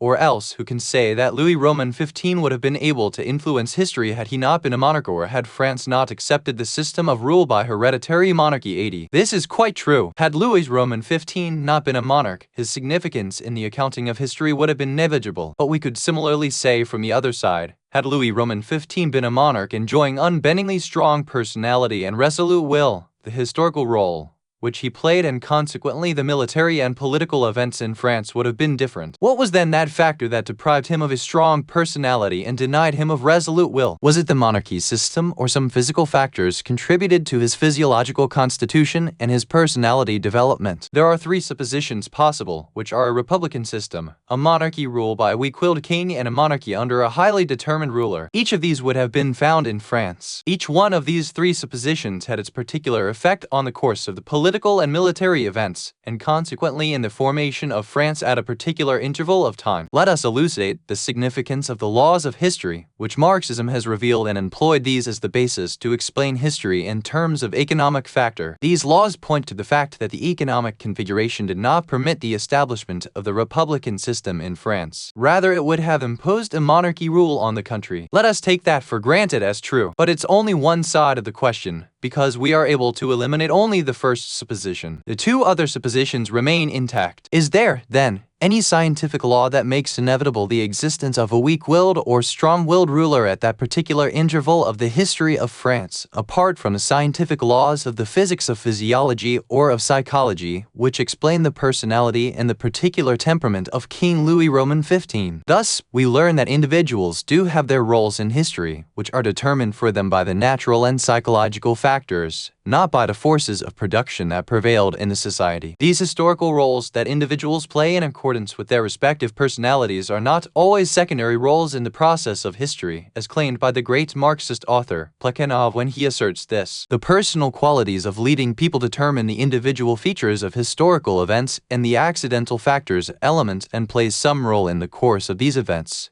the trends of which are determined eventually by the so-called general laws, that is, by the development of the productive forces and their relations between men. 81. We do not want to comment on this assertion made by Plekhanov, except to cite a single instance in light of which we can understand. How can the role played by an individual become the decisive factor that turns the course of history? What would have been the picture of the world history had the nuclear scientists of the Nazi Germany been a few months ahead in discovering the secret of the nuclear reaction? Wouldn't Hitler's coming into possession of this secret guarantee the change of the direction of history and collapse of capitalist democracy and Marxist socialism in Europe? Why was it then that Hitler was not able to come into possession of this knowledge? Obviously, it was not so because of the economic formation and the productive forces. It was because at that moment, scientific thought was yet not able to discover the secret that was uncovered only a few months later, in conformity with physiological and psychological conditions. Or rather, what would possibly have happened had the Russian scientists not acquired the knowledge of nuclear reaction? Was it not a possibility that the capitalist camp would have made use of their nuclear capability at that moment to annihilate the socialist governments? In what terms would we explain Russian scientists' acquisition of the nuclear know-how that saved the socialist world from destruction? We cannot say that it was the productive forces that unveiled the nuclear secrets for the Russians. If it was so,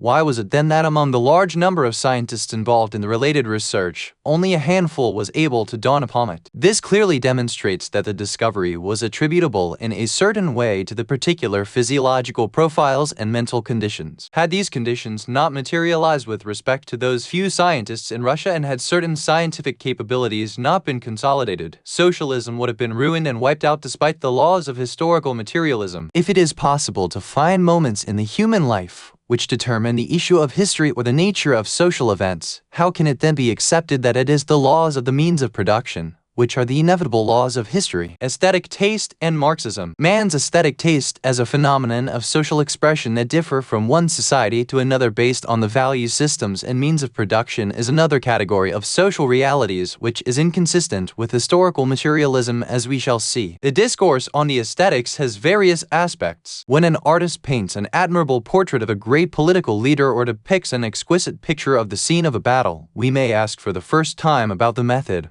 which the artist followed in painting the picture and the nature of the means and materials he employed. The second time, we may ask about his motive in painting of the picture, and the third time, we may ask why we admire and enjoy the sight of the picture. Marxism can answer the first question by saying that the method which the artist followed during his process of painting was that which is consistent with the degree of development of the means of production and the productive forces prescribed for him. So it is the natural means which determine the method of painting. Likewise, Marxism can answer the second question by assuming that art is always employed in the service of the ruling class. Thus, the motive which drives artists to artistic innovations and creativity is to strengthen this class and its interest, and as this class is borne by the productive forces, so the means of production is the last answer to this other question. But what will Marxism do with the third question? Why do we admire and enjoy a picture? Was it the productive forces or class interest that generated this admiration in our hearts, or does this aesthetic taste? Or is it an internal consciousness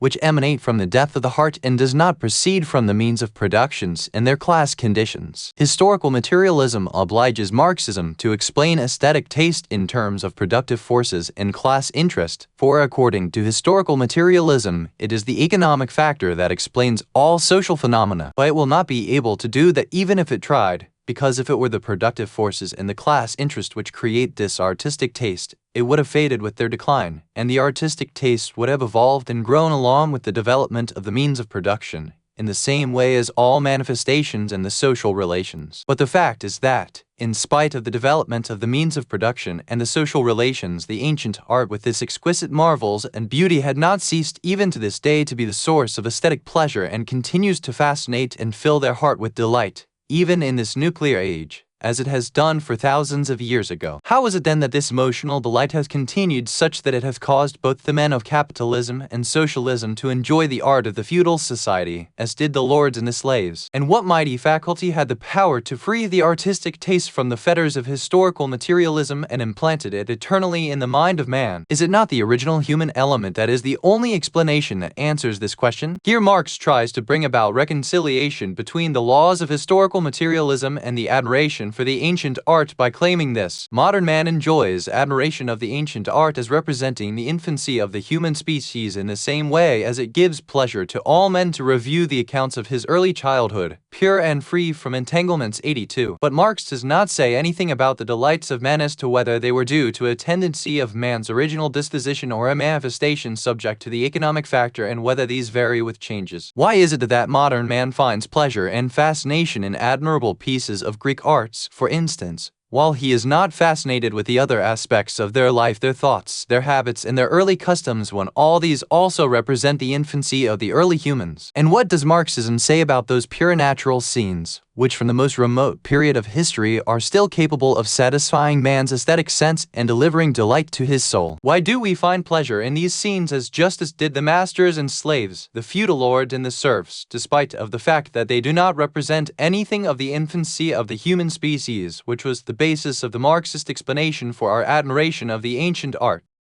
We learn from this that the issue is not about our admiration of the pictures of childhood, but it is a question of the original general aesthetic taste that is common to both the man of slavery age and man of the age of freedom, both having the same internal consciousness in that respect. And at the conclusion of the study of the theory as to its general essence, we may not find it unusual that Engels, the second founder of historical materialism, expressed regret as to its having exaggerated the role of the economic factor, and acknowledged that he with his friend Marx had both been at fault in defending the essence of their doctrine in respect of their conception of the historical materialism. Engels wrote in his 1890 letter to Joseph Bloch, "Marx and I, we ourselves partly to blame for the fact that the younger authors sometimes lay more stress on the economic side than is due. We had to emphasize the main principles vis-a-vis our adversaries who denied it, and we had not always the time, the place, or the opportunity to give due emphasis on the other elements involved in the interaction." 83. The theory in detail. When we undertake a study and a close investigation of the details of the theory, we should begin with the first stage of the journey of history, that is primitive communism, as viewed by Marxism. According to the Marxist view, humanity has passed through a stage of primitive communism at the dawn of its social life. This stage carried in its folds its antithesis in accordance with the laws of dialectics.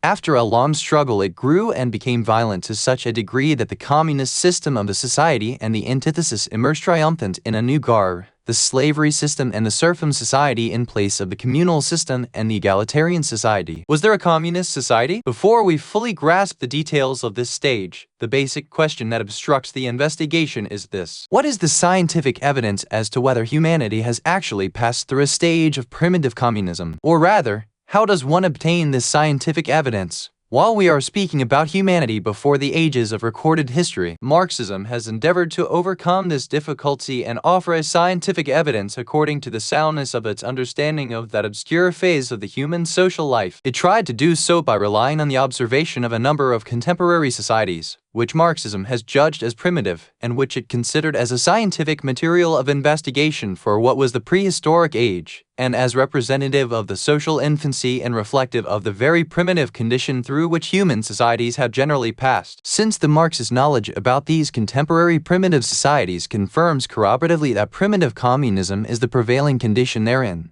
so it must be the first primary stage of all the primitive societies in the dark ages of history. As a result of that, it appeared to the proponents of Marxism that they have come into possession of tangible material evidence. But before proceeding further, we should know that Marxism did not receive its information about these contemporary primitive societies directly. It only obtained them through individuals who happened to have been to these communities and got acquainted with their characteristics. Not just that, it took into account only such information consistent with its general theory and alleged that contradictory information is distorted and falsified. Thus, the Marxist investigation tended towards selection of information favorable to the theory and arbitrary treatment of information and reports about those societies, instead of an objective selection and analysis of the information and impartial examination of the theory. In this connection, we may lend ear to the great Marxist author's saying, "And howsoever deep we may penetrate into the past, we find men were living in societies. And what make the study of these ancient societies easy is that the existence of these primitive social systems wherein the same primitive condition even to this day prevail. Like most of the tribes in Africa, Polynesia, Melanesia, Australia, the American Indians before the discovery of the continent, the Eskimos, etc., and most of the information which have reached us about these aboriginal societies are presented to us by the men of missionary expeditions who have distorted the facts intentionally or otherwise. 84. Let us assume that the information Marxism relies on is only the authentic ones. Then it will be our right to ask about these societies. Are they really primitive that we may rely on them for the picture of the social primitiveness? In relation to this new question,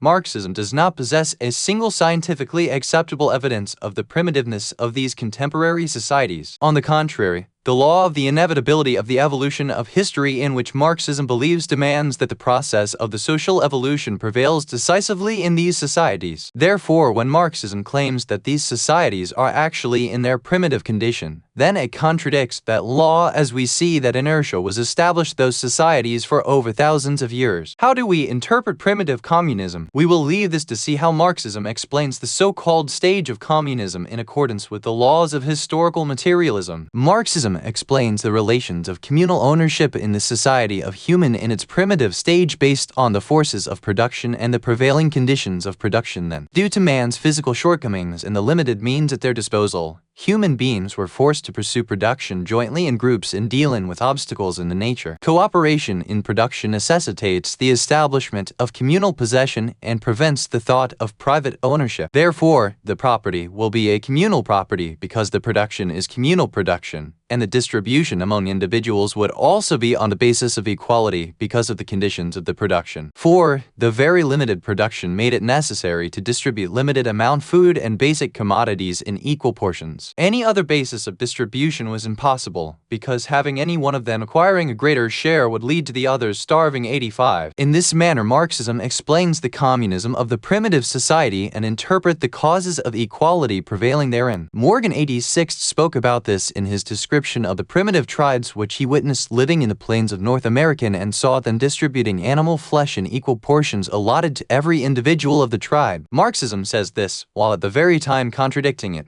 when it talks about the moral dispositions of the communist society and glorifies its virtues. It cites on the authority of James Adair 87, who studied American Indians in the last century, that these primitive groups regarded not rendering assistance to one who needed it as a great crime and regarded the perpetrator with scorn and contempt. He cites on the authority of Catlin 88 that every individual of an Indian village settlement, be he man, woman or child, has the right to enter any dwelling and eat if he is hungry, including those who could not work because of disability. Even those who did not go hunting out of sheer laziness could enter any house they wanted and share food with its inmates. Thereby an individual obtained food in these societies, no matter how much he eluded his obligations as regards to the production of this food, and he would not face consequences because of his desertion, except his own adverse feeling for remarkable loss of dignity. 89. This information that Marxism presents to us about the value system of the primitive communist societies and their social customs implies that the level of production was not too low such that an unequal sharing of food would result starvation of some. Indeed, foods existed in abundance from which the decrepit and the helpless and others would obtain something. In such a case,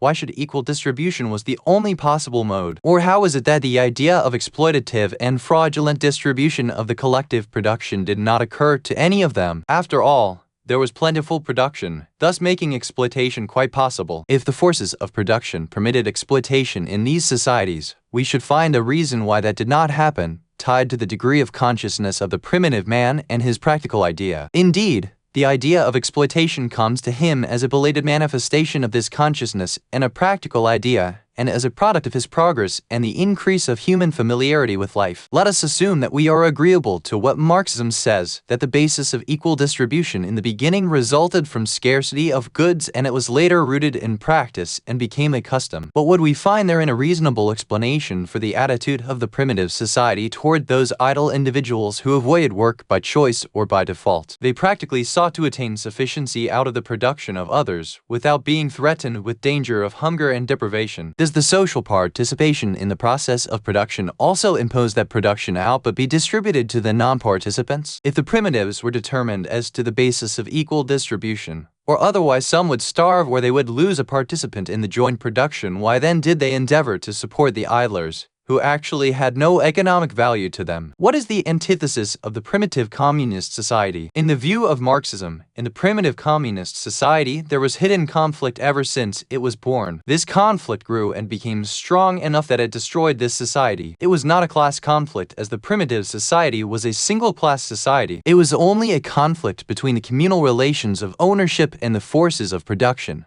When they began to grow to the degree that the communal relations became a hindrance and an impediment to their progress. With that mode of production, there was a need of new relations to accommodate its growth. But how and why did the communist relations become a hindrance and an impediment for the forces of production in their growth? This is how Marxism explains it. The evolution of the forces of production enabled an individual to acquire means of livelihood from his agriculture production in excess of what he needs for the preservation of his life. Thereby the individual was able to meet his requirement for the nourishment of himself with only a portion of his available labor time. It was therefore a new social force that inevitably emerged in order to mobilize all practical capacity for the benefit of production, as the productive forces would necessitate for their development and also growth, a new social force that would enable the producers to spend all their capacity. Since in the communistic relations a way to deal with this extra capacity is not found, it became necessary to replace these relations with a slavery system, which would enable the lords to derive uninterrupted labor from the slave. Thus the slave system sprang up. Indeed, the slavery system began by the enslavement of prisoners, which the tribe captured from its raids. Previously, they were accustomed to kill the captives because they had not found advantage in preserving and feeding them. After the evolution of production, their preservation and enslavement was in the interest of the tribe, for what the captives produced was more than what they consumed. In this way, the prisoners were converted into slaves. With the resulting wealth of those who employed the slaves, they began to enslave even members of their own tribe. Thus, the society was broken up into the class of masters and that of slaves. Production was able to continue its evolution through this class division due to the new slave system. If we examine this closely, we would be able to see clearly through the Marxist explanation itself that the matter is an issue about man before it is one about means of production. Because the growth of the productive forces demanded only more human labor, the social character of labor has no relation with its increase, because just as the abundant slave labor increases production, so would an abundant free labor. Therefore, if the individuals of the society decided collectively to multiply their efforts in production and on equal distribution of the output, they would have ensured thereby the growth of the productive forces, which was achieved by the slave society. Rather, production would have surely increased in excess of the growth by the pursuit of slaves, because the slaves work under compulsion and do not try to think of improving production, in contrast to free men. By then, the growth of productive forces was not conditioned on the character of labor as slave labor. Why then did the society expand the labor by converting half of its members into slaves? Why didn't they expand labor by mutual agreement? We will not find the answer to this question except from the man himself and from his physical tendencies. The man is, by nature, favorably disposed to avoid excessive work and to follow the easiest way to his goal. As soon as he faces two ways to achieve one goal, he will surely choose the one that is less difficult. This natural trend of a man is not a result of the productive forces, but is a product of his own physical composition. That is why this tendency remained constant despite the evolution of production over thousands of years. This tendency is also not a product of the society. Rather, the formation of the society was due to this natural tendency of human being, as he noticed that the formation of groups is the least difficult way to exploit nature and overcome its resistance. This tendency is the one that inspired to man the thought of enslaving others as a better method to guarantee his well-being and enjoy more time of leisure. Therefore, it was not the force of production that created the slavery system for a society, nor did it push the society into it, but it arranged for him adequate circumstances to go in accordance with his natural tendency. This case is similar to someone giving a sword to a person who, because of his resentment, kills his enemy with it. We cannot interpret the murder only on the basis of the weapon, but also in light of the personal emotions that preoccupy the mind of the killer. Offering the sword did not push him to perpetrate the crime. It was those feelings that actually drove him into action. In this respect, we see that Marxism ignores another factor, which would have naturally had a great effect in annihilating communism and in dividing the primitive society into masters and slaves. The factor we mean is that communism tends to draw a great number of individuals of the society into a state of contentment, laziness, and apathy. They become uninterested in contributing to increase of production. Lascaux wrote about some Indian tribes in America that they are so lazy that they do not cultivate anything by themselves. Rather, they totally depend on the expectation that others will never refuse to share with them. Since the hardworking ones among them were not enjoying more the fruits of their work, their production was diminishing every year. Marxism does not mention these complications in primitive communism as the elements towards its failure and disappearance from the scene of history, and towards the eventual takeover by the more motivated individuals to subjugate the lazy ones and employ them by force in the fields of production. This is perfectly an understandable position by the Marxists, for they do not recognize the complete idleness and passivity that resulted from communism. This helps us understand the original flaws of Marxism that makes it unsuitable for man, being incompatible with his natural psychological and physiological constitution. It accordingly proves that similar complications that occurred during the recent revolution in Russia in trying to fully apply communism was not a result of class thoughts and a dominant capitalist mindset in the society, as the Marxists claim, but it was an expression of human reality, his personal motives and sentiments, which were built in within him even before the emergence of class, its contradictions and thoughts. The slave-based society. The second stage of historical materialism begins with the transformation of society from primitive communism to slave-based society. With its start, the class order is born in the society, and conflict arises between the class of masters and the class of slaves, a matter that threw this society into the oven of class struggle for the first time in history. This struggle still exists until today, in different forms, following the nature of productive forces and their requirements. Here we must raise a question in the presence of Marxism about this partitioning of humanity that divided them into two classes, the masters and the slaves. How could there be some who became masters and others destined to slavery and bondage? Why didn't those that became slaves be masters instead? Or the other way around? The Marxists have already replied to this question. It states that both the masters and the slaves represent the inevitable roles imposed by the economic factors and the logic of production, because the class that represents the role of masters in this society was on a relatively higher load of wealth. Because of this, they wielded some dominance over others. But in spite of this reply, the mystery remains as it was, because we know that this relatively larger wealth did not fall to these masters as it bolts from the blue. How did they accumulate the wealth, and how were they able to impose their dominance over others, while all were living in one communal society? Marxism replies to this new question with 2 points. First, the individuals who function as leaders, senior war officers and priests in a primitive communist society exploited their positions in order to obtain wealth and to acquire part of the common property. They began to secede gradually from the members of their societies, forming a group of aristocracy, while the rest of the society began to suffer, slowly sinking into economic dependence under their dominance. 90. Second, the disparity with regard to the level of production and wealth among the individuals of the society began when the society converted war captives to slaves. The society started to enjoy surplus in production and began to accumulate wealth. As a result of its wealth, it was able to enslave those members of the tribe who were stripped of their possessions and had become debtors. 91. But both these points are inconsistent with the viewpoint of historical materialism. The first, because it leads to considering political factor as the main factor and placing the economic factor as secondary, as it assumes that it was the political position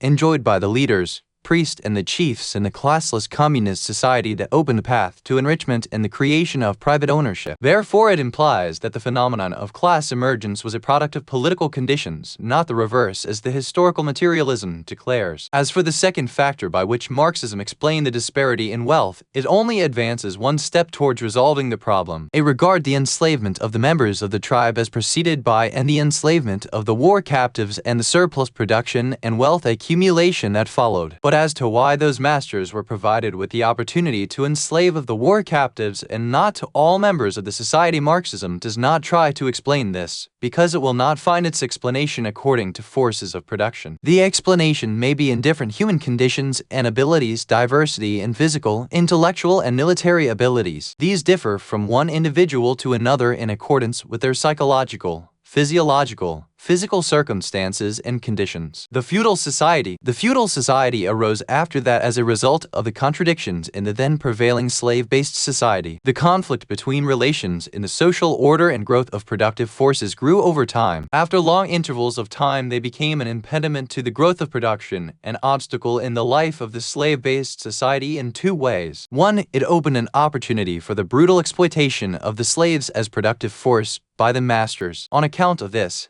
thousands of slaves collapsed in the working fields, resulting in diminished productive force. The other, these relations gradually converted a majority of the independent farmers and craftsmen into slaves. Thus, the society lost fighters from among free men whose continuous raids provided an uninterrupted flow of slaves as productive force, causing the slave-based order to experience shrinking productive forces and dwindling ability to secure replenishment in the form of fresh supply of slaves from war captives. Because of that, a violent conflict arose and the slave-based society collapsed and was succeeded by the feudal order. In this explanation, Marxism ignored several essential points pertaining to the subject matter. First, the transformation of the Roman society from slavery to feudal order was not a revolutionary transformation busting forth from the subjugated class, as is assumed by the dialectical logic of the historical materialists. Second, there had not been any evolution in history whereby the productive factors were the supreme force, irrespective of the form or stage of the productive forces that preceded the social and economic transformation, as assumed by the Marxist view. Third, that the economic formation, which in the Marxist view is the basis of the social formations, was not in a developing or consolidating a stage in history. Instead, it was on a decline. This is contrary to the principles of the historical materialism, which asserts that history always advances forward in its entire situation and that the economic formation always precedes this constant progress. We will now treat these 3 points in greater detail. The transformation was not revolutionary. The transformation of the Roman society, for instance, from a slave-based order to a feudal system, was not the result of a class revolution at one of the particular moment of history, but according to the laws of historical materialism, revolution is inevitable for all social changes conform with the dialectical law, which holds that a qualitative change occurs when the accumulation of quantitative changes reaches a certain limit. The dialectical law thus was inoperative and means that it did not affect the transformation of the slave-based order into feudal system in a revolutionary fashion. According to the description by Marxism, the society was transformed by the masters themselves emancipating a majority of their slaves. The masters later divided lands and allocated smaller plots to the former slaves, after realizing that the slavery system did not ensure their interests. 92. In that case, therefore, it was the master class which had in fact transformed the society gradually into a feudal system without any need for the law of class revolution or qualitative leaps in evolution. The other external factor was the invasion of the Teutonic Germanic tribes and the creation of feudalism, according to the admission by Marxism itself. Such phenomenon, in turn, is inconsistent with those laws. It is curious that we see the revolutions, which according to historical materialism should have erupted at the moment of the decisive change, had actually broken out centuries before the collapse of slave-based society. An example of this was the freedom movement of the slaves in Sparta 4 centuries before Christ, in which thousands of slaves gathered near the city and tried to storm it. The Spartan leaders were compelled to seek military assistance from their neighbors and were able to repel the rebelling slaves only after a number of years. Likewise, the uprising of slaves around the year 70 BC in the Roman Empire, in which thousands of slaves rose in rebellion and nearly put to the existence of the empire to an end. This uprising was preceded by the rise of feudal society centuries before. The uprisings did not emerge from the escalating contradictions between social relations and forces of production,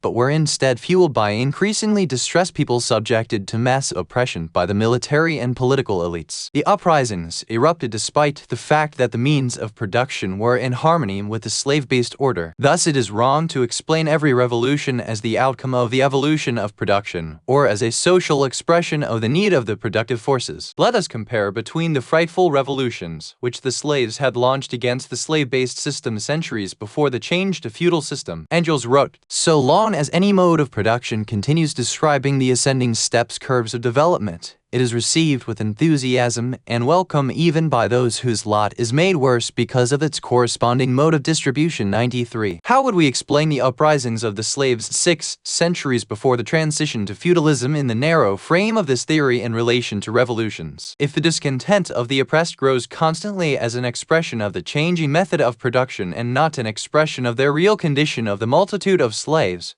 why would they then express their discontent in a revolutionary manner? After all, the Roman Empire thrived almost entirely on the basis of slavery for centuries before changes in its modes of production that could have justified the historical need of its evolution. Social transformation did not precede any renewal of the productive forces. Obviously, Marxism believes that the forms of social relations are subsidiary to and are dependent on the modes of production. Therefore, each mode of production calls for a particular form of collective ownership, and these relations cannot develop unless they are accompanied by the change of mode of production and the productive forces. Marx says, "No social formation ever dies before the productive forces evolve which can make room for it." 94. Despite this assertion by Marxism, we find that the forms of production in the slave-based society and feudal society were the same with each other, and that the servile relation did not transform into feudal relation because of any development or change of the dominant productive forces, which had not transcended the scope of manual farming and labor. This means that the slave-based social formation might have become extinct even before the productive forces actually developed. This was in contrast to the above-mentioned assertion by Marxism. In fact, we find by the admission by Marxism that productive forces had changed forms numerous times over a diverse range of production level during the millennia without affecting any change in the social form. The primitive man initially used stones in their natural shapes for his production activity. He then resorted to the use of stone implements. Thereafter, he discovered fire and to make axe, lances, and bayonets. Thereafter, the productive forces developed further. Mining tools and bows and arrows made their appearance. Man later learned and practiced farming and agriculture. Indeed, these great transformations of the modes of production were completed and formed on uninterrupted sequence of developments. Some followed a different path involving social transformations and changes of the common relations, as acknowledged by Marxism. Marxism holds that the dominant system prevalent in the primitive society in which all these developments took place was a primitive communal society. Therefore, if it had been possible that modes of production changed while the social form remained the same as it was in the primitive society, for instance,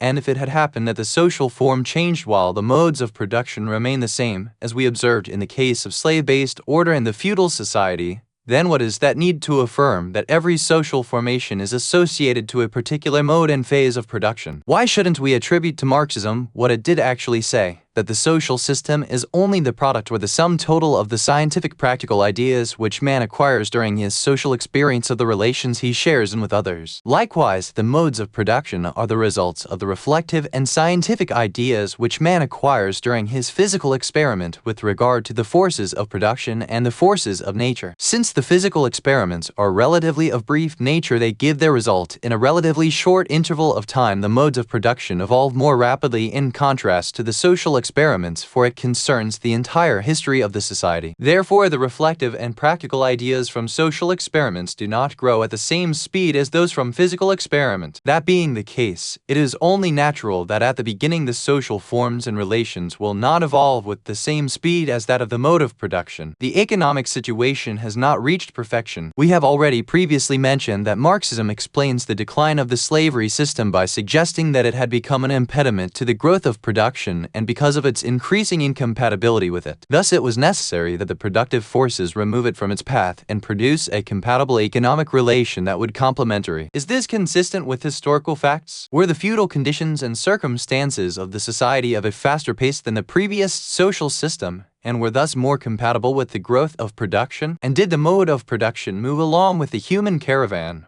on an ascending path as the movement of history requires according to Marxism? The Marxists want to make it understood as a process of continuous integration of the whole historical content in accordance with the economic conditions and growth. Nothing took place in the supposed Marxism manner. To realize this fact, it will be sufficient to cast a look at the economic life of the Roman Empire. It had reached a particular part of it, an economically advanced level, and merchant capitalism had made a great progress. It was obviously an advanced economic form. When the Roman Empire practiced this form, as history indicates, it had attained a relatively high stage of its economic development and departed significantly from all aspects of a closed and primitive economy.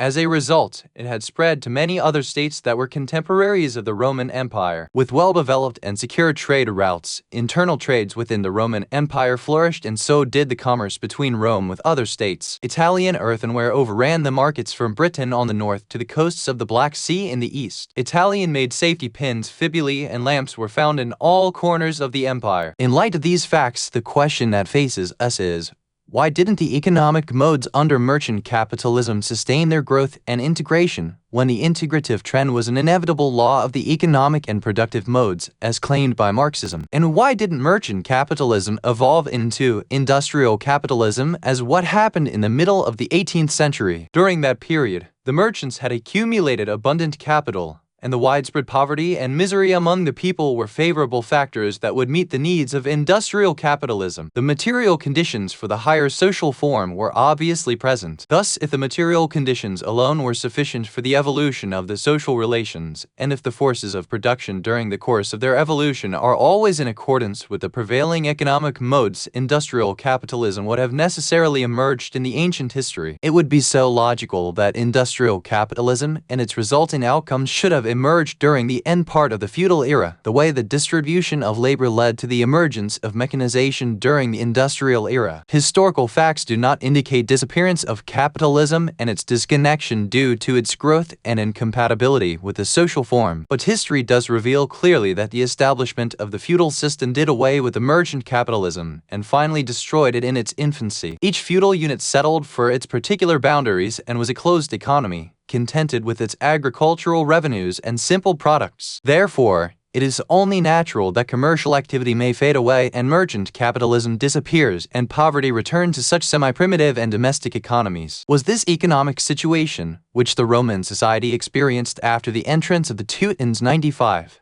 an explanation as regard the historical growth in its lagging demand for production, or was it an aberration to historical materialism, or an obstacle in the path of material growth and the flourishing of economic life? The capitalist society was finally founded. At last, the feudal society came to an end after it had become a historical issue and an obstacle in the way of production, necessitating a decisive solution. Historical conditions were such that the solution was inclined to capitalism, which had made its appearance on the social stage and got into encounter with the feudal system as its historical antithesis. It grew under feudalism's shelter, so that when it completed its growth, it put an end to it and won the battle. Marx describes the growth of capitalist society this way, saying, "The capitalist economic system has come out the center of the feudal economic system, and the disintegration of the older one leads to the emanation of the formative component of the new 96. Since Marx started analyzing capitalism historically, he attached great importance to the analysis of what he called primitive accumulation of capital. This indeed is the first of the significant points regarded essential for analyzing the historical existence of capitalism. Upon the collapse of feudalism, a new class came into being in the society. This class had the capital and thus was able to hire others. In order to develop this financial capacity, we must suppose special factors which led to the accumulation of significant wealth by a particular class. Its ability to hire and organize a huge labor force enabled its members to accumulate more wealth and build larger capital base. Their expanded capital in turn strengthened their control over the labor, transforming the hired labor into wage labor 97 committed to production owned by the proprietors. So what are those factors that afforded such a fortunate condition for that class, or to put it more appropriately, what is the formula used in the primitive accumulation of capital, which was basis for the capitalist class vis-a-vis the class of workers? While trying to analyze this point,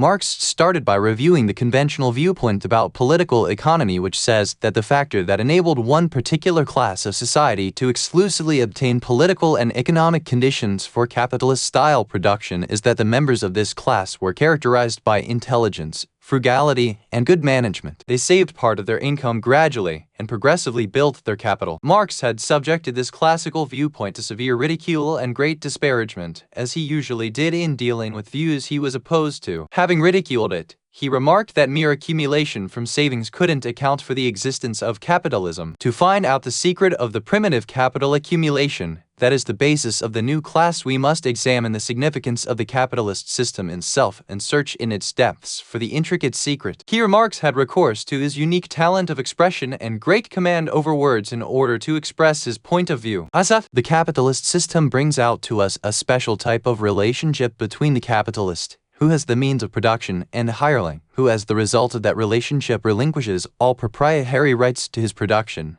only because he possesses nothing but a limited working ability, while the capitalist has all the necessary exterior provisions, material, implements, and means of living to incarnate that power. The position of the hireling in the capitalist system is therefore the result of his being devoid of and dissociated from the means of production, which the capitalist enjoys. It implies that the basis of capitalism is a radical separation between the means of production and the hireling, despite the fact that it is he who is the producer and who manages those means. So this separation is historically the essential condition for the emergence of the capitalistic relations. Therefore, to bring about the capitalist system, it is indisputably necessary to actually seize the means of production from the producers. Those producers who utilize them to carry out their particular work in these means of production must be confined to the hands of the capitalist merchants. The historical movement that led to this separation between the producer and the means of production, confining these means to the hands of the merchants, is therefore the key to the secret of the primitive capital accumulation. This historical movement was completed by means of enslavement,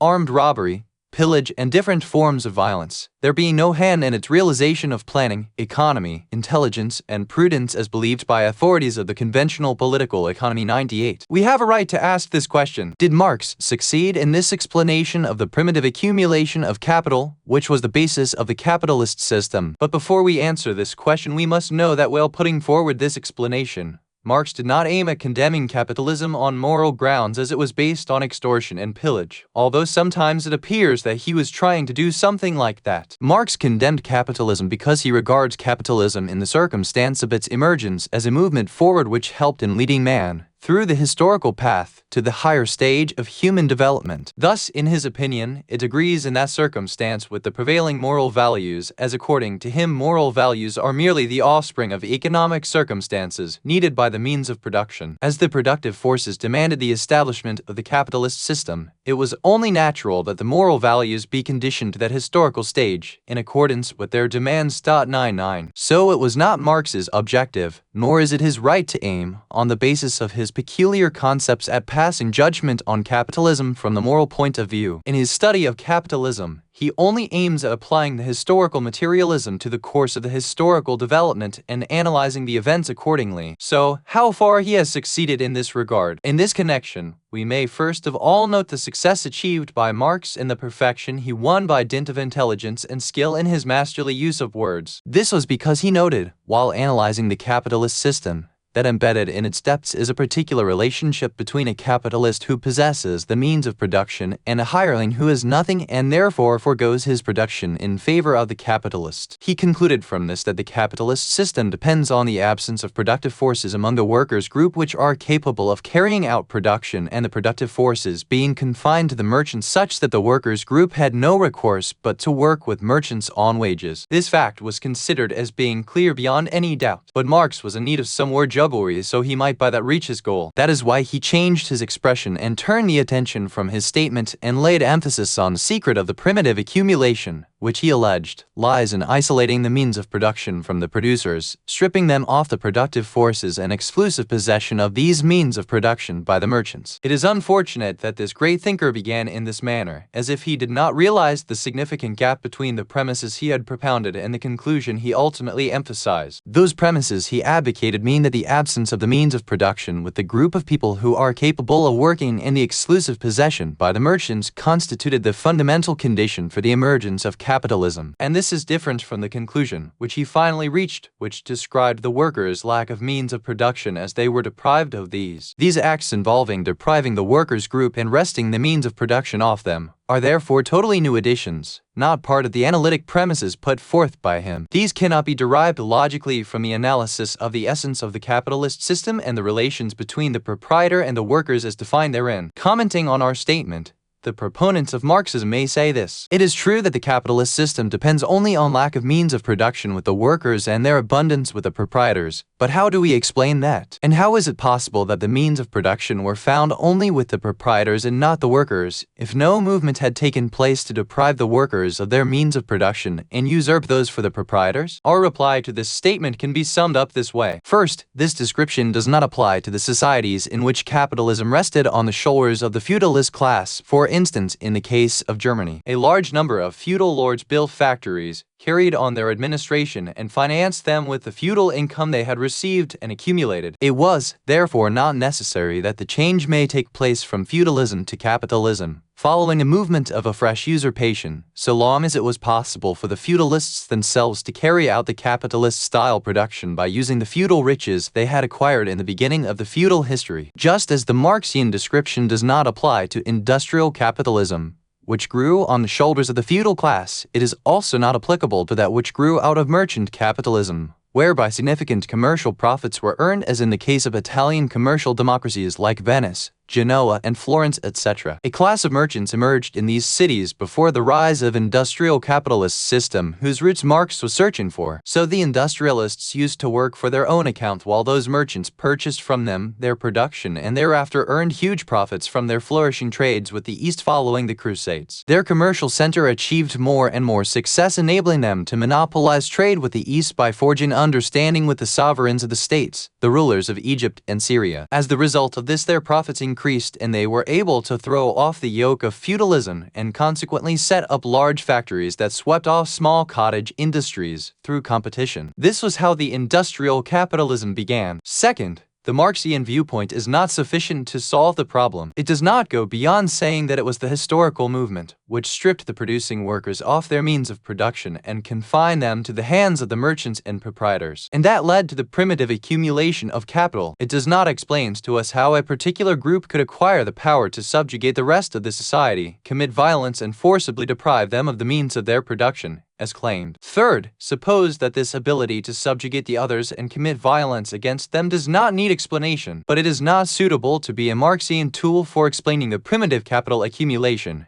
and therefore for the entire capitalist system, because it is not an economic explanation. It is therefore not compatible with the essence of historical materialism. How could Marx's general concept of history let himself say that the reason behind the primitive capital accumulation and the existence of the capitalist class was historically the power to usurp and subjugate, whereas it is itself not, by its nature, an economic factor? As a matter of fact, by this analysis, Marx ruins his historical logic himself and implicitly admits that class formation does not exist on economic basis. It was more proper for him, according to the principles of historical materialism, to adopt a conventional viewpoint in explaining the appearance of the capitalist class, despite the fact that it presents an explanation more akin to the economic nature than the Marxian explanation. Last, all historical evidences that Marx gives us thereafter in the chapter of his book on the acts related to usurpation and deprivation to explain the priory capital accumulation have been taken only from the history of England. They depict the usurpations made by the feudal elites in England when they deprived the farmers of their lands and turned those lands into pastures, and threw the banished persons into the young bourgeoisie markets. It was therefore an act of depriving the farmer of his land for the benefits of the feudal elites. It was not a movement that strips the producers off their means of production for the benefit of the proprietors. Before going beyond this point, we would like to cast a passing glance at tens of pages of the book Capital that Marx had filled with descriptions of those violent operations in which the feudal elites deprived the farmers of their lands, thereby paving the way for the establishment of the capitalist system. In his exciting description, Marx confines himself to the events that took place particularly in England. While reviewing these events,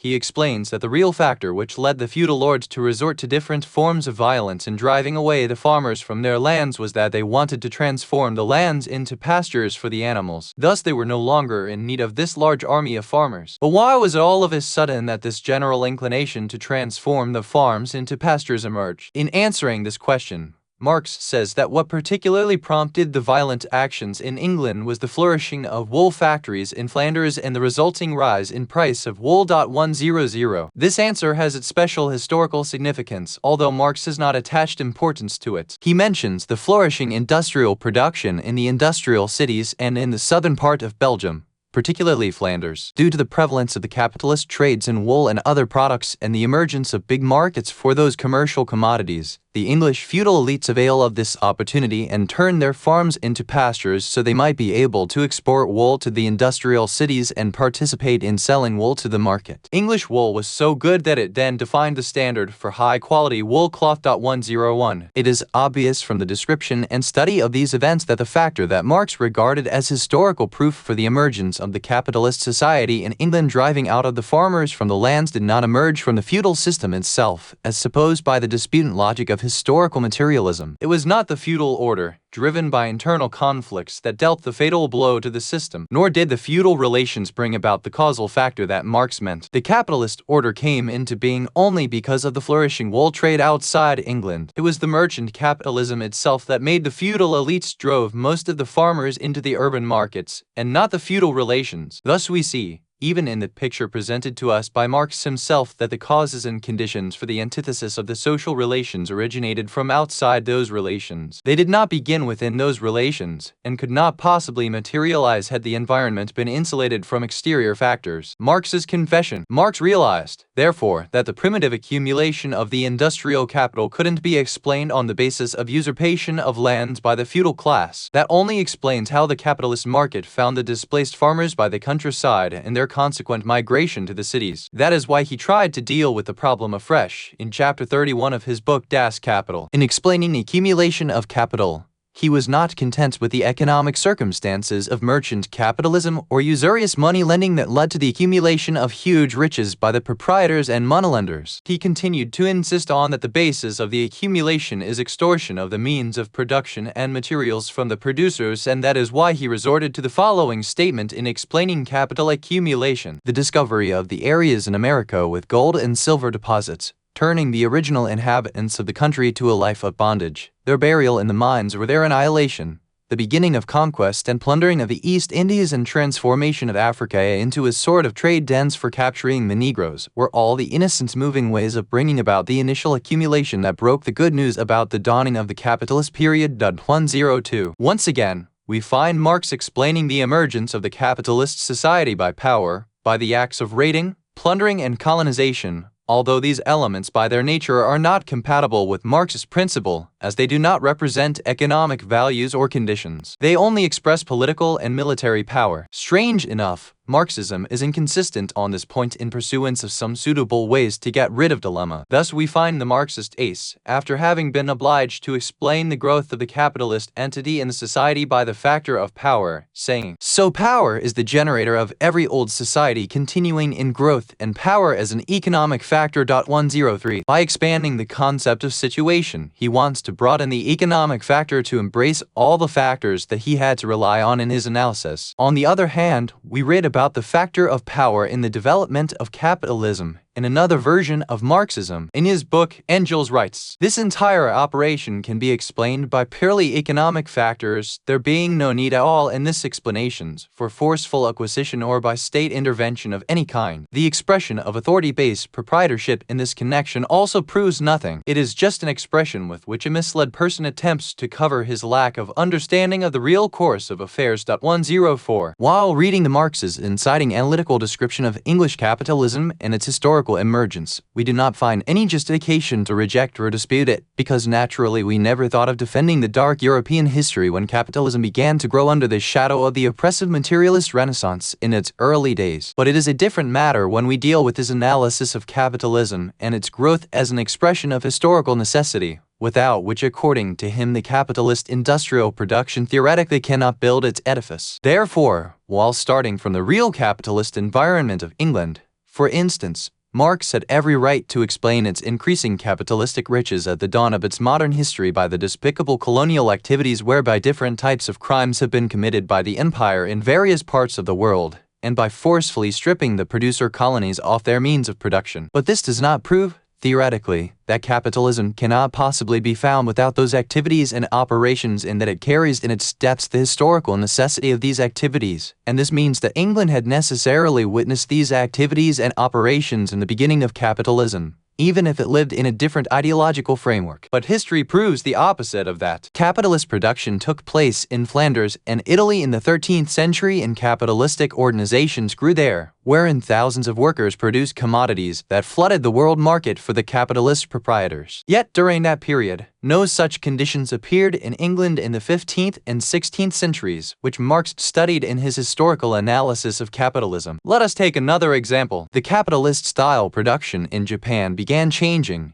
in the 19th century from feudal setting to industrial capitalism. We have selected this example particularly because Marx made a passing reference in his statement to this, saying, "Japan, with its purely feudal organization in respect of ownership of landed properties and small-scale agriculture, presents to us, in numerous aspects, a picture of Midland European age, more honest than that given by history books we have and which are obsessed by contending bourgeois ideas." 105. Let us then examine this honest picture of feudalism as to how it changed into the industrial capitalism, and whether or not its change is compatible with historical materialism and the explanations of the growth of the industrial capitalism by Marx. Japan was immersed in feudal relations when it awoke, terrified by the alarm bells warning her against an external danger. It was in the year 1853 when the American fleet rushed into the Lake of Uraga and began to negotiate with the military governor, who enjoyed authority in place of the emperor, about concluding agreements. Thus it became quite clear to Japan that it was the beginning of an economic raid that would lead to destruction and colonization of the country. The thinkers there believed that the only way to save Japan was to industrialize and place the country on the path of capitalistic production, which was earlier followed by Europe. They were able to engage leading feudal elites themselves in order to put this idea to work. So the feudal lords withdrew the authority from the military governor and restored it to the emperor in 1868. The imperial authority therefore mobilized all its potentials in order to bring about an industrial revolution in the country whereby it could rise to the ranks of the big capitalist nations. The people belonging to the aristocratic feudal class volunteered their services to the ruling authority, enabling it to quickly change the country into an industrial nation. Meanwhile, a segment of the industrialists and merchants who were previously in the lowest position in the society grew rapidly. They began to quietly utilize whatever wealth, power, and influence they had in order to smash the feudal system peacefully. So much so that the prominent feudal lords relinquished their old privileges in 1871, and the government compensated them for their lands by granting them deeds. Thus, everything was completed peacefully and industrial Japan came into being, taking its position in history. Is this description, then, compatible with the concept of historical materialism and the explanations by Marx? Marxism asserts that a change from one historical stage to another does not take place except in a revolutionary way, as gradual quantitative changes lead to sudden qualitative change. But the change from feudalism to capitalism in Japan took place peacefully when the leading feudal chiefs chose to forego their rights. They did not oblige Japan, which was on its way to capitalism, to undergo an upheaval like the French Revolution in 1789. Marxism also holds that no development takes place except through class struggle between the class supporting the development and the other which tries to oppose it. But we find that the entire Japanese society favored the movement for industrial and capitalistic development, and even the leading feudalists did not deviate therefrom. All of them believed that the country's life and progress depended on this movement. Marxism is of the view, as we have read in the previous extracts from Das Kapital, that capital accumulation, which is the basis of the industrial capitalism, cannot be explained by means of innocent transfer. To use his expression, it is explained only by acts of violence, raids, and acts related to deprivation and extortion, although the historical facts of Japan show otherwise. The capital accumulation did not take place in Japan as a result of invasion and colonization or by way of forcefully stripping the producers off their means of production. Nor did industrial capitalism grow there in a similar manner. This movement took place only because of the initiatives that involved the whole nation and decisive actions by the country's elites in utilizing political influence in support of the growth of the new order. Consequently,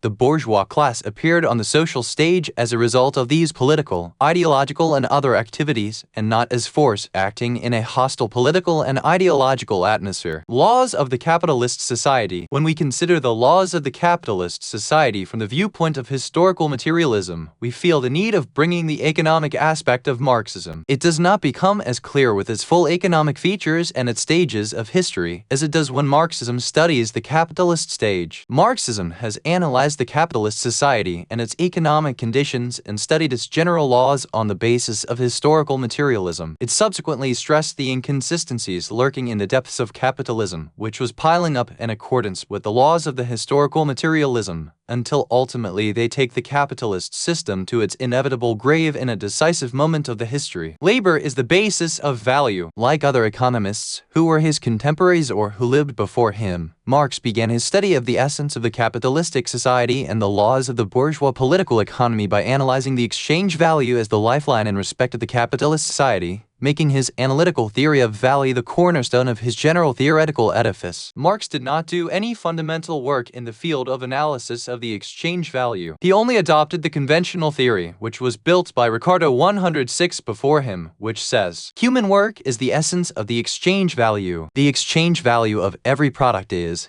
therefore, estimated on the basis of the amount of work involved therein, values of different things varying with the difference of labor involved in their production. Thus, the price of an article, the production of which requires 1 hour of work, is equal to half of the price of an article on the production of which 2 hours of work are spent. Normally, both Ricardo and Marx regard this theory as the starting point in their analytical study of the framework of the capitalist economy. Each of them has made it the basis of this theoretical edifice. Ricardo had preceded Marx in giving this theory a definite scientific form, but a number of economic thinkers and philosophers, even those before them, had mentioned this, including the English philosopher John Locke, who pointed out this theory in his discussions. It was then adopted in a limited sphere by Adam Smith, the well-known classical economist. He regarded work as a basis of the exchange value among the primitive societies, but rightly it was Ricardo who lent the theory the significance and clarity, and held that work is the general source of the exchange value. Then came Marx, following Ricardo's path in his peculiar way. This does not mean that Marx did nothing in regard to this theory beyond repeating Ricardo's idea. While adopting Ricardo's theory, he shaped it into his peculiar conceptual framework. He thus introduced new clarifications on some aspects, including several Marxian elements, and accepted other aspects as they were. Despite holding in this theory that work is the basis of value, Ricardo realized that work does not determine the value in conditions where hoarding is practiced and in the absence of market competition, as in these conditions it is possible that the value of the commodity increase in accordance with the laws of demand and supply, without increase in the work involved in its production. That is why he regarded perfect competition a condition for the formation of exchange value on the basis of work. This is what Marx has also said, admitting that the theory does not apply to circumstances where the supply is manipulated. Ricardo also noted that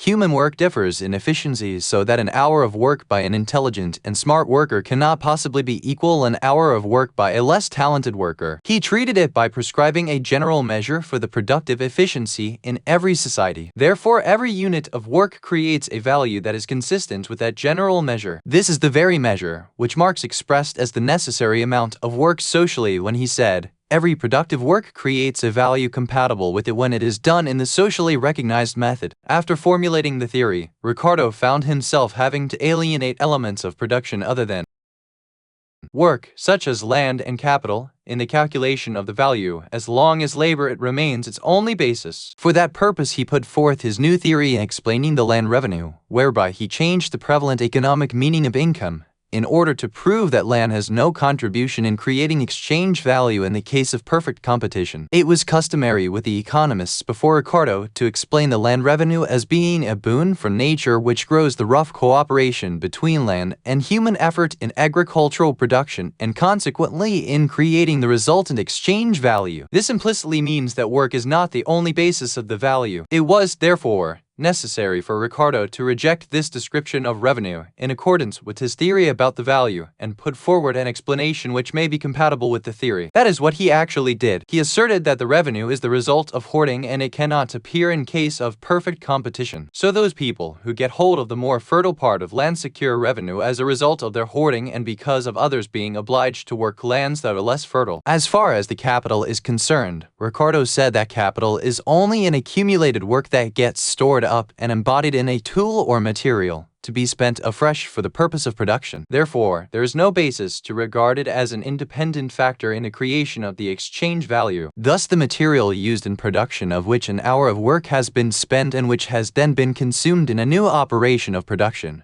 means an hour of work to the new amount of works directly required by the new production. Thus, Ricardo concludes that work is the only basis of the value. It was expected that Ricardo should condemn the capitalist-style profit as long as capital does not create new exchange value and so long as the commodity owes its value only to the worker's labor. But Ricardo did nothing of that sort. He instead regarded it logical that the commodity be sold at a rate that may fetch a net profit for him who owns the capital. He explained this by the spell of time that passes between the investment and the eventual appearance of the product for the sale, thereby admitting time as being another factor for creating the exchange value. Obviously, this is deemed as another retreat on the part of Ricardo from his theory, which says that work constitutes the only basis for the value. This is also considered an inability on his part to stand with his theory to the end. As for Marx, while dealing with the means of production which along with labor participate in the process of production, and which Ricardo dealt with before him, he did two things. First, he incorporated some adjustments into the concepts of his predecessors. Second, he brought in significant concepts with very different views. Thus, on the one side, he studied the land revenue confirming Ricardo's explanation thereof 107. He could differentiate between the differential revenue about which Ricardo spoke and the general revenue about which he said that there is revenue of the land as whole based on the natural hoarding which limited the area of the land. On the other hand, he criticized Ricardo's admission of the rationality of the capitalistic profit and launched a violent offensive against it on the basis of the theory of excessive value, which is rightly regarded as the vital Marxian element of the theoretical edifice built by Marx. How did Marx lay down the key principle of his economics? In arguing for the essence of value, Marx begins by differentiating between the use value and the exchange value. Consider a bed, a spoon, and a loaf of bread as a collection of merchandise commodities, and each has a certain use value in the sense that it provides benefit. Naturally, their respective use values differ with the difference in the nature of the benefit man derives from them, and each has a value of its own. Take for instance the wooden bed produced by the manufacturer. Just as one can sleep on the bed and this is what determines its use value, he can also exchange it for a cloth to wear. This expresses the exchange value. Thus, while the cloth and the bed differ from each other in respect of the use value, we find that they have one common exchange value, i.e. each can be exchanged for another in the market because a wooden bed equals a silk cloth of a particular type. This equation means that a common attribute is found in two different objects, for example the bed and cloth, despite the fact that there are differences between their materials and uses. Thus the two products are equal to a third object,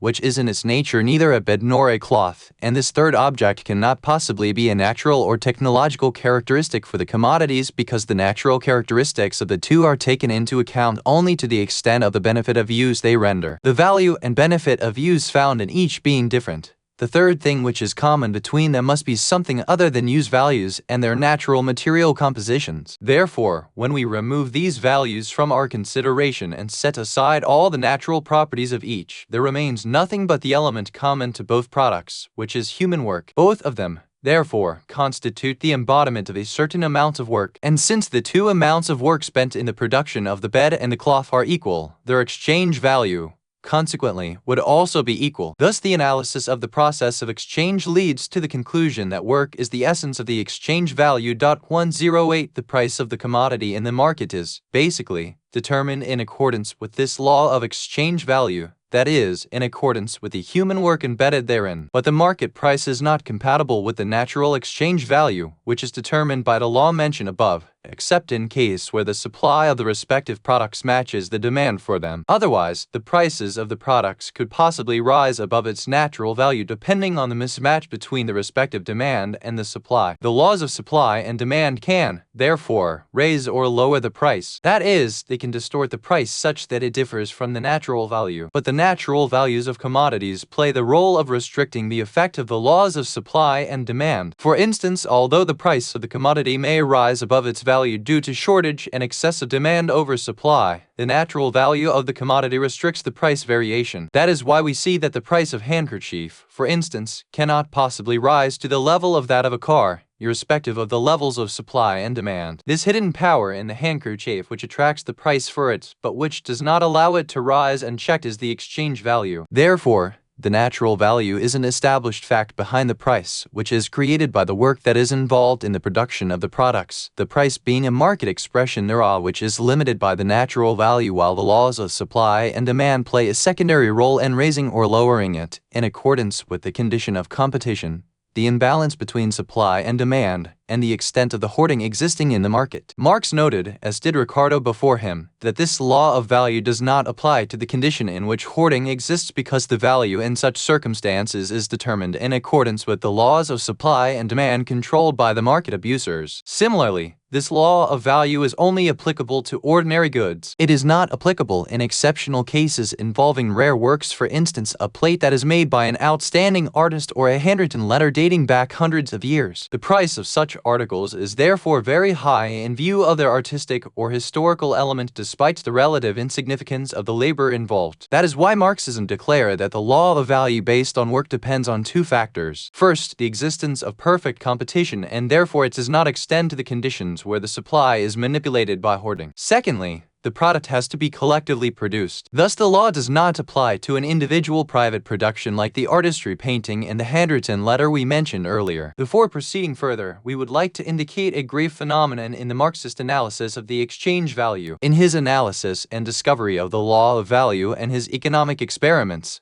Marx followed a purely hypothetical method divorced from the external reality. He suddenly transmigrated into the metaphorical personality of Aristotle in the matter of inference and analysis. This approach has its consequences that obliged Marx to take this stand, as obvious realities of the economic life always express phenomena entirely inconsistent with the results that the Marxist theory leads to. It is a result of this theory that the profits earned differ from one product to another according to the difference in the amount spent on labor and that's spent in the production, without considering the amount of the implements and tools. These do not add to the product any value more than what they deprive them of, although the profit in the prevailing economic life continues to increase with the rise in the amount of tools and implements needed for the product. That is why Marx could not establish his theory with empirical evidence from real economic life. He therefore tried to prove it ahead of that way that when he completed his mission, he came to the opposite results in the actual valid life. In order to emphasize that they were not valid because of the theory he held, but because this was only a phenomenon that ever society would evade the society deviate to a lot of in accordance with the laws of supply and demand of therein. Criticism of the fundamental principle of the Marxian economics. Let us now examine the Marxist law of the value in light of the evidence he has put forward. Marx starts in his argument, as we have seen, from analyzing the process of exchange of the wooden bed with a silk cloth as an example. So he finds that the process expresses equality of the bed with the cloth in the exchange value. He then asks, how is it that the bed and the cloth are equal in exchange value? Then he replies by saying that the reason for this is that they have one thing in common, which exists in both in the same degree. And this thing, which is common between the cloth and the bed, is nothing but the work involved in their production. rather than the benefits and the natural properties in which each differs from the other. The work, therefore, is the essence of the value. But what would the Marxists say if we adopted this very analytical method in the process of exchange between a product from a collective production and another produced by a single individual? Does a letter written by a famous historical figure not have an exchange value? Is it not possible to exchange it in the market for cash, a book, or for any other thing? So, if we exchange it for a collective production like a copy of Al-Kamil's history,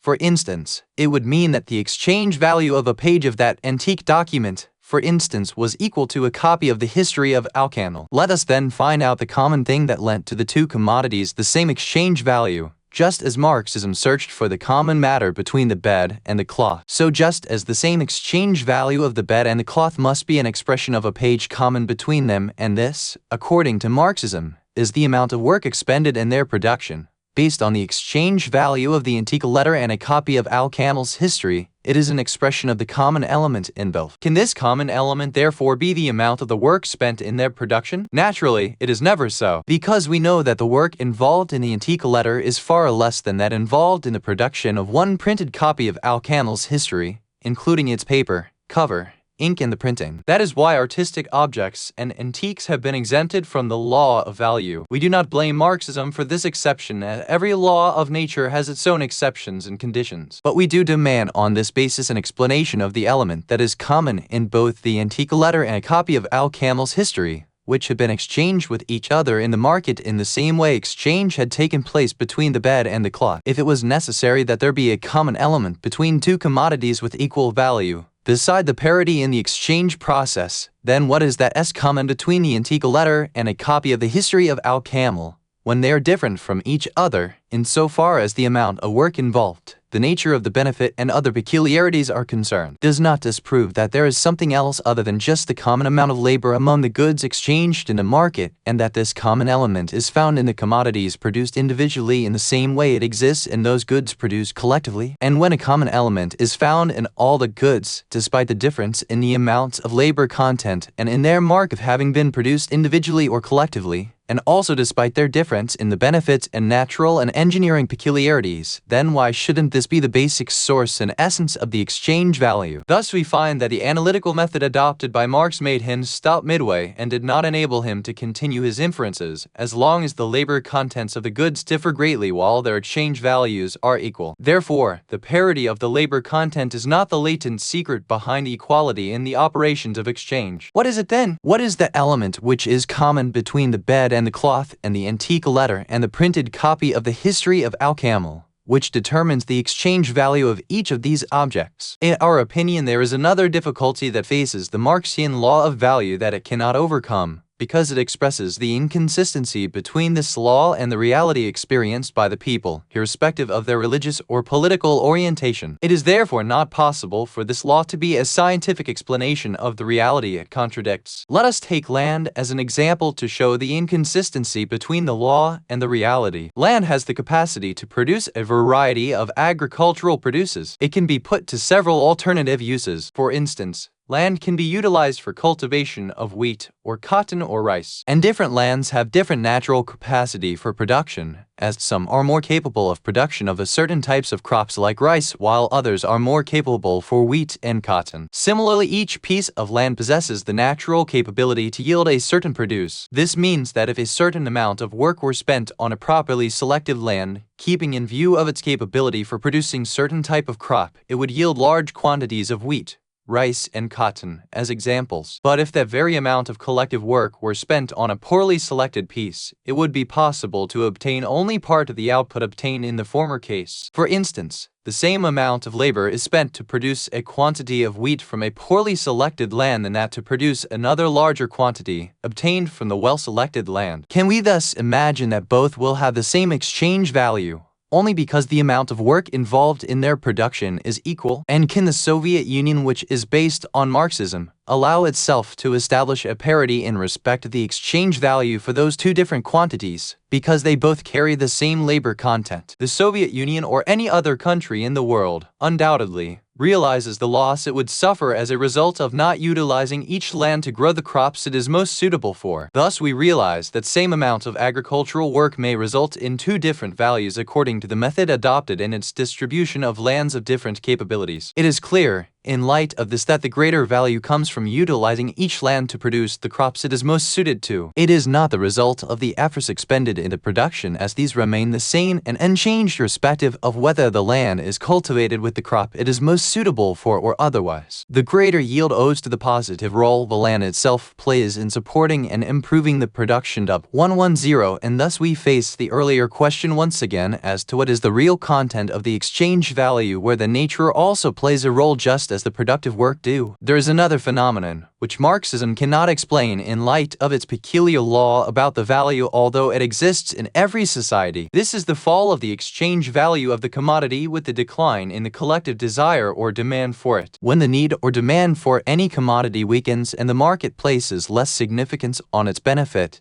it loses part of its exchange value irrespective of whether the shift in the demand comes about as the result of a political, religious, or ideological, or any other factor. In this way, the value of the commodity falls despite the fact that the amount of collective works involved in its production remains unchanged, as do the conditions of its production. This proves clearly that the degree of the utility of a commodity and how far it satisfies the needs has a bearing on the constitution of the exchange value. It is therefore wrong to ignore the degree of the utility of the commodity as done by Marxism. While ignoring this phenomenon and trying to explain it in light of the laws of supply and demand, Marxism stresses another phenomenon as being the factual expression of its law of value, and that is this, that the exchange value generally conforms with the work involved in the production of the commodity. Therefore, when the conditions of production were unfavorable and an additional amount of work was needed to produce the commodity, its exchange value also increased accordingly. In a similar way, if the conditions of production improved and half of the previous collective work is sufficient to produce the commodity, its value accordingly decreases by 50%. Although this phenomenon is an obvious reality in the course of economic life, it does not prove that the Marxist law of value is correct. Just as this law can possibly explain the relationship between the value and the amount of work, this phenomenon can also be explained in another way. For instance, if the conditions of production of paper become unfavorable so that its production required additional amount of work, the quantity of the collectively produced paper fell by 50%. While the total collective work involved in the production of the paper remained the same. Since the quantity of the paper produced decreased by 50%, paper would become scarcer, resulting in an excess of demand over supply. Similarly, if the amount of the work needed for the production of paper decreased by 50%, it would result in the increase of the quantity of the paper produced by the society.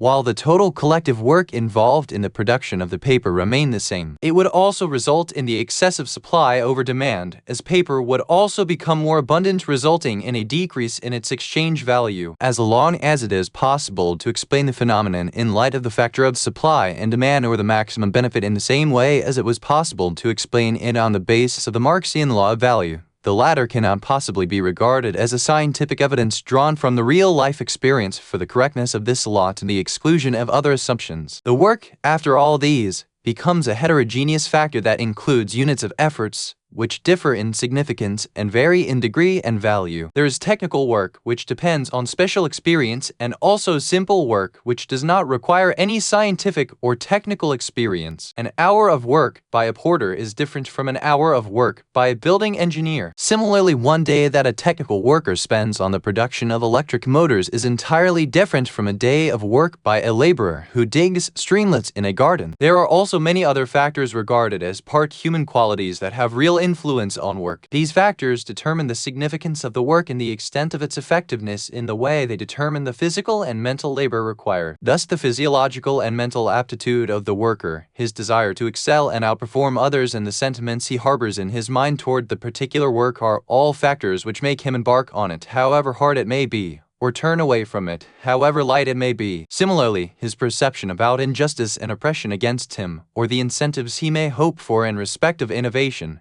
the work environment he is, these are all regarded as factors that determine his morale, the quality and the value of his work. It is, therefore, a folly to measure a work just quantitatively and numerically. It should also be measured qualitatively, which may determine the quality of the work in question and the extent to which it was affected by these factors. Thus, an hour of work done in a congenial environment is more productive than an hour of work carried out under a hostile setting. Just as it is necessary to measure the quantity of work with an objective measuring factor, it is necessary to measure the qualitative aspects of the work in light of different psychological factors that had a bearing thereon, and this may involve a subjective measurement. While we have the clock to objectively measure the amount of work spent in hours and minutes as units of measurement, we have no such tools to measure the qualitative factors in the work. How does then Marxism deal with these problems? The general measurement for technical and non-technical amounts of work and that of qualitative aspects like the sufficiency of the work in accordance with the psychological, physiological, and mental factors,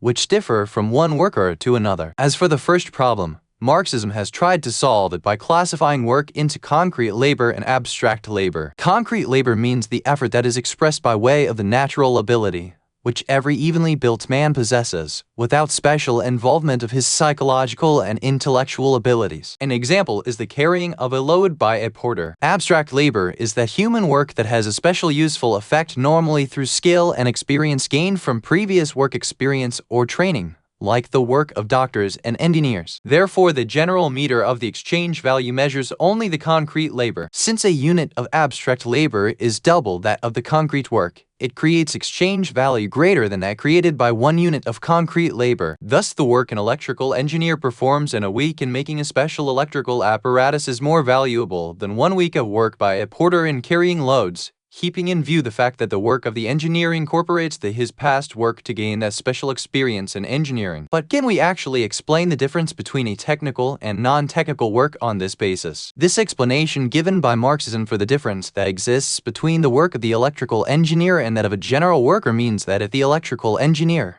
for instance, spends 20 years to gain scientific knowledge and technical experience in electrical engineering and thereafter practices the work for another 20 years, he would obtain a value for the total product he realizes during the 2 decades, which was equal to the value created by the porter through participation in the production by way of carrying loads for a period of 4 decades. In other words, a 2-day work of the porter who participates in the production in his own way is equal to a single-day work by the electrical engineer, in view of the fact that it contains the learning and work done previously. So is it the reality that we see in the course of the economic life? Or can any market or stage agree to exchange the product of 2-day work by a general worker for a single-day work by an electrical engineer? There's no doubt that the Soviet Union, with some good luck, does not think of adopting the Marxist theory about the concrete and abstract labor. Otherwise, it would be in trouble if it declared that it was prepared to pay 1 engineer an equivalent of 2 general workers. That is why we find that a technical worker in Russia sometimes gets a salary 10 times or more than that of a general worker, despite the fact that he does not spend even 9 times longer period to learn his profession than a general worker did, and despite the fact that there is sufficient supply of technically competent staff in Russia, just like in the case of general workers. Therefore, the difference must be attributable to the law of value rather than the supply and demand profile. The difference is so significant that it is not sufficient to explain by incorporating previous work as a factor in the constitution of its value. As for the second problem, the qualitative measurement of the sufficiency of the work in accordance with psychological, physiological, and mental factors which differ from one worker to another, the Marxists dealt with this by adopting collective average of work as a meter to measure the value. Thus Marx writes, "The collective time necessary for producing commodities is that which is needed for any operation work being carried out with an average amount of dexterity and effort under normal and natural conditions in respect of certain collective environments. Therefore it is work alone or the necessary time needed for the production of any kind in a certain society which determines the quantity of the value regarded,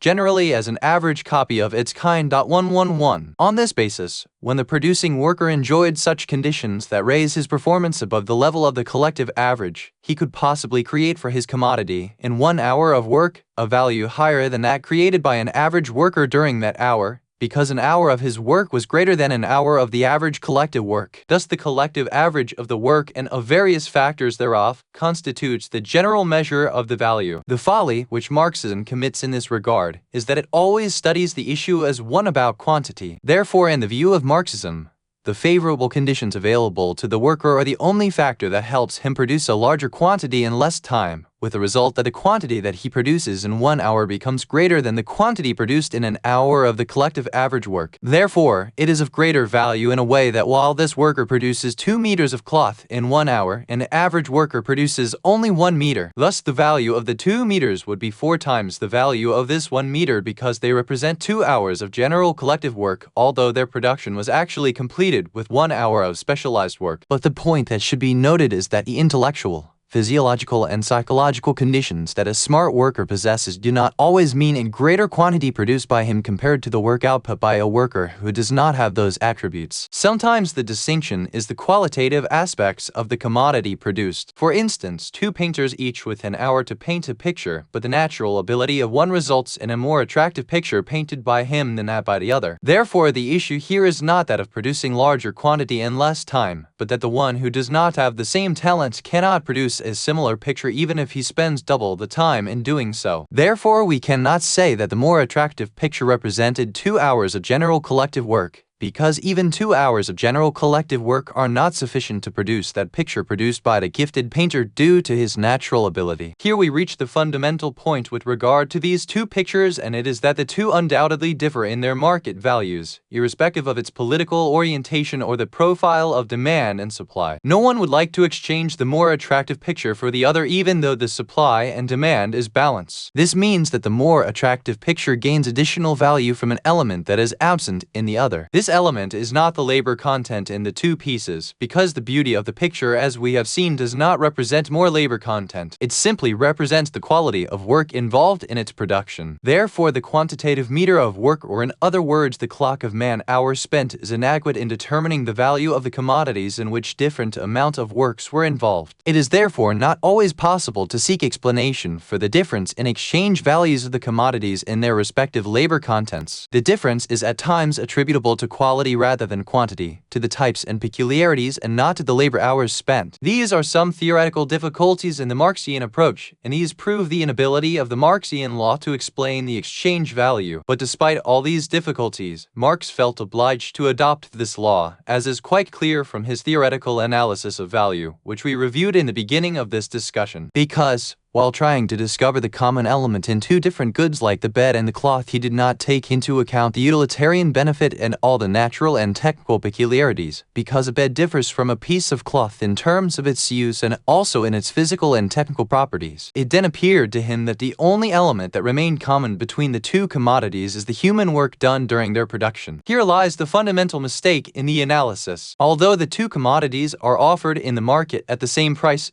there are differences in their benefits and their physical, chemical, and technical peculiarities. Despite all these differences, there is a common element in all, which is the same level of psychological tendency in terms of the human desire to possess them. There is this aggregate desire for the bed as there is for the cloth. This desire is attributable to the use and benefits available from both. In this way, although the benefits each renders are different from those of the other, yet they both generate a common result between them, which is the aggregate human desire. In view of this common element, it is not necessary to regard work as the basis of the value being the only common element between the exchanged commodities as Marxism holds. We can establish another common element between the 2 commodities, other than the labor content in both. The main argument put forward by Marx to prove his law hereby collapses, and it becomes possible for the common psychological tendency to human desire for them to replace the labor content and be adopted as a meter for the value and its source thereof. It is only in this way that we can possibly overcome the earlier difficulties Marx faced, and it is only such that we can explain, in view of this new common element, the phenomena which the Marxist law of value failed to explain. Therefore, the common element between the antique letter and a printed copy of the history of Al-Kamil, for which we were searching but could not find in their labor content, because of the difference in the amounts of work involved in them which could explain the exchange value, could be found in this new psychological aspect. Thus, the antique letter and the printed copy of Al-Kamil's history have the same exchange value because the aggregate desire for each of them is equal to that of the other. Similarly, all other problems vanish in light of this new gauge. Since the aggregate desire for a commodity results from the benefits of utility it provides, it is not possible to drop it from the account of the value. That is why we find that a commodity that has no benefit generally commands no exchange value, no matter how much work was involved in its production. Marx himself admitted this fact, but he did not describe to us, nor was it possible for him to do so, the secret of this link existing between its usefulness and the exchange value, and as to how the usefulness partly constituted the exchange value. He, however, had dropped it from the very beginning because it differs from one commodity to another. But in light of the psychological meter, the link between the usefulness and the value becomes quite clear as long as the utility remained the basis of the desire and the desire was the gauge and the general source of value. Although utility is the main reason for the desire, it does not determine the desire for one product alone,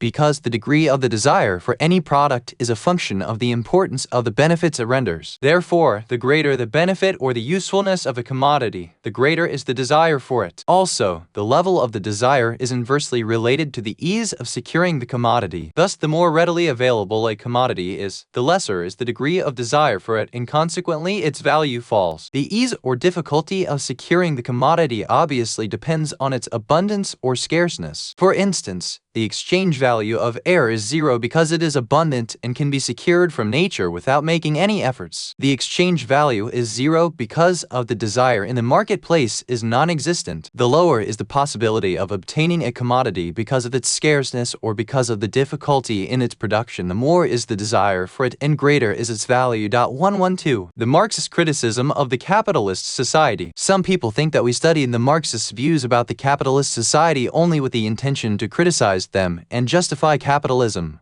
because the latter is recognized in the Islamic society. It is often argued that Islam believes in the capitalist-style private ownership of means of production and refuses to adopt the principle of the socialist-style common ownership. Therefore, as long as Islam embraces capitalism, it is necessary for the followers of Islam to ridicule the Marxian views regarding the capitalist position on the economic life in our modern history, and to put forward arguments to show the mistakes in the Marxist analysis by highlighting the complexity of the situation in reality, the inconsistencies with the theory, and also the harmful results until they discontinue it. Such impression is quite common, but the fact is that the Islamic attitude or standpoint does not oblige a researcher to defend the capitalistic aspect of the economic life and its total system. What is necessary is to bring out the part that is common between the Islamic and the capitalist societies and to study the Marxian analysis in order that the extent of its common domain becomes clear. It is therefore a mistake to defend the reality of the Western capitalism and deny its mistakes and evils as some religious people do, behaving as if this is the only way to justify the Islamic economics, which recognizes private ownership. It would also be a mistake, after we have come to know that the economic element does not constitute the fundamental factor in the society, to follow the method adopted by Marx to analyze the capitalist society and discover the factors for its disintegration. Marx considered all the outcomes and developments in history with regards to the capitalist society as the result of a basic principle of this society, the principle of private ownership. So any society that believes in private ownership necessarily proceeds in the historical direction the capitalist society did, sustaining the same results and conflicts. Thus, to clarify the issue of the Muslims' criticism of the Marxian economics vis-a-vis the allegation that Islam sides with the capitalist-style private ownership, I consider it necessary that we should always stress these two facts. First, that it is not the religious duty of Muslim scholars doing economic research to justify the conditions of the capitalist society or to deal with its bitter realities in a hostile manner. Second, it is not possible to regard the historical reality of the modern capitalist society as the true picture of every society that allows private ownership of the means of production. Nor is it possible to generalize the conclusions reached by the researcher from his study of the modern capitalist society and apply them to all other societies that adopt private ownership, despite their profiles being different from those of the modern capitalist society. Marxism condemns the principle of private ownership with all the results produced by the capitalist society in line with its fundamental principle that the explanation history is based on the economic factors, the same principle that made the prevailing mode of ownership the cornerstone of the entire social entity. Thus, according to Marxism,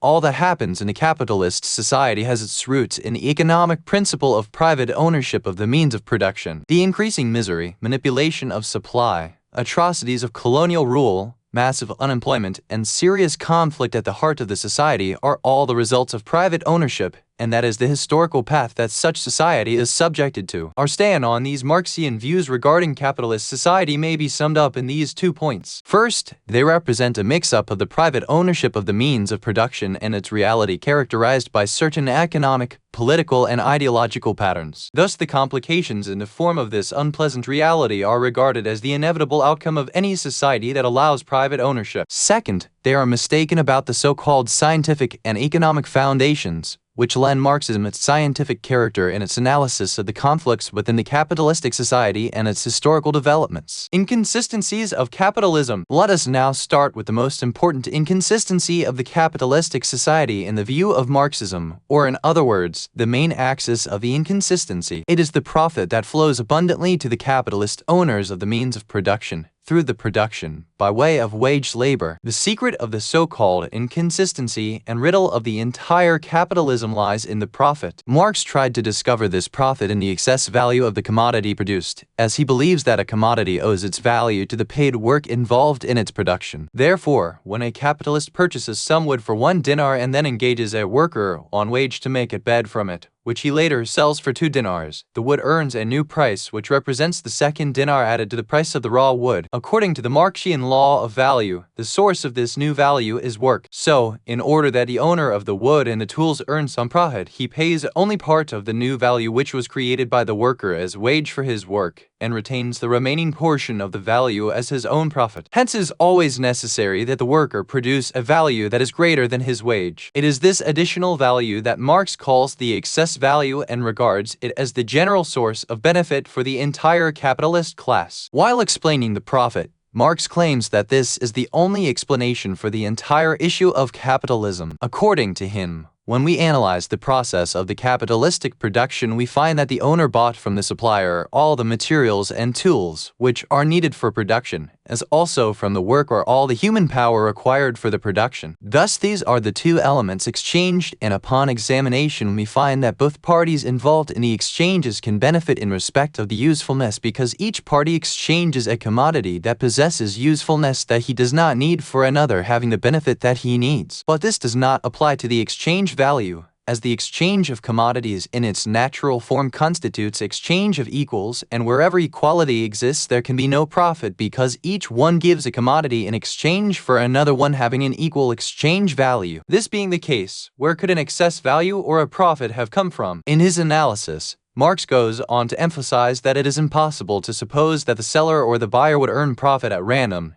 in view of his being able to sell the commodity at a price higher than what purchased it for, nor could he purchase it at a price less than its value, because ultimately he would lose what he had earned as a profit when his role changed and he became a buyer after being a seller, or vice versa. No surplus value can therefore be gained as a result of the sellers selling the commodities at a price higher than their value, nor because of the buyers buying them for a price less than their value. It is also not possible to say that the producers gain the surplus value because the consumers pay higher price for the commodities than their values, so that their owners, the producers, had the privilege of selling the commodities at a higher rate. Because this privilege does not solve the riddle, since every producer is regarded from another perspective as a consumer, and thus being such, he loses what he gains as a producer. Thus, Marx concludes from this analysis that the surplus value that is gained by the capitalist is only part of the value that the worker's labor imparts to the material. The owner secures this part simply because he does not purchase from the worker whom he employed for those hours worked his labor for that duration in a manner that he is obliged to fairly compensate for his labor. In other words, the owner did not give the worker compensation, which is equal to the value created by him. In the opinion of Marx, labor is not a commodity that any capitalist can purchase at a certain exchange value,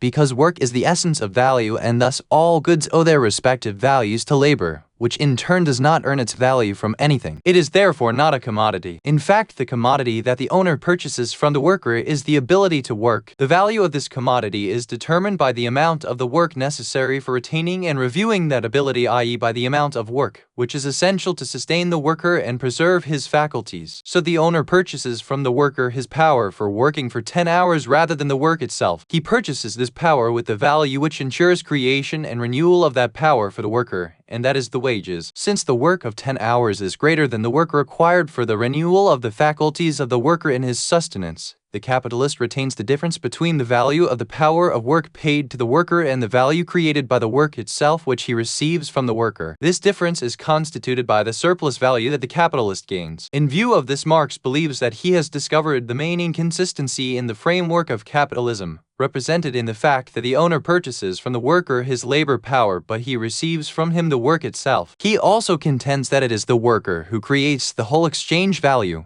but the owner makes him accept only with a part of the value created by him and be contented with that. The owner thus steals away the remaining part, being the surplus. It is on this that the class struggle between owner's class and worker's class is based. This theory of surplus value first of all holds that the only source of value of each commodity is the work spent in its production. If a worker received all the value created by him, nothing would be left for anyone else to gain. Therefore, in order that the owner may have some profit, he must set aside for himself part of the value that the worker creates in his product. The theory of the surplus value therefore basically centers on the Marxian law of value. This link between the theory and the law integrates their ends. Thus, the failure of the laws, theoretically, means the fall of theory as well, since the theories of Marxian economics, which are based on that law. In our study of the Marxian law of value as the backbone of the entire Marxian economics, we have come to know that work is not the essence of the exchange value, as asserted by the Marxists. Instead, value is actually based on the individual psychological desire for the commodity. Value is a measure of the aggregate desires for the respective goods. When human desire is the source and the essence of the exchange value, there is no need to always interpret profit as being part of the value created by labor, as Marx does. In that context, we cannot ignore the share tools and machinery in the constitution of a commodity's value. Thus, a bed produced using modern equipment possesses an exchange value in light of the psychological meter of value, even if no human work is spent in the production. The same is the case with the raw materials embodied in various commodities produced, which have been completely ignored by Marxism, holding that they have no role in constituting the exchange value of the commodities. It asserts that they have no exchange value as long as they do not represent work spent to bring them into existence. It is true that the underground deposits of minerals and other raw material appear unimportant and have no special significance unless it is mingled with human work, but this does not mean that the materials have no exchange value, or that all value results from human work alone, as is held by Marxism. As much as this description applies to the underground minerals, it also applies to the works involved in extracting the materials and their processing. For, without the mineral materials, these works are of no value at all. It is easy to imagine the insignificance of the amount of human work spent on extracting a mineral like gold, if it was instead spent on sports or humor or in mining rocks, which avail nothing. The two elements, material and labor, therefore jointly make up the exchange value of the output produced from the mine, for instance, and each has a positive role in constituting the exchange value of certain commodities such as gold, which is highly desired and enjoys a special rating on the psychological meter. Just as raw materials have their share in the value of commodities, considering the psychological meter of the value, other means of production must also be taken into account. An agricultural produce does not derive its exchange value only from the labor spent its production, but also from the land. This is proven by the fact that when this very amount of work is spent on cultivating the land with a less suitable crop, the yield that does not have the same exchange value as the first. When raw materials and other means of production have a bearing on the creation of value, the entire value clearly does not come forth from labor alone, nor is the worker the only contributor to the value of the commodity. Consequently, it is not necessary that the surplus value, the profit, be part of the value that the worker creates, as it could possibly represent the share of the raw materials or other factors of production in the value of the commodity produced. After this, there remains one question connected with the value that the product derives from nature. To whom does this value belong, and who is its owner? And is it the property of the owner or of anyone else? This is another point that does not fall within the purview of the discussion. The point we were discussing was the relationship of the surplus value with the labor, and whether it must be part of the value created by the work or it could possibly come forth from some other sources. So when Marx regarded work as the only basis of value, he could not explain this surplus value, the profit, except by trying to carve it out from the value created by the worker. But in light of another gauge for the value, the psychological meter, it is possible for us to explain the surplus value without having to regard it as part of the value that the worker creates. In a society, exchange values always go on increasing continuously, as do its wealth. This happens through the processing of raw materials and the emergence of new manufactured goods, carrying the exchange value derived from the two elements, the labor and material. both embedded in the products. These two elements combined create a new value that was not found in any single one existing independently of the other. There is another factor that Marxism did not take into account while trying to discover the secret of profit, for which we find no justification even if we adopted Marx's law of value. That is the part of the value which the owner creates for himself by means of his administrative and managerial talents, which he applies in running an industrial or agricultural enterprise. Experiments have made it quite clear that those businesses with equal capitals and equal number of workers may vastly differ from one another in profitability. That generally varies in accordance with the organizational efficiencies. Thus, in practice, good management constitutes an element that is necessary for a successful process of production. For a successful production operation to materialize, it is not enough to have just abundant working hands and the necessary tools. The operation needs a leader who may decide as to how many workers and tools were necessary. He should also decide their composition and their respective duties and responsibilities. Besides all these, he should supervise the operation of production effectively and thereafter organize sales and distribution of the products to the customers. So, if labor was the essence of the value,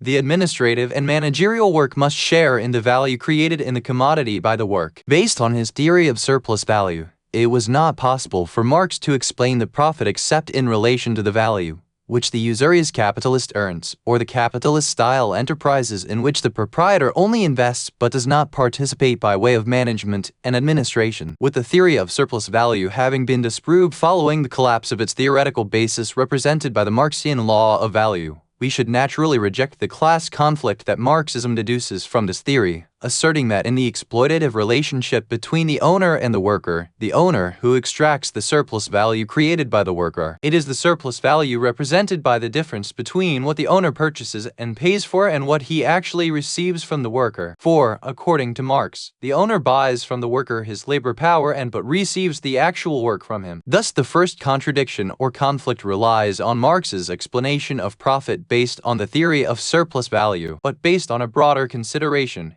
It is not necessarily true that profit is part of the value that the worker creates for himself, as there are other sources of value beside labor. Consequently, it is not necessarily true that under the system of wage labor, the owner illegitimately extracts some of the value that is due to the worker, such that the class struggle between the owner class and the worker class becomes an inevitable phenomenon under the system. It is true that the interest of employers lies in lowering the wages, whereas the workers' interest lies in the opposite. Thus their interests differ, as do those among the hirers themselves. It is also true that the rise or fall of the wage means loss to one party and gain to the other. But this is different from the Marxian meaning of class conflict, whereby exploitation is part and parcel of the actual relations between the employer and the worker, whatever is its form or shape. Class conflict in its theoretical and real form is the basis of the Marxian economics. The Marxist theory collapses with the invalidation of this basis. As for the conflict in the sense of opposing interests whereby one party struggles for the rise in wages, while the other trying to keep it level, it is an already established norm and it is not connected with the so-called theoretical basis of the Marxian economics. That is more similar to the opposing interests of the sellers and the buyers whereby he sellers work at raising prices while the buyers at lowering them. The same is with the case of the competing interests between technical and general workers. Technical workers always attempt to secure a higher level of pay, while the general workers demand full parity of wages. As for the second inconsistency, that is the difference between what the owner buys from the worker and what he pays. It relies on the earlier mentioned Marxist opinion, which states that the commodity that the owner buys from the worker, in a society that allows wage labor, is the labor power,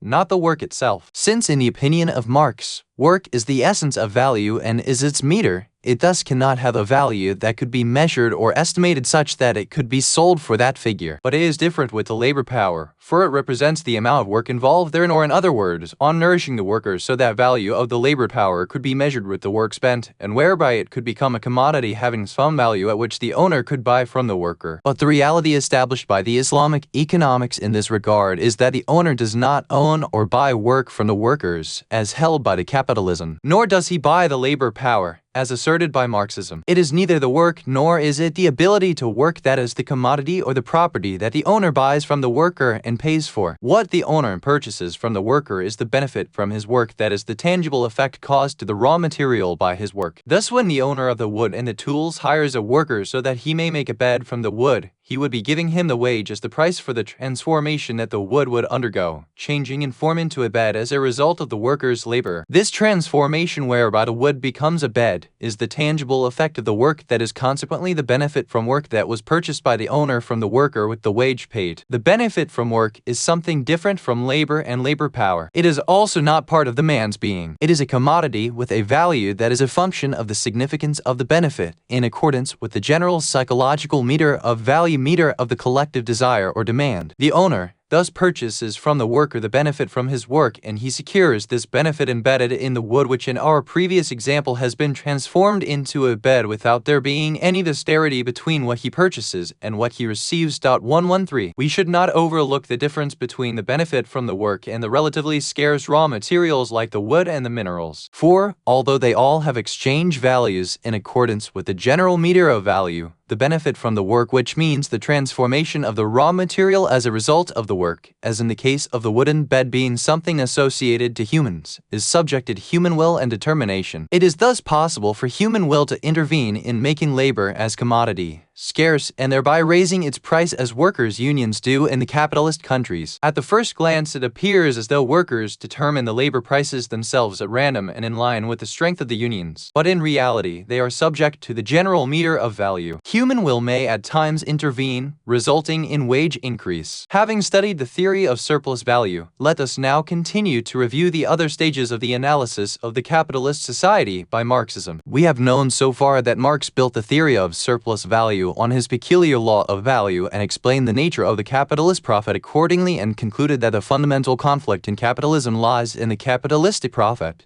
being that part of the value created by the paid worker, which the owner carved out and grabbed for himself. After dealing with his two fundamental and intricate theories, the law of value and the theory of surplus value, and when he felt satisfied with their discovery from the basic inconsistency in capitalism, Marx began to deduce the laws of this conflict, predicting that these would lead capitalism to its inevitable doom. The first of these laws is the law of the class struggle, in which the workers plunge into conflict with the capitalist class. The idea in this law centers on the basic inconsistency between the wages paid by the capitalist to the worker and the value of the output he receives, which has been discovered by the theory of surplus value. Since the owner deprives the worker of part of the value created by him and pays him only a part thereof, he effectively steals from the worker, and this naturally leads to a grim struggle between the two classes. The class struggle and conflicts in the capitalist system escalate further as described by the theory of the tendency of the rate of profit to fall (RPF). The idea of this law is based on the belief that competition among the production enterprises which dominate the early stages of capitalism means competition among the capitalist owners themselves, and naturally this competition brings about progress to the capitalist industrial production,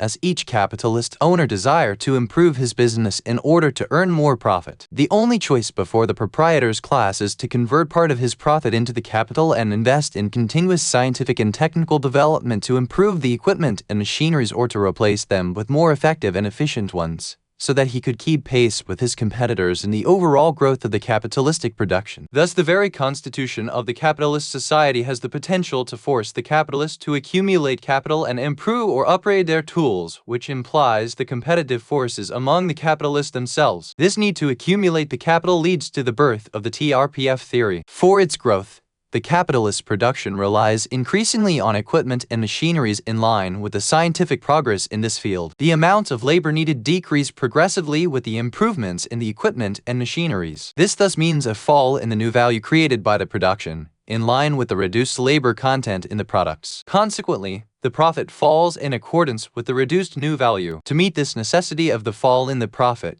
the capitalists have to demand that the workers put in greater amounts of work at the same or even reduced wages based on the lower value of their output. This leads to the escalation of the struggle between the two classes, whereby increasing misery and destitution among the workers becomes an inevitable law in the capitalist society. Grave crisis results from this, since the capitalists are unable to market their goods because of the reduced purchasing power in the domestic market. They therefore begin to look for new markets abroad. Thus, capitalism enters the stage of market monopoly monopoly 114 and colonization in order to ensure profits for the ruling class, as the relatively weaker group among the bourgeois class falls victim to monopolistic practices by the larger ones. The sphere of this class will gradually narrow while that of the working class enlarges, as it warmly welcomes those weak members of the bourgeois class who succumb monopolistic pressure from the larger proprietors. On the other hand, the bourgeois class begins to lose its colony states due to the movements for independence among the natives in the colonies. The crisis escalates gradually until the historical movement reaches the decisive point whereby the entire capitalist entity crashes in a revolutionary movement inflamed by the workers and laborers. This is a brief picture of the stages of the Marxian analysis of capitalism, which we can now examine in light of our earlier study. It is obvious that the validity of the law of class struggle that is based on the inconsistency latent in the profit relies on the theory of surplus value. Therefore, when this theory collapsed, as we have already seen, this so-called theoretical inconsistency also vanished and the idea of the class struggle inspired by that inconsistency is falsified. As for the TRPF theory, it is the result of the central principle of the Marxian economics, i.e. the law of value. Marxism holds that the reduction of the amount of work spent during production, resulting from the improvement and growth in the tools and machineries, causes fall in the value of the commodity and decrease of the profit because the value is generated only by labor. Therefore, when the amount of work declined due to increased use of tools, the values of production fell and profits, which represent a part of the resulting value, shrank. Thus, the TRPF theory, based on the central principle claiming that work is the only essence of the value, also fell along with the invalidation of the theory of value. We have seen in our earlier study that it is theoretically possible that the profit rate be inconsistent with the increase in the tools, raw materials, and the decrease in the amount of work, so long as labor was not the only essence of the value of the product. After this, let us take up Marx's doctrine of the increasing misery. This doctrine rests on the basis of unemployment caused by the modern tools and equipment taking the place of the workers in the process of production. Thus, every new tool or improvement in tools and equipment displaces a number of workers, and as the production movement progresses continuously, the army of the unemployed, which Marx calls the reserve army of labor, would go on increasing, leading to added misery, widespread poverty, and starvation. As a matter of fact, Marx has derived this doctrine from Ricardo's analysis of production tools and their effect on the worker's life. Because Ricardo had already adopted the theory of unemployment caused by the declining need for workers, following the production of the required quantity of the more effective equipment and tools, Marx has added another phenomenon to this situation resulting from the replacement of labor with tools. That is the possibility of employing any evenly built human being, including women and children, in the machinery-driven production process, even those without prior experience. In this way, skilled workers are replaced by others with lower wages and the bargaining power of the workers decreases, consequently escalating their misery and hardship. After the Marx era, the Marxists found that misery in the capitalist European and American societies did not grow and intensify in accordance with the Marxian doctrine. They were thus obliged to interpret the law by saying that the workers' comparative misery, considered separately from that of the capitalists, continue increasing although their condition continues to improve with the passage of time due to different causes and factors. In this we find an example, among many others, as explained earlier, of the mix-up by Marxism of the laws of economics and the social realities and how it merged the two in an incorrect manner, leading to faulty results. This was driven by the Marxists' insistence on explaining the entire society in light of economic phenomena. Let us suppose, for instance, that the relative condition of the workers, i.e. their condition in comparison with that of the capitalists, worsens with the passage of time, but on the other hand, in absolute terms, it improves. If this is true, Marxism has a right to give a limited economic explanation for this phenomenon, but it's not supposed to give a social explanation for it and thereby declare the necessity of the rising misery in the society. It has to be noted that the deterioration of the relative condition does not actually mean increasing misery if the condition actually improves in absolute terms. Marxism was obliged to resort to this very explanation in order that it may be able thereby to discover the positive power leading to revolution, which is the ever-increasing misery. Marxism could not have reached this discovery if it had not borrowed social terms for the economic phenomena and if it had not described the deterioration of comparative condition as increasing misery. And finally, what are the causes of hardship and poverty, which Marxism claims overshadows the capitalist society? Indeed, the destitution, neediness, and various forms of poverty do not result from allowing private ownership over the means of production. They are the outcome of the capitalistic framework of such ownership and because of unrestricted scope of this ownership over all the means of production. They also arise from lack of common ownership and the absence of society's rights in the private wealth, as well as lack of restrictions of the authority of the owners in the disposal of their wealth. However, it will be different in a society that allows private ownership of the means of production, but at the same time lays down principles of common ownership over a broad range of the means of production, and limits economic freedom with policies that protect public interest, promote social security, and prevent concentration of wealth in the hands of only a few. In such a society, the widespread misery, poverty, and misfortune that sprang from the nature of the capitalist system in the European societies will not be possible. We have seen that Marxism gives a purely economic explanation for colonialism and regards it as an inevitable result of capitalism at the more advanced stage,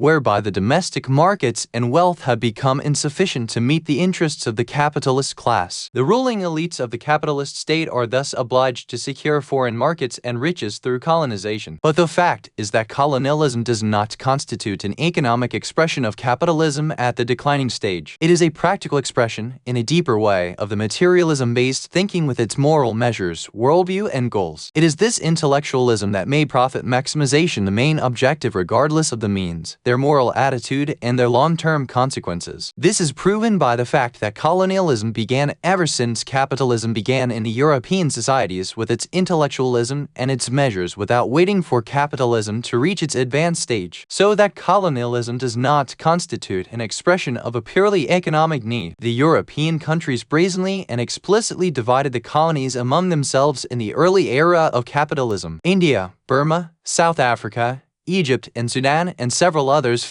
became part of Britain's share. France got Indochina, Algeria, Morocco, Tunisia, Madagascar, and some others, while Germany was allied West Africa and the Pacific Islands. Similarly, Italy took Tripoli 115 and Somaliland, whereas Belgium controlled of Congo. Russia took parts of Asia and Holland secured Indian islands. The real and foremost cause of colonialism, thus, lies in the spiritual reality and moral temperament of the society. Colonialism did not emerge simply because of private ownership of the means of production. Therefore, if this mode of ownership is allowed in a society which enjoys a spiritual, moral, and political reality that are different from the capitalist system, colonialism with its capitalistic significance is not inevitable. As for monopoly, it is also not a necessary result of allowing private ownership of the means of production. It is generally a result of the capitalistic freedoms and of the principle of disallowing state intervention in the course of economic life. But where private ownership is placed under restrictions and economic activities are effectively regulated and supervised, proliferation of monopolistic practices can be prevented and capitalism will not be ruined and annihilated by monopoly. What? Engels, Anti-Duhring, Arabic Transil, Vol. 2, p.5. A Marxist term that refers to the combination of the means of production, tools, machinery, land, infrastructure, and so on, and human labor. Note of al-Islam.org. 3. Another Marxist term that refers to the sum total of social relationships that people must enter into in order to survive, to produce, and to reproduce their means of life. As people must enter into these social relationships, i.e. because participation in them is not voluntary, the totality of these relationships constitutes a relatively stable and permanent structure or the economic structure or mode of production. Note of al-Islam.org. Modern Culture Arabic Transil. No.11, Year 7, pg. 10. Socialist Interpretation of History, Arabic Translation. ID 57.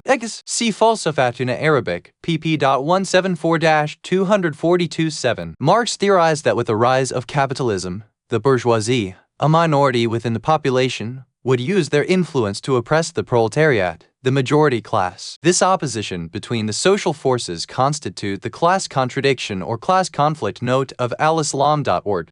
See Falsafatuna Arabic, pp.176-7. 9. Anti-Duhring Arabic Translation, Vol. 2, p8. See Falsafatuna. 11. Ibid. 12. Capital Arabic Translation, Vol. 3, Section Roman 2, p.138. 13. Within the Marxist movement, revisionism represents various ideas, principles and theories that are based on a significant revision of fundamental Marxist premises that usually involve making an alliance with the bourgeois class. Note of al-Islam.org. 14. Georgy Valentinovich Plekhanov 1856–1918. A Russian revolutionary, philosopher, and Marxist theoretician. Note of al-Islam.org. 15. The Philosophy of History Arabic Trinsel. p.44. 16. Thoughts are divided in two categories. One group consists of insightful thoughts, and we mean by this the information that man has about the nature in which he lives, and other forms of existence, which adorn it and the laws they operate under. Examples of these is our knowledge about the spherical nature of the earth, or the domestication of the animal, or the mode of transforming heat to motion and matter to energy,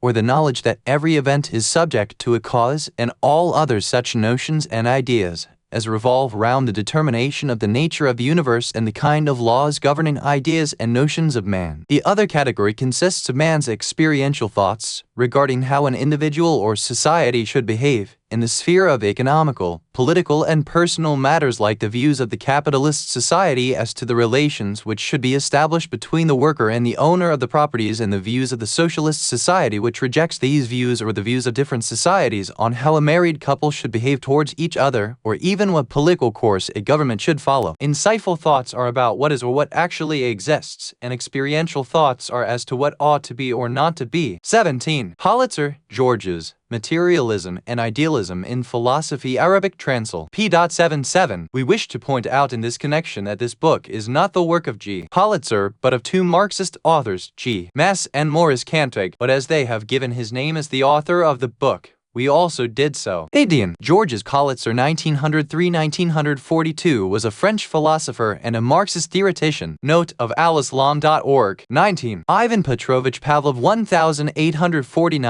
1849–1936, a Russian physiologist known primarily for his work on classical conditioning. Note of al-Islam.org. 20. Ibid p.78. 21. Lewis Henry Morgan 1818–81, an American anthropologist. Note of al-Islam.org. 22. Engels, Ludwig Feuerbach p.95. 23. Anti-Duvring, Arabic Transl. Vol. 2, p.193. 24. On Practice and Contradiction, p.4. 25. Materialism and Idealism in Philosophy Arabic Transl. p.114. 26. Referring to Hungary. Note of al-Islam.org. 27. Plekhanov, Materialist Conception of History Arabic Transl. p.46. 28. Idid p.48. 29. Stalin, The Role of Progressive Ideas in the Development of Society Arabic Transl. p.22. 30. Politzer, Idealist Materialism in Philosophy, p.152. 31. Anti-Duvring, Vol. 2, p.27. 32. Franz Erdmann Mehring 1846–1919 was a German communist historian and a revolutionary socialist politician. Note of al-Islam.org. 33. Social Interpretation of History Arabic Transl. p.122. 34. Fyodor Vasilyevich Konstantinov 1901–1991, a Soviet Marxist-Leninist and academician. Note of al-Islam.org. 35. The Role of Progressive Ideas in the Development of the Society Arabic Transl. 36. Selected Essays of Marx, Arabic Transl. pp.16–17. 37. The Role of Progressive Ideas in Evolution of Society Arabic Transl. p.8. 38. Morris Campbell Cornforth 1909–1980.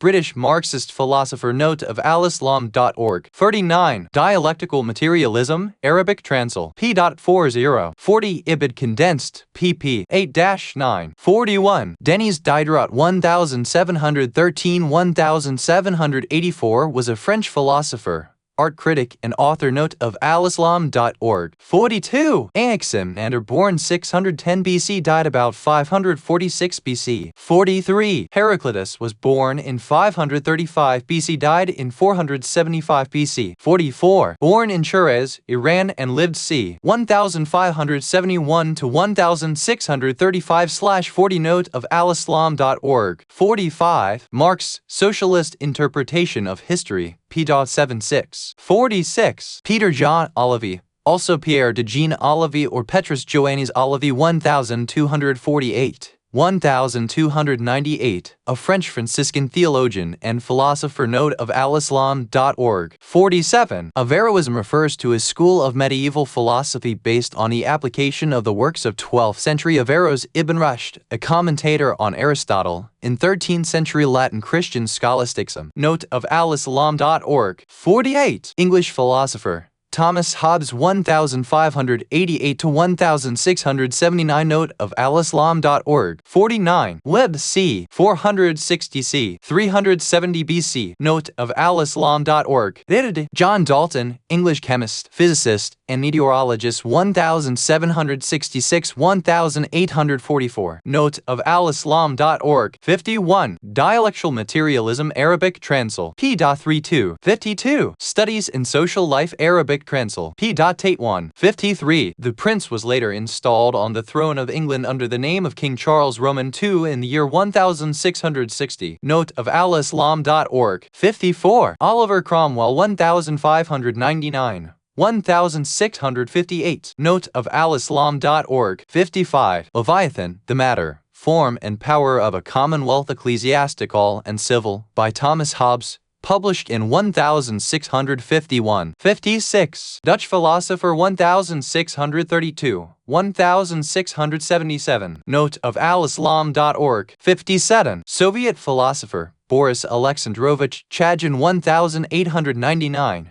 1987. Note of al-Islam.org. 58. Chagin, Partisan Spirit in Philosophy and Science, Arabic Transil pp.72. 79. 59. The History of the Evolution of Philosophy, Arabic Transil p.21. 60. Andrei Alexandrovich Danov, Soviet Communist Party leader, former academic of theology and cultural ideologist 1896. 1948. Note of al-Islam.org. 61. Nikolai Gavrilovich Chernyshevsky 1828-1889, Russian literary and social critic, journalist, Democrat, and socialist philosopher. Note of al-Islam.org. 62. Of C. Chernyshevsky on indulgence and objectivism. 63. The History of the Evolution of Philosophy Arabic Transil p.18. 64. Roger Garaudy 1913-2012, French philosopher, resistance fighter, and communist author. He converted to Islam in 1982. Note of al-Islam.org. 65. Nicholas Léard Sadi Carnot 1796-1832, French military scientist and mechanical engineer and physicist. Note of al-Islam.org. 66. James Prescott Joule 1818.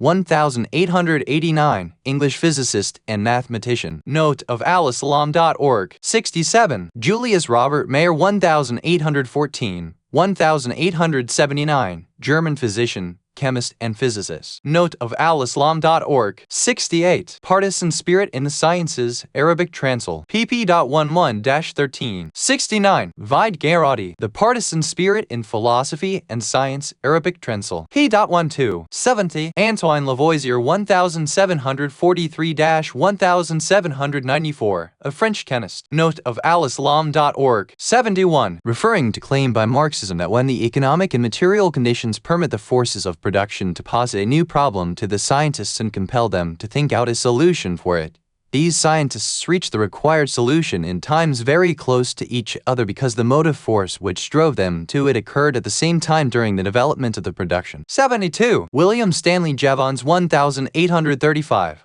1882, an English economist and logician. Note of al-Islam.org. 73. Marius Brett Leon Walras 1834. 1910, a French mathematical economist. Note of al-Islam.org. 74. Karl Menger 1840. 1921, an Austrian economist. Note of al-Islam.org. 75. Evangelista Torricelli 1608. 1647, an Italian physicist and mathematician. Note of al-Islam.org. 76. Because the ruling class possessed the means of production, while the other did not. Note of al-Islam.org. 77. Jean Antoinette Poisson, Marquise de Pompadour 1721. 1764, a member of the French court during the reign of Louis Roman XV. Note of al-Islam.org. 78. As the next caliph. Note of al-Islam.org. 79. Anne Boleyn 1501-1536. Queen of England from 1533 to 1536, and second wife of King Henry Roman VIII. Note of al-Islam.org. Edit. Plekanam. The role of the individual in history. Arabic Translation. p.68. 81. The role of the individual in history. p.93. 82. Karl Marx. p.243. 83. Engels. The Socialist Interpretation of History. p.116. 84. The Fundamental Principles of Capitalist Economy. p.10. 85. Evolution of Private Property. p.14. 86. Lewis Henry Morgan 1818.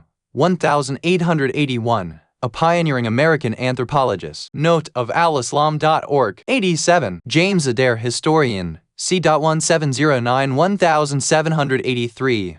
Author of the book History of the American Indians. Note of al-Islam.org. 88. George Catlin 1796. 1872. American lawyer, painter, author and traveler. Note of al-Islam.org. 89. Evolution of Private Property. p.18. 90. Evolution of Individual Property. p.32. 91. Evolution of Individual Property. p.33. 92. Evolution of Individual Property. p.53. 93. Engels, Anti-Dühring, Vol. Roman II. p.9. 94. Marx, Philosophy of History. Arabic Translation. p.47. 95. The Teutons were an ancient northern European tribe mentioned by Roman authors. 96. Karl Marx, Sec.2. Vol. Roman III. p.1053. 97. This refers to paid employment whereby relationship between a worker and employer is such that the worker sells their labor power under a formal or informal employment contract. Note of al-Islam.org. 98. Vide Capital, Vol.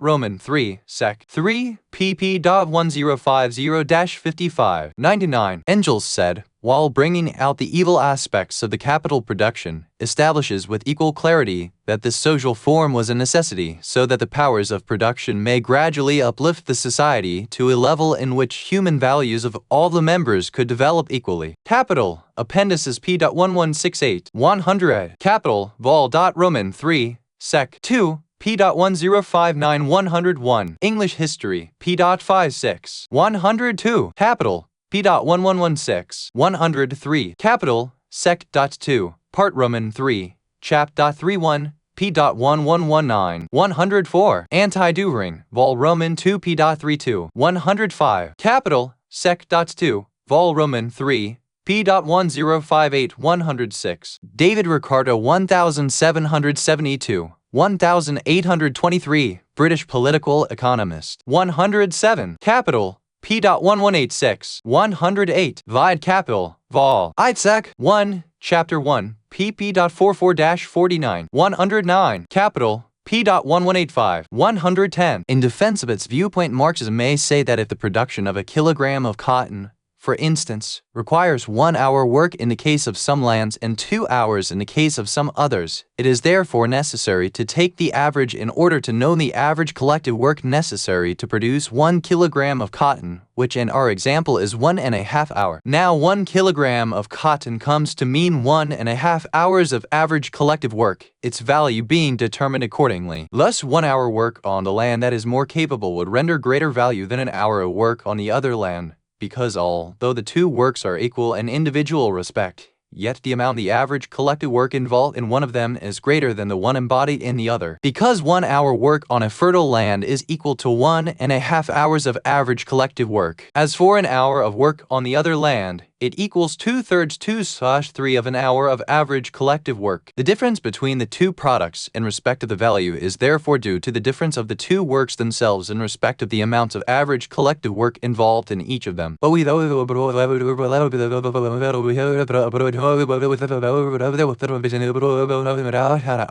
Certainly this half an hour of work which foisted itself, magically, into the work of 1 hour, making it greater than itself, is not of human production, nor is it an expression of the effort spent for it, because in utilizing the more capable land one does not spend a speck of effort more than what one spends in utilizing the less capable land. It is but the product of the fertile land itself. Thus it is the fertility of the land which in a magical way granted half an hour of collective work to the work, free of charge. Therefore, when this half an hour gets into the accounting of the exchange value of the production, it means that the land, being able to extend an hour of work by lending its power of an hour and a half, plays a positive role in constituting the exchange value, and that the productive work on the part of the producer above is not the essence of the value and its sources. And if thematically earn half an hour of work and not under the account of the value, and the value is determined only in accordance with the work rendered by man, it would mean that a cotton produced with an hour of work done on the land more capable was therefore equal to the cotton resulting from the work of an hour done on the less capable land. In other words, it means that 1 kilogram of cotton was equal to half a kilogram, which is absurd. 111. Capital, Vol I,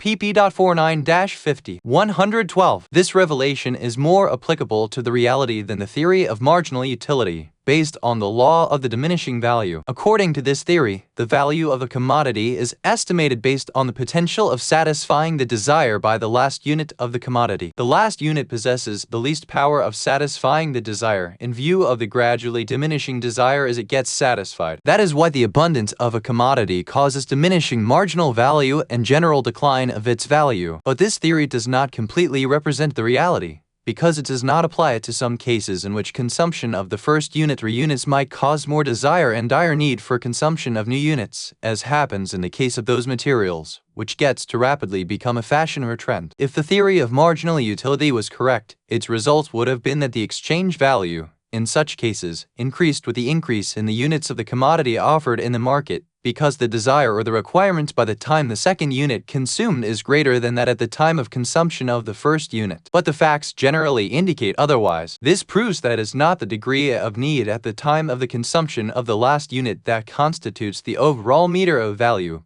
but it is the probability of obtaining the commodity along with the quality of the benefit and its importance that determines the value of the commodity. 113. Vid Munyadi T Talabfi Hashiyadi El Kidab, p.16. 114. The shrinking market and reduced profit will force out weak enterprises, leaving a few strong ones dominating the market. The market situation has become very different at the early stage, where owners compete freely for supply, for labor, and for customers. Note of al-Islam.org. 115. This refers to Tripoli of the West in Libya, not the sister city in Lebanon. Note of al-Islam.org. Chapter 2. Marxism and the Marxist Creed. Introduction. Roman 2. Socialism. Roman 3. Communism. Introduction. We have said in the beginning of this book that economic creed means a particular way of life that is the basis of organizing the social existence as the best plan that facilitate material abundance and well-being in the economic domain. As for economic sciences, they are organized studies in respect of the real laws which govern the society in so far as its economic life is concerned. So the creed is the work plan and the mission, while the science is the discovery or an effort to discover the reality and laws governing the reality. That is why the creed is an effective element and factor for formation and development. But the science records economic events objectively, without any sentiment and bias. It is on this basis we have differentiated between historical materialism and the Marxian creed in our study of Marxism. Historical materialism that we dealt with in the first part of our discussion is the science relating to the laws of production, its growth, development, and its social results in different economic, political, and ideological fields. In other words, it is the science of the Marxian economics, which gives economic explanation of the entire history in light of productive forces. The Marxian creed is the social system that Marxism calls for and asserts that its practice would lead humanity. Thus, the position of Marxism with regard to historical materialism is similar to that of a physicist vis-a-vis the laws of physics. Marxism occupies the position of announcing good news and invitation, calling for the embrace of its creed. In spite of being two different aspects, one as the science and the other as the creed, the link between historical materialism and doctrinal Marxism is very strong. It is such because the doctrine Marxism preaches is in reality a legal expression and a legislative form of a particular stage of historical materialism. It is also a limited part of the general historical path imposed by the movement of the growing production, its laws and its contradictions. Thus, when Marxism puts on the robes of doctrinal motive, it thereby simply expresses the historical reality of those laws. It looks at it as the invitation to enforce the will of history and the materialization of the demands of the economic factor that is today leading the human caravan towards a new stage, one in which the plans of the Marxian doctrine are embodied. It was for this reason that Marx used to give his doctrine the name scientific socialism to distinguish it from other types of socialism, which Marx claimed were merely expressions of personal ideas and sentiments of their respective champions, instead of historical laws and necessity. In his view, these doctrines were formed without consideration of the scientific study and explanation with respect to the productive forces and their development. Marxism demands two stages to materialize successively from its doctrinal aspect, and also stresses their historical need. From its science aspect 1. These stages are socialism and then communism. From the point of view of historical materialism, the communist stage is regarded as the highest stage of human development because at this stage, history accomplishes its greatest miracle and the means of production have their decisive say. The socialist stage comes to immediately replace capitalism upon the dissolution of the capitalistic society. To the Marxists, socialism expresses on the one hand the inevitable historical revolution against capitalism by cutting it short. On the other hand, it is considered as an essential condition to bring about the communist society and steering the ship to the shore of history. What is socialism and communism? Each of the two stages, socialism and communism, has its own signposts, which distinguishes it from the other. The main signposts and pillars of the socialist stage are briefly described below. First, eradicating classism and neutralizing it by the eventual establishment of a classless society. Second, acceptance of proletarian rule as a political mechanism by establishing a dictatorship, two of the proletariat having the competence to bring the historical message of the socialist society into reality. Third, nationalization of the resources, wealth and capital goods or the means of production in the country. Their owners earlier used these for exploitation through waged labor and are now regarded common properties under collective ownership. Fourth, arranging the distribution on the principle of from each according to his ability and to each according to his contribution. When the human caravan reaches the height of history or the stage of real communism, most of these signposts and pillars undergo development and change. Communism reinstates the first pillar of socialism, that is the eradication of classism, while disposing off the other pillars. As for the second pillar, communism eventually puts an end to governments and politics on the stage of history, since it deals a death blow to the proletarian government and liberates the society from the clutches of the government and its restrictions. Communism does not stop at nationalizing the capital goods or the means of production, the third pillar of socialism. Instead, it goes further by abolishing private ownership of all means of production at the individual level. These are those capital goods the individual owner exploits himself without using waged labor. Similarly, it disallows private ownership of consumer goods and market-driven prices. To be more exact, communism completely abolishes private ownership in both areas, production and consumption. Similarly, it brings about a decisive change in the principle on which the distribution is based under the fourth pillar of socialism, from each according to his ability and to each according to his contribution, to a new distribution principle of from each according to his ability and to each according to his needs. This is the Marxian doctrine in both of its stages, socialism and communism. There are obviously three ways to study any doctrine. First, criticism of the theoretical principles and premises the doctrine is based on. Second, study of the extent of the applicability of these principles to the doctrine. Third, discussion of the essential idea of the doctrine with regards to its applicability and whether the idea was objective or otherwise. In our study of the Marxian doctrine, we are going to adopt all these three. General criticism of the doctrine. From the beginning of our study of doctrinal Marxism, in light of the aforementioned methods, we face the most important and serious question in the discussions of doctrinal aspects. That is the question about the premise of the doctrine and that which constitute its mission and argues for its adoption and implementation in human societies. In justifying socialism and communism,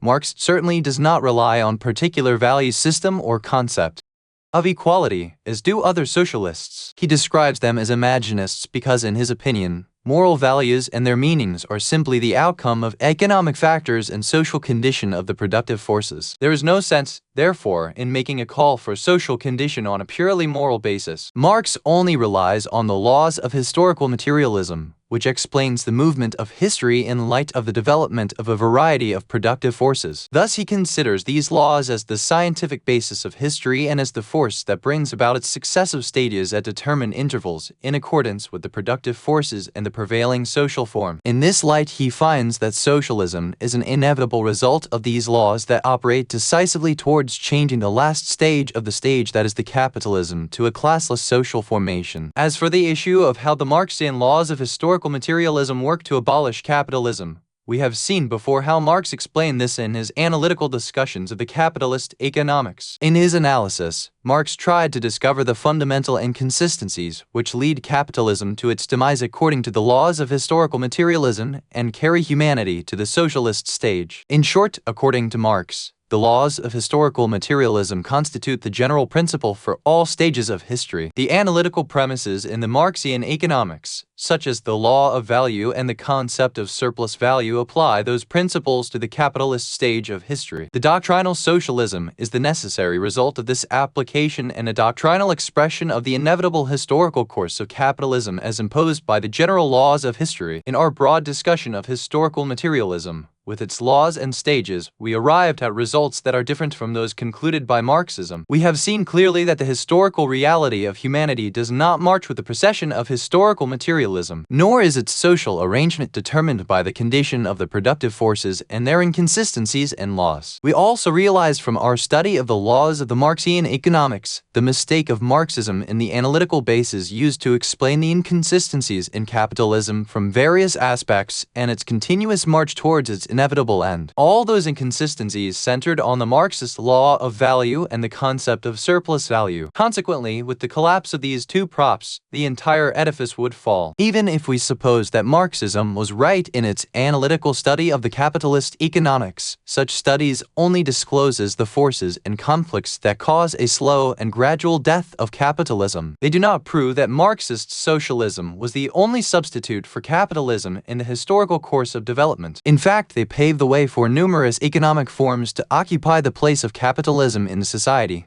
be it Marxist socialism like state socialism or any of its variants. It can also be a dual economy, different forms of ownership, or redistribution of wealth among the citizens within the framework of private ownership, and others that could manage the flaws of capitalism without having to resort to Marxist socialism. In this way, doctrinal Marxism loses its scientific evidence and is no longer a historical necessity as deduced from the laws of historical materialism and the Marxian principles about history and economy. Once the doctrinal idea takes off its scientific garb, it remains at the same level as other doctrinal suggestions. Socialism. Let us now study in some details the main elements and signposts of socialism. The first element is the eradication of the social division into classes. This puts an end to different types of struggles the human history is replete with, since the cause of those types of class struggle is those conflicts that resulted from dividing the society into the owners and workers. Consequently, when socialism come into being and transformed the society into one single class, there is no longer any class conflict. All the forms of struggle disappeared, and harmony and peace prevail permanently. The idea in this is based on the viewpoints of historical materialism, which states that the economic factor is the only factor in the life of the society. This opinion has led Marxism into saying that it is the condition of private ownership, which divides the society into owners and workers, is the actual basis of the class division in the society. But in view of the conflicts and the struggle that result from this social division, and as the socialist society limits private ownership and nationalizes the means of production, the historical basis for the division of society into classes is destroyed. It thus becomes impossible for the class division to remain its existence after the disappearance of the economic conditions it rests on. But we know from our study of historical materialism that the economic factors and the condition of private ownership are not the only basis of all the social configurations and the class divisions that occur in history. They could be the outcome of military, political, or religious factors, as we have seen before. Therefore, it is not a historical necessity that a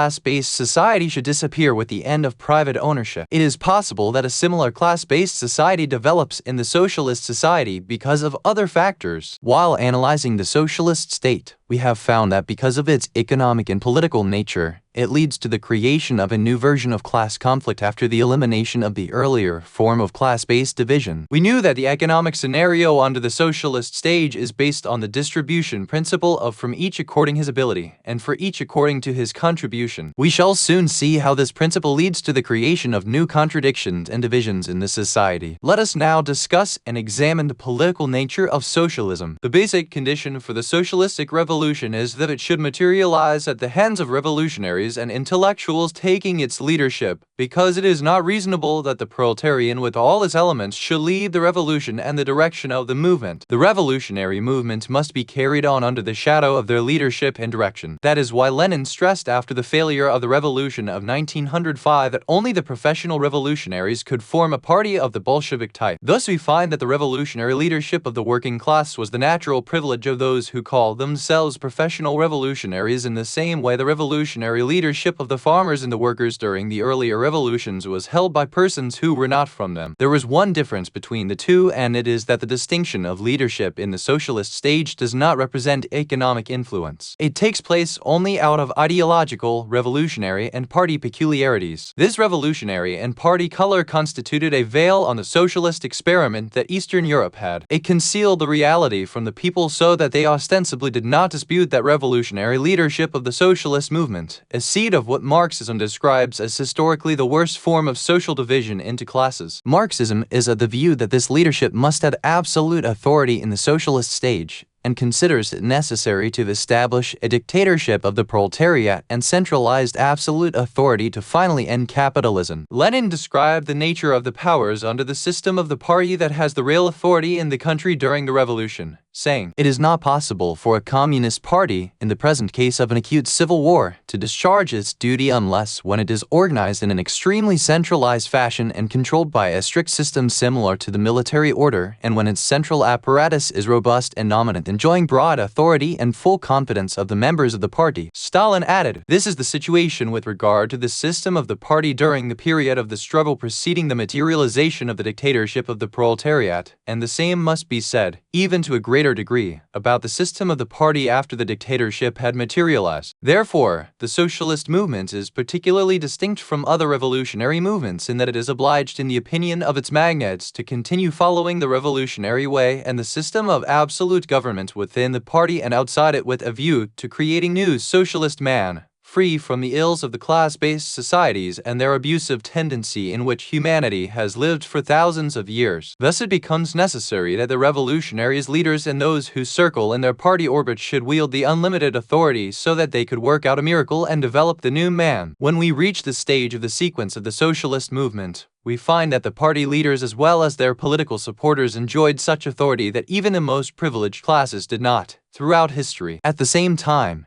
they assume the features of the privileged class as they have gained absolute authority over all properties and the nationalized means of production, within political structure that enabled them to benefit from these properties and handle them according to their special interests. Besides, they have come to firmly believe that their absolute authority ensured happiness and abundance for all the people, just as the earlier elite groups had believed with what they enjoyed during the periods of feudal and capitalist regimes. The only difference between these revolutionary rulers and the other privileged classes, as Marxism tells us, is that these come into being and grow in accordance with the relations of ownership existing among the people, and that it was the nature of these relations that determined the inclusion of each person in one class or another. But as regard these new owners in the socialist stage, it was not actually the mode of ownership that determined their inclusion in the ruling class. A person is included in the ruling class not because he is the owner of a certain amount of properties in the society, as Marxism supposed in respect to the earlier class-based societies. The case is just the opposite in the Marxist socialist society. In fact, a person enjoys special privileges or the actual essence of ownership because he is included in the ruling class. The explanation of this difference between this privileged class in the socialist society and other elite classes in history is clear. This class was not born in the economic field while others were, in the opinion of Marxism. It came into being and grew on the political field under a certain system, resting on special philosophical, doctrinal, and national bases that is within the revolutionary party leading the experiment. Therefore, the party with its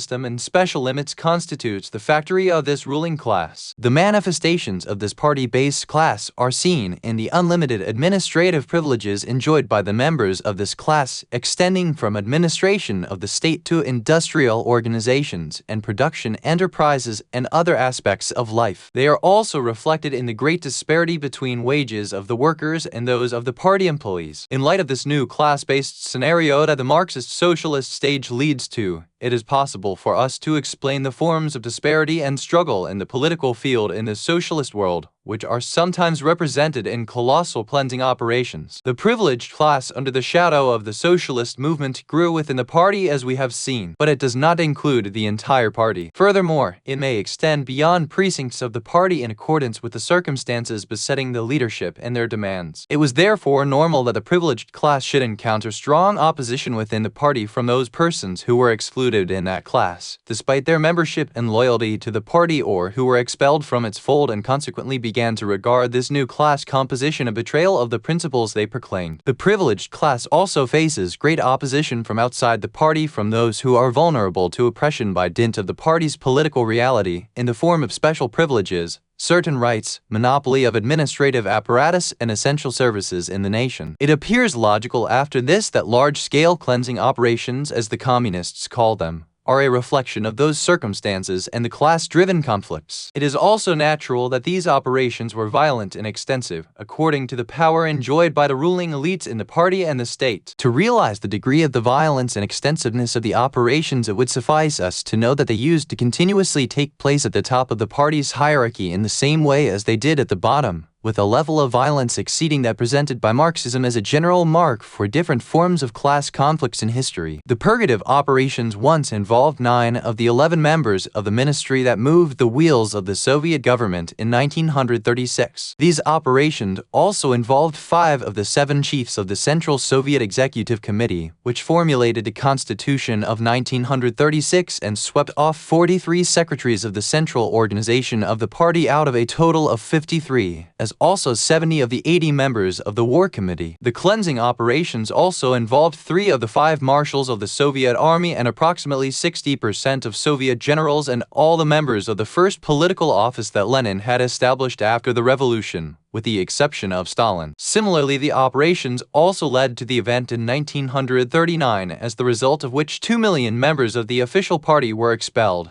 out of a total of 2.5 million.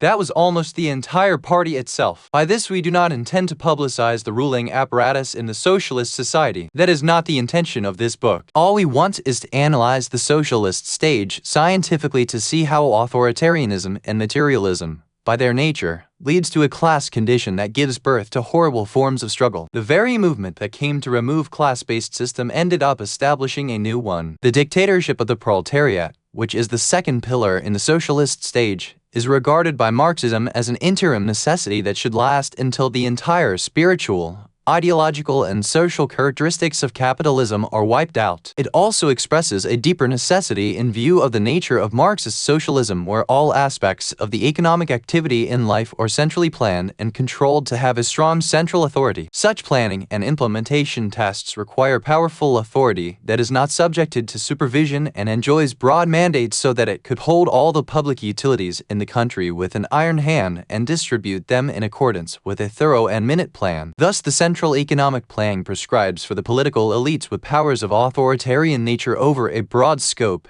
even beyond that needed to remove any legacy of capitalism. It alone prescribes a government of this political shade. Now we may discuss nationalization, which is the third pillar of the socialist stage. The scientific notion about nationalization is based on the inconsistencies of the surplus value that resulting from private ownership of the capital goods or the means of production. According to Marx, this disparity will continue to accumulate until the point where the nationalization of all means of production becomes inevitable or a historical necessity. We have already discussed these so-called inconsistencies and seen how they are based on the wrong analytical premises. When the premises of the analysis were misleading and wrong, they would definitely lead to incorrect conclusions. As for the doctrinal notion about nationalization, it is summed up in the eradication private ownership. This is followed by designating the ownership of the nation's means of production to all people, so that everyone, being a member of the entire society, becomes the owner of all the riches of the country. But this notion clashes with the political reality of the socialist stage, where the ruling class enjoys absolute authoritarian rule and use of the party and state apparatus. In such a circumstance, it is not sufficient to end private ownership legally and proclaim that the wealth belongs to all. The people should actually be able to enjoy the essence of that ownership in their real life. But the nature of the political situation would be such that only the ruling class enjoys the real essence of ownership, signified by its absolute domination over the riches and destiny of the country. For the rest, nationalization and ownership by the people is nothing more than mere legal proclamation. It is in this way that this ruling class obtains the same opportunities the cartels used to enjoy in the capitalist society. The ruling class stands behind every act of the state and holds a monopoly over the right to represent the so-called classless society and in dealing with its wealth. In that moment, the ruling class becomes more powerful than any capitalist in extracting the surplus value of the people. What are then the scientific guarantees for the people's well-being in this regard? Borrowing from Marxism's own language, we could say that nationalization in the Marxist socialist society brings forth an inconsistency between the socialist ownership for all the people and the actual essence of the ownership that is enjoyed only by the ruling class. For the essence of ownership is actually the authority over the wealth and the power to enjoy its use and benefits. This essence is enjoyed by the political elites who dominate the various entities of the society and is reflected legally as a form of privileges and rights. These are in reality a cover and a legalized mechanism to enjoy the essence of ownership. But this new owner in the Marxist socialist society differs from any previous capitalist owner in one aspect. That is, he cannot admit his ownership legally, as that contradicts his political stand. Due to its political nature, socialism thus carries the seed of this new ownership by the privileged ones. The socialist movement creates this group, although at the same time makes it incumbent on those individuals to deny their roles in the economic life or declare ownership of the wealth as the capitalists who used to do so with all impudence. The nationalization in the Marxist socialism is not a unique event in history, as there have been previous experiments with the idea of nationalization. Many ancient states had nationalized all the means of production and thereby earned gains quite similar to those secured by the Marxist socialism in its nationalization exercise. In some Hellenistic countries, especially in Egypt, the governments followed the principle of nationalization and subjected production and commerce to its control, resulting in great benefits for the state. But in cases where it was enforced within the framework of pharaonic absolute authority, its essence could be disguised. For nationalization that creates collective ownership to expand production,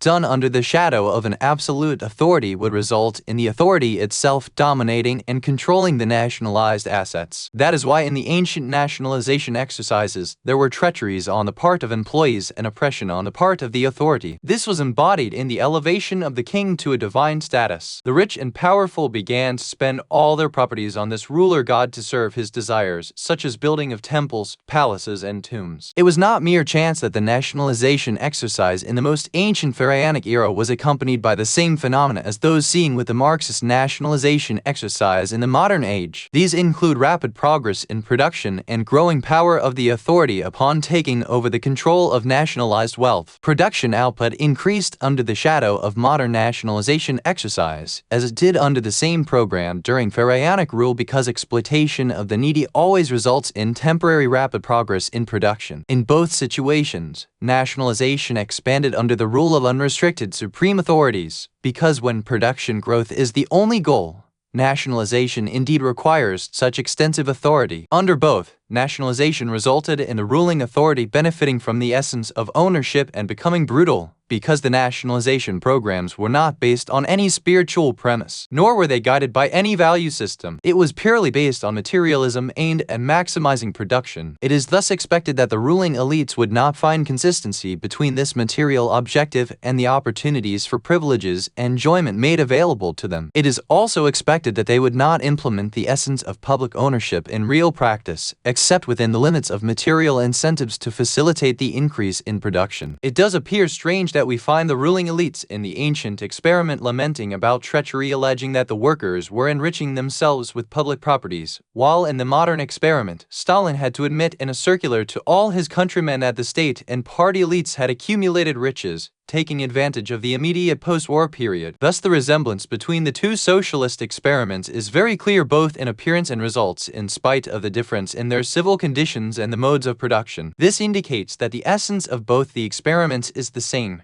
even though the framework and the scales differ. Thus, we come to know that every nationalization exercise produces the same results if it was done under the same political framework of Marxism or that of authoritarian rule. Further, its proponents and and Marxist leaders present the same justification, which is growth of production. According to historical materialism, the growth of production constitutes the incentive for these events over the passage of time in history. As for the last pillar of the socialist stage, as described earlier, it is the principle of distribution of from each according to his ability and for each according to his work. From the scientific point of view, this principle relies on the laws of historical materialism, because after becoming classless in accordance with the rules of modern socialism, the society no longer comprises worker class and the owner class. It becomes necessary for every individual to work so that he may live in line with the Marxian law of value, which asserts that work is the basis of the value. Every worker receives a share in the production that commensurate with the amount of the work he puts in. Thus, the distribution would proceed on the principle of from each according to his ability and for each in according to his work. This principle began to contradict the classless nature of socialism ever since it was enforced, simply because each individual differs from another in his work due to the variation in their capabilities, the different nature of work and the different level of complexity of each job. For example, there are workers who cannot work for 6 hours a day, whereas some can work for 10 hours. There could be talented workers gifted with genius and intelligence that enable them to introduce improvements in the methods of production and therefore able to produce more than others. On the other hand, there could be workers who are not as fortunate in this regard and are only able to follow rather than innovate. Similarly, there could be technically trained workers capable of working with delicate electrical equipment while others could only handle simple tasks like carrying loads. There are also those working in the political arena whose works are significant and may influence the destiny of the entire country. Differences among these works lead to differences in the resulting values. The differing values arise from differences in the works themselves, not due to a particular social reality. Marxism itself admits this, as it divides work into two: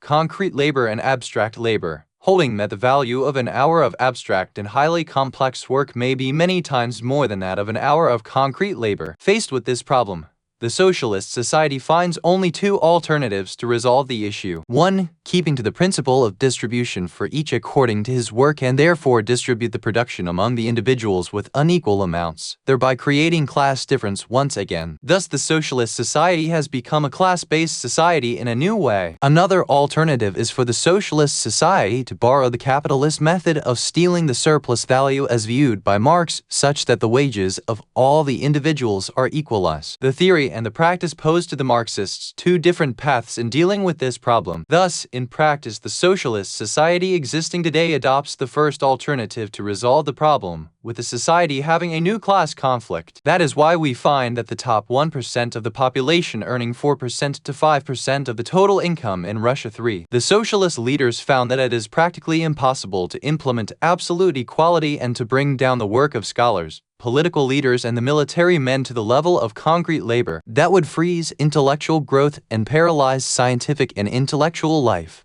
turning most people to insignificant works as long as the wage is maintained the same irrespective of the disparity and the level of complexity involved. It is for this reason that disparities and conflicts grew in the socialist environment, which later escalated, given the governance, style, and political character. Therefore, the ruling authority established the secret police class, which was accorded great privileges for its espionage activities. It is established to support its authoritarian rule. The result was that the socialist society eventually found itself faced with the same reality that socialism promised to remove. As for the solution of the problem, an indication is found to renew the direction of the theory in the Engel's book Anti-Dühring, when he presented the problem and offered an answer, saying, "How could, then, the problem of payment of high wages for abstract labor be solved? The entire question is important. In a society of specialist producers, the individuals or their families bear the cost of the training of a competent worker, and hence the price paid for the ability to do competent work ensues from the individuals themselves. Thus, a skilled slave is sold at a high price. For those who earn wages, the skilled workers are paid high prices. In the case where it is organized according to the socialist system, it is the society itself that bears this cost. So it is the society that should enjoy the fruit of the high value produced by abstract labor instead of higher wage for the respective worker. For this theoretical solution to the problem which Engels puts forward supposes that the high value of the abstract labor compensates the society for the expenses of the training of the respective workers to gain competence and able to carry out abstract work. Considering that in a capitalist society, it is the individual himself who bears the expenses of his training. He is entitled to those values that result from his training. But in a socialist society, the state bears the expenses incurred on his training, and therefore it is entitled exclusively to the high value generated by the abstract labor. Given these, the technical worker has no right to demand a wage more than that of a general worker. But this assumption is inconsistent with the reality, whereby the high pay that the political and military elites earn as specialist workers in the capitalist society significantly exceed the expenses incurred on their respective studies in political and military sciences, as explained earlier. 5. Besides this, Engels has not presented his solution to the problem in an exact form consonant with the so-called scientific basis in the Marxian economics. He forgot that the value of the commodity produced by a trained technical worker whom he referred to does not include the cost of his training and the expenses incurred on his studies. 6. What determines its value is only the amount of work involved in its production, in addition to the amount of work spent by the worker during his studies and training. Thus, it is possible that the worker had spent 10 years of work in training worth 1,000 dinars. The cost of this training, that is 1,000 dinars, would represent the amount of work embedded therein, which is less than his 10-year work. In this example, the cost of training 7 thus becomes less than the value created with his labor, which, upheld by the theory of surplus value, came only from the worker's labor alone. What would Engels then do when the amount of work represented in the expenses incurred in the training for the work is less than the amount of work spent by the worker during the training? In such a case, the state has no right, on the basis of the Marxian economics, to extract the fruit of the worker's training and extract from the worker the value that he had created in the commodity with his work during the training, for the reason that it was he himself that had paid for the cost of training. After all, by the Marxism's own principle, the additional value enjoyed by the production with the labor of the technical worker does not represent the expenses on his training and cost of his studies. Instead, it represents the work completed by the worker during the studies. So if this work was more than the amount of work represented in the expenses of training, the worker is entitled to higher wage for his abstract labor. Engels also missed another point, that complex work is not always performed by well-trained employees. It is sometimes performed by a worker with natural talents that enable him to produce in an hour what others could not collectively do except in 2 hours. Thus he generates in 1 hour a value which others do in 2 hours on account of his natural competence and not because of any prior training. So should this worker then earn twice as much as others do? But by allowing that, the socialist society would be creating disparities and conflicts. Or shall he be treated equal with others earning only half of the value he actually generated? But with that, the socialist society would be guilty of stealing from him the surplus value. To summarize, the government in the Marxist socialist stage has only 2 alternatives before it. Either it implements the theory as imposed by the Marxian law of value and therefore distribute to everyone according to his work and thereby create the seed of class inconsistency anew, or it should elevate from the theory insofar as the implementation was concerned and equalize concrete labor with abstract labor. This makes an ordinary worker the same as a talented one, and the society thereby extracts from the talented worker the surplus value, while the value of his work is superior to that of an average worker. Similar to what the capitalists used to do in extracting surplus value from works is implied by historical materialism. Communism. Having completed the study of the socialist stage, we now reach the final stage in which the communist society is born and humanity is resurrected to the earthly paradise promised by the prophets of historical materialism. Communism has 2 main pillars. First, wiping out private ownership both in production and in consumption. It thus involves nationalization of all capital goods, the means of production, and also all consumer goods. Second,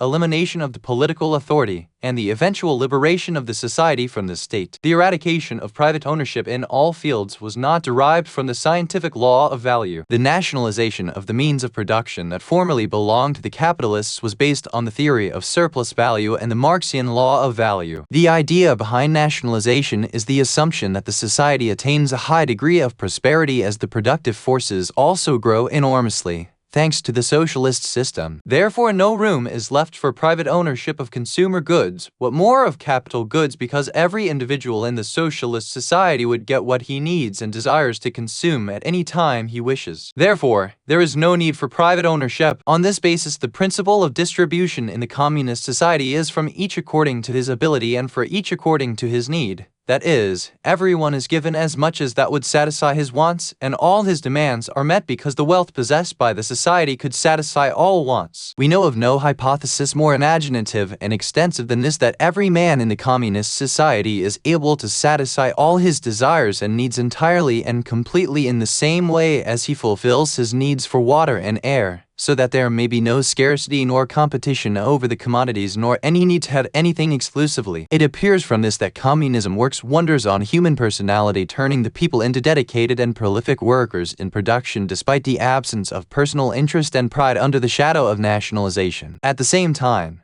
it appears that communism also magically transforms the nature itself, removing all natural resistance and replacing it with graciousness and generosity that facilitate the communist society with its massive production of resources from the earth, rivers, and seas. The leaders of the Marxist movement tried to create the promised paradise, but they failed, the outcome being that the experiment remained in between socialism and communism until the inability to make communism materialize was expressed publicly. It's the same outcome as those of other experiments that tried to adopt unrealistic paths that are inconsistent with the human nature. In the beginning, the socialist revolution thus took a purely socialist direction when Lenin decreed that each property is common to all. The state confiscated lands from their owners and stripped the farmers off their individual means of production. This prompted the farmers to revolt, calling for strikes and production stoppages. Consequently, there was famine that shook the very existence of the nation and forced the authorities to refrain from their plan. They restored proprietary rights to the farmers and the country regained its natural condition until the years 1928–1930, when another revolution took place aimed at nationalizing the lands again. The farmers resumed their uprisings and strikes, and in response the government carried out large-scale persecution, murders, and arrests such that the prisons were full. The number of those killed reached 100,000 according to the communist reports, and many times higher according to the opponents. The famine resulting from the strike and disturbance in 1932 took a toll of 6 million people according to the admission by the government itself. The authority was thus obliged to withdraw, and it then decided to grant each farmer some land, a hut, and some cattle to benefit from, on the condition that the real ownership belonged to the state and that the farmer join the society. Communist Agricultural Kolkhoz 8. The state oversees the operation and may expel any member as it deems appropriate. As for the second pillar of communism, stateless society, it is the most curious thing in communism. The idea behind this is based on the view of historical materialism about the description of the government as being an offspring the class inconsistency, for it is an organization which is created by the owner class to make the worker class subservient to it. In light of this description, therefore, there remains no justification for a government in a classless society after it had removed all the vestiges and remains of class division. It is therefore natural that the government should wither away with the absence of its historical basis. We have the right to question this change that turns the history from society with this state into one free from it, from the socialist stage to the communist one. We would ask as to how this social change takes place. Also, whether it occurs through a revolutionary, such that the society changes from the socialist stage to the communist stage in a decisive moment, the way it does from capitalism to socialism, or if the change takes place in a gradual way such that the state simply withers away and shrinks until it vanishes. So if the change is revolutionary and sudden, and proletarianism was annihilated by way of revolution, then which revolutionary class would be the one that completes the revolution? We have been told by Marxism that a social revolution against a government always sprouts from a class which is not represented by that government. In light of this, therefore, a revolutionary change towards communism must materialize at the hands of the class not represented by the socialist government, that is the proletarian class. So, is Marxism telling us that the communist revolution takes place at the hands of capitalists? If the change from socialism to the stateless society was gradual,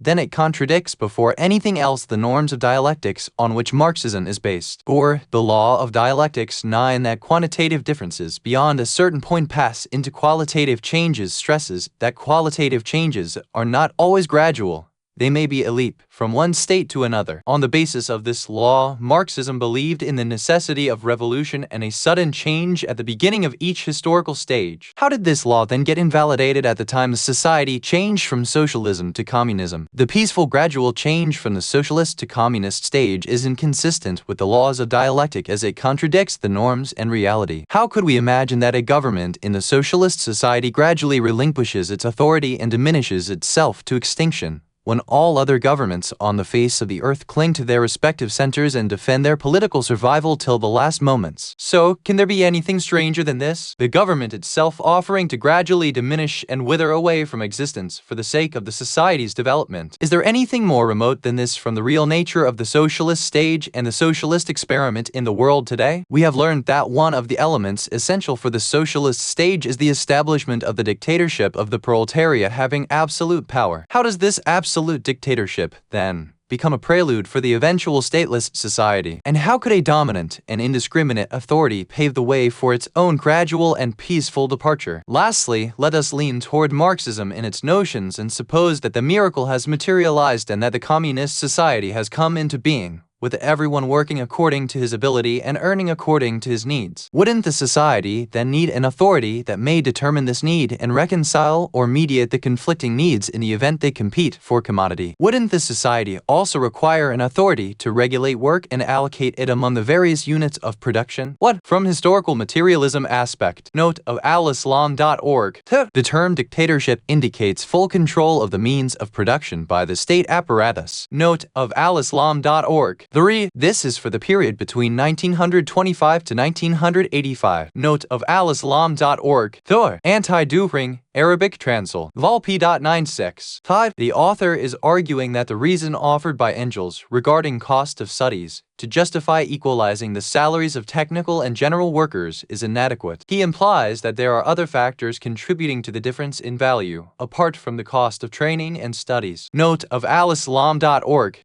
Based on Marxism's own theory of value. Note of al-Islam.org. The cost of his training is viewed herein as similar to his wage or the price paid for renewing his labor power. According to Marxism, the whole value in the commodity produced is from the worker's labor, comprising the value of his work and the value of his past work during training, which is embedded in his skills and experience. It is therefore implied here that the value of all his work in training is lower than the value of the commodity produced, which is absurd. Note of al-Islam.org. A cooperative agriculture enterprise in the former Soviet Union. It is operated on state-owned land by the peasants from a number of households. 9. The author apparently refers to Engels' 3 laws of dialectics: quantity changes to quality, opposites interpenetrate, and negation of negation. Note of al-Islam.org. Topic: Texts. Comparative Economics. 6. Islamic Economics. 7. Author as-Sayyid Muhammad Baqir al-Sadr. 1. Publisher as World Organization for Islamic Services WOFIS 2. Source URL https://www.alislam.org/Iqtisaduna Economics Volume 1 Part 1 Sayyid Muhammad Baqir al-Sadr.